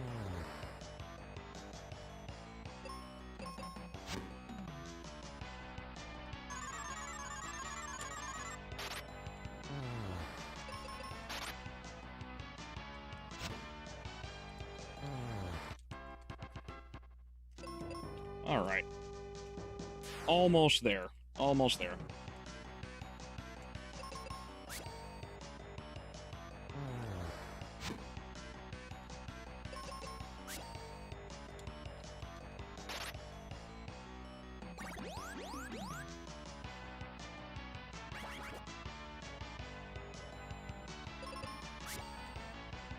Yeah, there's a lot of movies to still get through. Let's see. There's Obsession. Let's see. There's Obsession. There's...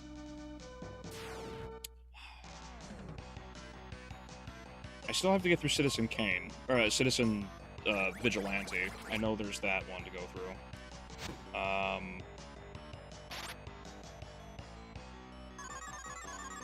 Obsession. I know a lot of people want me to do Obsession. I keep getting people asking me to do reviews for video games. Because a couple people, like, I know there was someone named Harp Bunny on YouTube.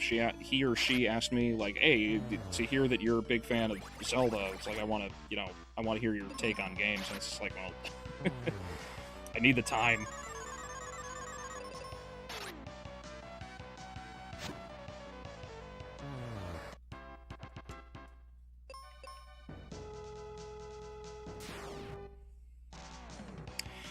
That's fair. They have the ability to hyperspeed through entire ships, so they could take out Death Stars as well, though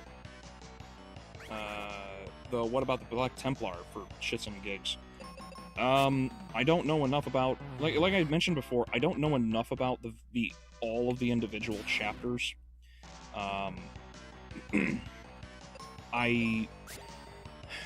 In terms of ground force, I think the Astartes have quite the advantage. Their power, the ceramite armor that they use is way more,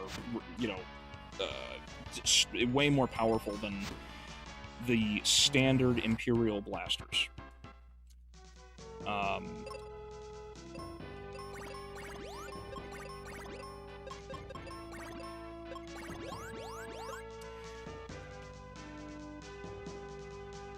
You're fucking kidding me, right? Really? Alright, he's all the way up on the 7th floor. I'll go get him.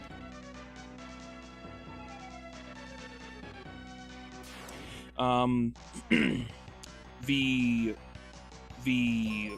ground weapons, the main ground force that the Inner Sphere, not the Inner Sphere, fuck, the Imperium has would well outclass most of what the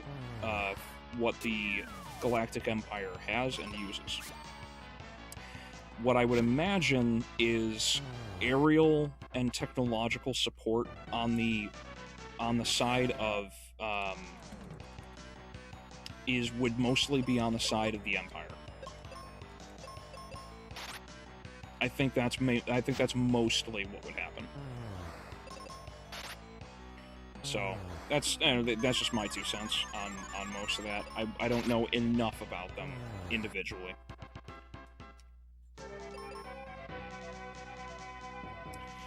Alright, well, I'm off for the night. I need to sleep. Manager, I need you to figure out... Manager, I need you to figure out games I should invest in getting for streams, and yeah. Okay. I will take a look. I will take a look and see, because you have a ton of games, Vax. You don't need me to be a manager. But I will take the time when I get a chance.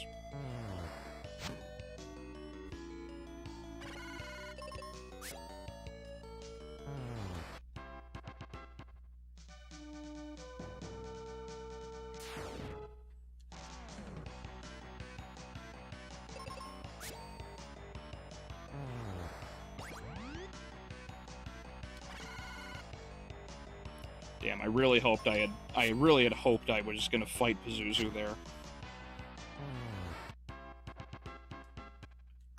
Thank you. Yeah, you're welcome, buddy.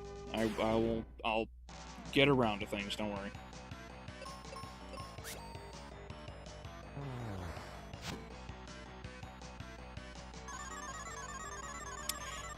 And Angel, which Greek word angelos, meaning messenger, herald, deliverer, is used as a job title for the holy demons. It's really cool. Devil May Cry kind of follows the same approach with their demons, just monsters with the thrill-seeking battle mentality and seeking of ultimate power to rule over life. Oh, okay. Makes sense, because that's usually what demons kind of embody, is just this, desire for power at all cost.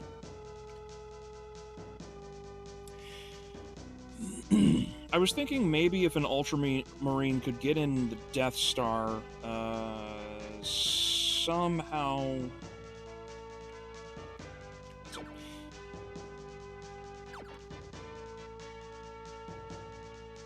Here.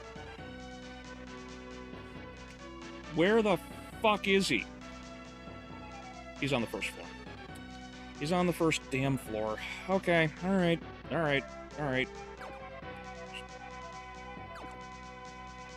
Just waddle my dumbass back all the way down where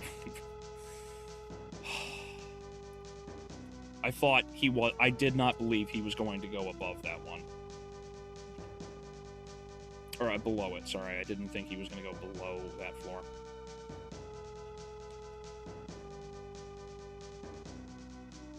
Anyway, I was thinking if a Marine could get in the Death Star somehow and solo his way through and destroy it.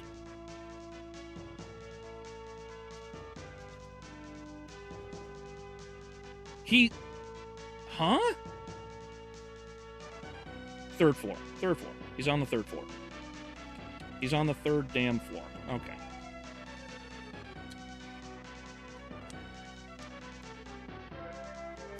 Third floor, he can't be on any other floor.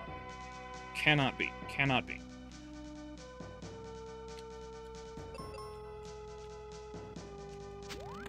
Thought so. Alright.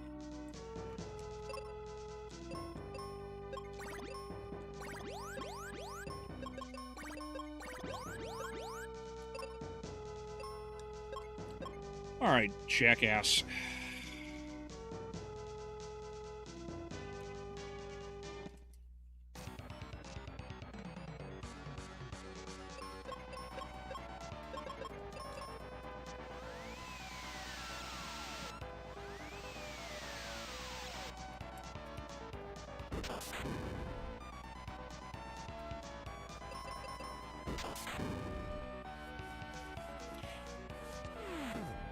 What a demon. Yeah, right?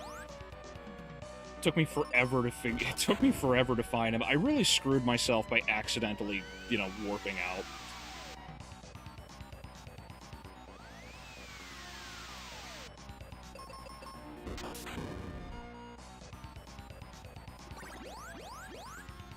Bro's talking about playtime when he's been flying all over the tower. Yeah, right?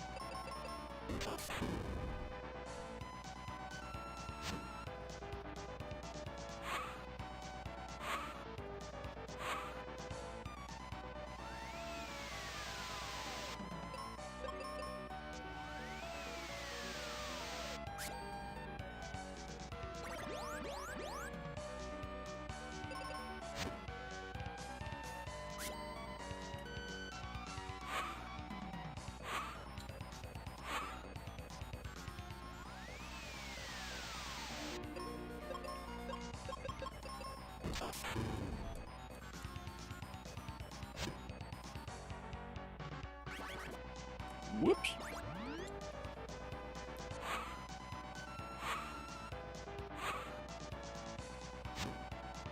Ow.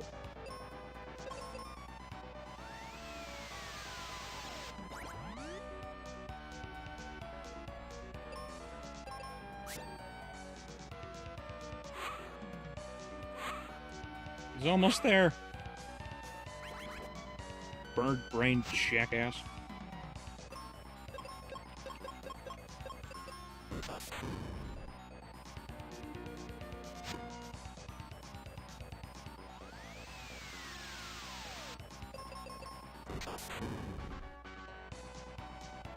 There we go. Finally.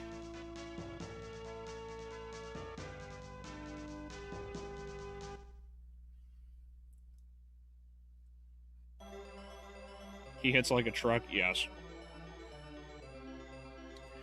That's part of the reason you're supposed to try to avoid the Psych Shield, because the Psych Shield, like, if you hit him with magic, he just blasts you with, like, Meteor or something like that.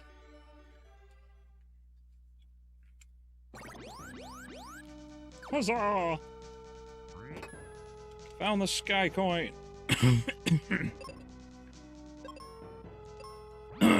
Finally. Let's get the fuck out of this dungeon.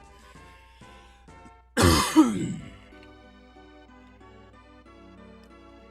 that the bad guy to Ghostbusters or something? Pazuzu was the demon in, I think the first Exorcist. Nice, Chaos Emerald. Yeah, it looked like a lot like it, yeah. Especially the green color. I also really find it funny, a lot of people miss this, but this chocobo right here on top of the weather mill, that's actually the chocobo sprite from Final Fantasy IV with Cecil and all of them. We're having KFC tonight, right? Yes.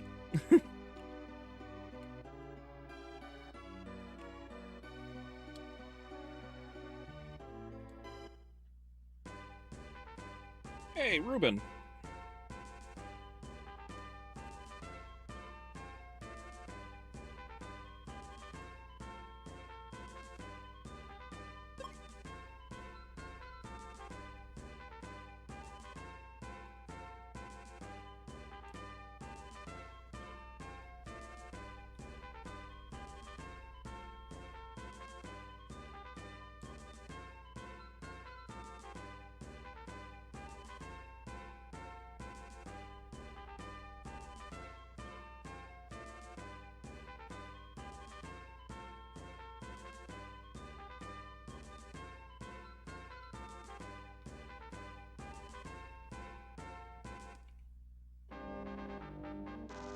I like how Ruben is, like, the same level.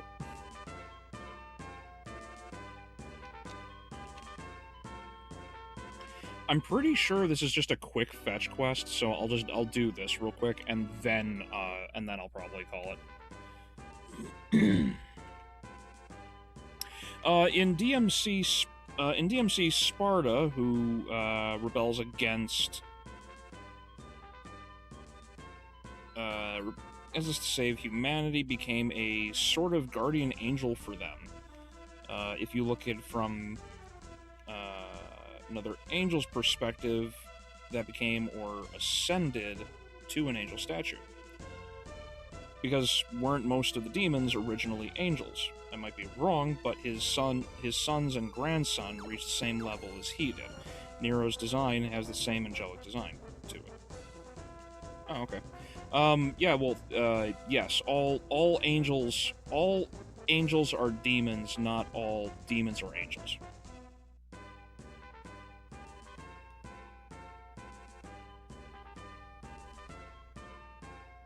I thought I was kind of wrong on that.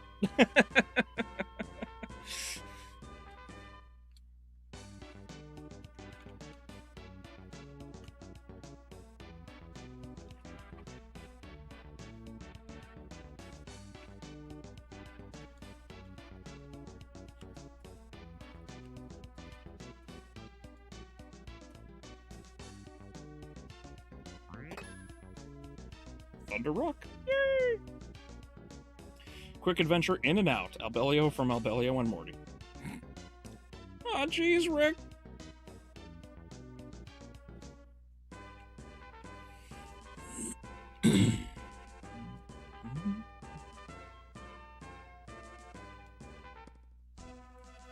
Yes, I'm pretty sure all you have to do is you just run in here real quick. Like, you run up, grab that, and then it powers the machine, and then you're able to get through to the boat.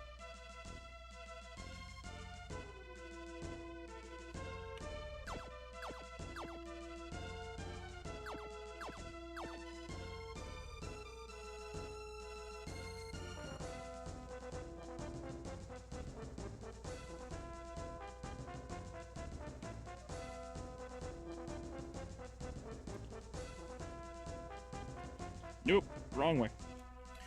Wrong door.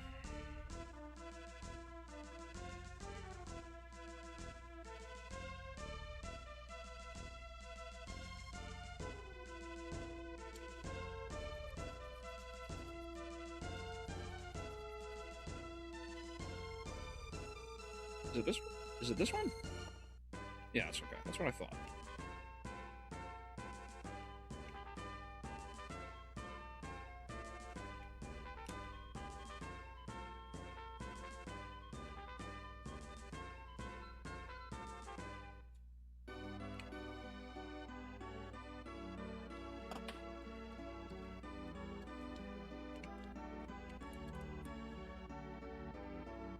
He looks an awful lot like Wily from the front.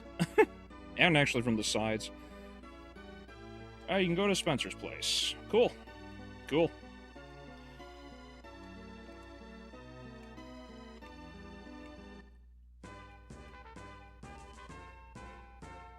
There we go.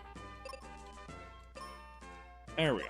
Now we're saved and we're good to go. And now I can, when I come back next week, I can jump in and go through Spencer's place and the boat, and then possibly complete the remainder of Mystic Quest. Alright. Thank you all for coming out, everybody. This has been fun, as usual. Vax, Echo, Fog, Shadow, Devil, Eric, Juan, everybody, thank you all for coming out. And the rest of all of you, thank you very much, of course. If you guys want to hang out with me anytime and talk to either myself or the small but growing community, donate to me on Subscribestar. Just $5 a month gets you access to the Discord. Don't forget to check out Balmorian Galaxy for Battletech and MechWarrior, which I will be getting around to at some point soon. Yeah, if you haven't seen either of them, my Backrooms review came out earlier this week, and of course, brand new day premiered just a bit ago, right before the stream. So if you haven't seen either of those, check them out. Obviously, my Odyssey review, as well as my Evil Dead Burn review, everything. So thank you all for enjoying. Have a good night, and have a good weekend, everybody.